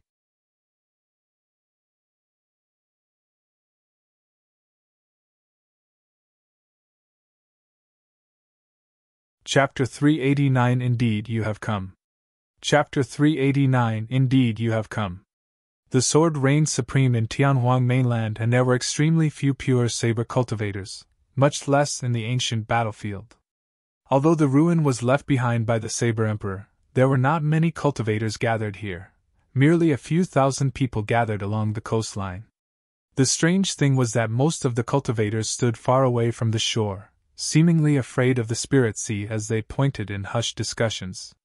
Because he had limited knowledge of the Saber Mountain spirit sea, Su Zimo came beside the crowd and listened intently. The methods of the Saber Emperor are extraordinary to be able to condense chi into a sea. I'm sure the benefits of cultivating in this spirit sea must be immense. In the crowd, a skinny cultivator murmured deeply with bright eyes. Foo-foo. How ignorant. The moment he said that, the crowd started mocking him. The person who first spoke blushed and craned his neck, refuting. What did I say wrongly? The spirit chi within the spirit sea is extremely rich and pure. However, it possesses boundless saber chi and is extremely sharp. You will have to receive the baptism of the saber chi the moment you enter the spirit sea. With your tiny frame, you will most likely explode a few steps into the spirit sea. Hee, there have been countless elites who have been buried in this spirit sea throughout history. You can try entering if you're not afraid of death. Su Zimo was enlightened. This was the reason why there were marks of sharp weapons on the reefs. It was because the spirit sea contained endless saber chi and cultivators with weak physiques could not handle it at all. If they stood too close to the shore, one might not be able to escape if a huge wave crashed and engulfed them within. A cultivator said in a deep voice. This is a test left behind by the Saber Emperor. One will have to cross the spirit sea and ascend the Saber Mountain if they want to obtain his inheritance. Su Zimo looked into the distance. The Saber Mountain stood erect at the end of the spirit sea, truly far away and unreachable. That's easy. The skinny cultivator pointed to the Saber Mountain and declared proudly. We can just ride on our flying swords. Even though the Saber Mountain is far away, there's no way we wouldn't be able to reach it before nightfall. Ha ha! The crowd laughed once more. Someone shook his head. If the test left behind by the Saber Emperor was so simple, there wouldn't only have been a single person who received his inheritance from the ancient era till now, right? Before he finished, a cultivator arrived from far away, looking excited. Summoning a spirit saber from his storage bag, that person leaped onto it and channeled spirit energy before shouting softly. Go! Shoo! He turned into a streak of light and crossed the spirit sea, flying towards the Saber Mountain. Most of the cultivators in the crowd had mocking expressions and smirked coldly, as if waiting to see a joke. Su Zimo knew that things were probably not so simple. Before he could complete his thought, the person froze in midair above the spirit sea and paused for a moment before falling in. No matter how that person struggled to channel spirit energy in midair, it was useless. He was swallowed by a wave before he even fell into the spirit sea. He floated on the spirit sea and let out an occasional scream before vanishing after a brief moment. The surface of the water was stained with blood that was gradually washed away by the surging waves. The skinny cultivator who first declared that he wanted to ride his flying sword across the spirit sea turned pale as sweat poured down from his forehead, while he breathed hurriedly. Su Zimo was secretly shocked as well. The spirit sea was truly out to kill. That explains why nobody has tried to cross the spirit sea despite thousands of cultivators standing here. A cultivator at the side explained. Flying is forbidden in the skies above the spirit sea. Even if you manage to enter it, you will still fall into the water. You're only asking for trouble trying to come up with tricks in the face of an emperor. Someone else sneered. The skinny cultivator composed himself and asked again after a brief moment. In that case, only disciples of body-tempering super sects such as Glass Palace and Overlord Palace can cross the spirit sea. It doesn't matter what sect you are from, another cultivator explained. Only Saber cultivators are qualified to cross the spirit sea. Any other cultivator will be minced to death by the Saber chi if they try to cross it forcefully. That's right. I heard that in the past, a paragon from Sword Sect tried to cross the Spirit Sea to challenge the Saber Emperor's authority. Before he was even 100 meters in, he was sliced apart by the Saber Chi and buried within the Spirit Sea. With that, Suzimo had a rough understanding towards the Saber Mountain Spirit Sea. First, one could not fly over. Second, one had to be a saber cultivator. Third, only those with a physique strong enough to withstand the baptism of the Saber Chi can cross the Spirit Sea and pass the Saber Emperor's test. In that case, he might truly be able to give it a shot. Right then, Suzimo's gaze shifted towards a dark black reef by the shore. A man in blood-colored robes sat there with a long saber placed horizontally across his knees. His eyes were shut and his drenched black hair swayed casually, covering his face. Of the thousands of cultivators, this man was the only one who dared to sit on a reef by the shore regardless of the waves. Even though his clothes were long drenched, he seemed oblivious to the fact. There were more than 10 corpses behind this person, some of them had clearly just died not long ago. When he looked at the person's back view, Suzimo felt like he had seen this man somewhere before but could not recall where. After pondering for a moment, he looked at a cultivator beside him and asked softly, "Who's the blood-robed cultivator?" "That's a savage character," the cultivator whispered warily. "Do you see those corpses behind him? Those were cultivators who wanted to cross the Spirit Sea. However, they chose to start too close to him, and were killed by him. Just because of that." Suzimo furrowed his brows slightly. If that was the only reason why this man went on a massacre, he was definitely not just savage. The cultivator pursed his lips and said, "Zenith Sect's fiend heir doesn't need reasons to kill. It's him." Suzimo's heart skipped a beat. The cultivator at the side continued, "There's a high chance he's going to cross the Spirit Sea and obtain the inheritance. I heard that the cultivator who managed to obtain the Saber Emperor's inheritance 1,000 years ago was from Zenith Sect as well." All of a sudden, the blood-robed cultivator who was seated on the reef with his eyes shut stood up and turned around slowly, looking in Suzimo's direction. A top-tier expert as such would definitely sense something if someone was staring at him for a long time. Furthermore, at that moment, Suzimo's mental state fluctuated slightly and there was even a hint of hostility in his eyes. When he saw the person's face, Suzimo no longer had any doubts. The blood-robed cultivator was the fiend heir of Zenith Sect that he had fought underground back then. F. The blood-robed cultivator laughed, and stared at Suzimo. His eyes were bright and burned with excitement as he said slowly, "Indeed you have come! I've been waiting for a long time."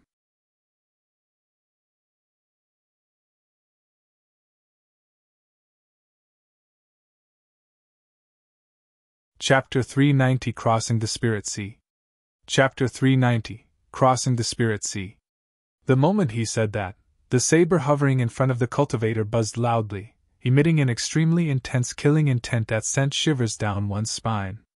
The group of cultivators who were originally standing beside Suzimo dispersed in shock. The blood-robed cultivator's name was Baiyu. "Back then, after the few of us escaped by chance, we thought that you were buried beneath." Baiyu's gaze was burning as he stuck out his grisly red tongue, revealing a set of pearly whites and a sinister smile. "However, when I heard that Demoness G survived, I guessed instantly that you must have too." Suzimo did not move and asked with a calm expression, "You knew that I was coming?" "Ha ha!" Baiyu replied delightedly.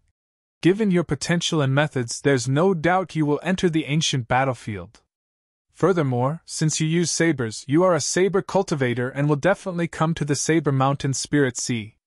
The competition for the position of the Fiend Heir was extremely intense in the Fiend sections. Almost all the Fiend Heirs got to their positions by trampling on countless corpses. None of them were common folks. It was especially so for Zenith Sect. For a sect that established its roots through killing, the competition between fellow disciples was even more cruel. As the Fiend Heir of Zenith Sect, there was no way he could swallow the indignance of losing to an unknown cultivator underground back then.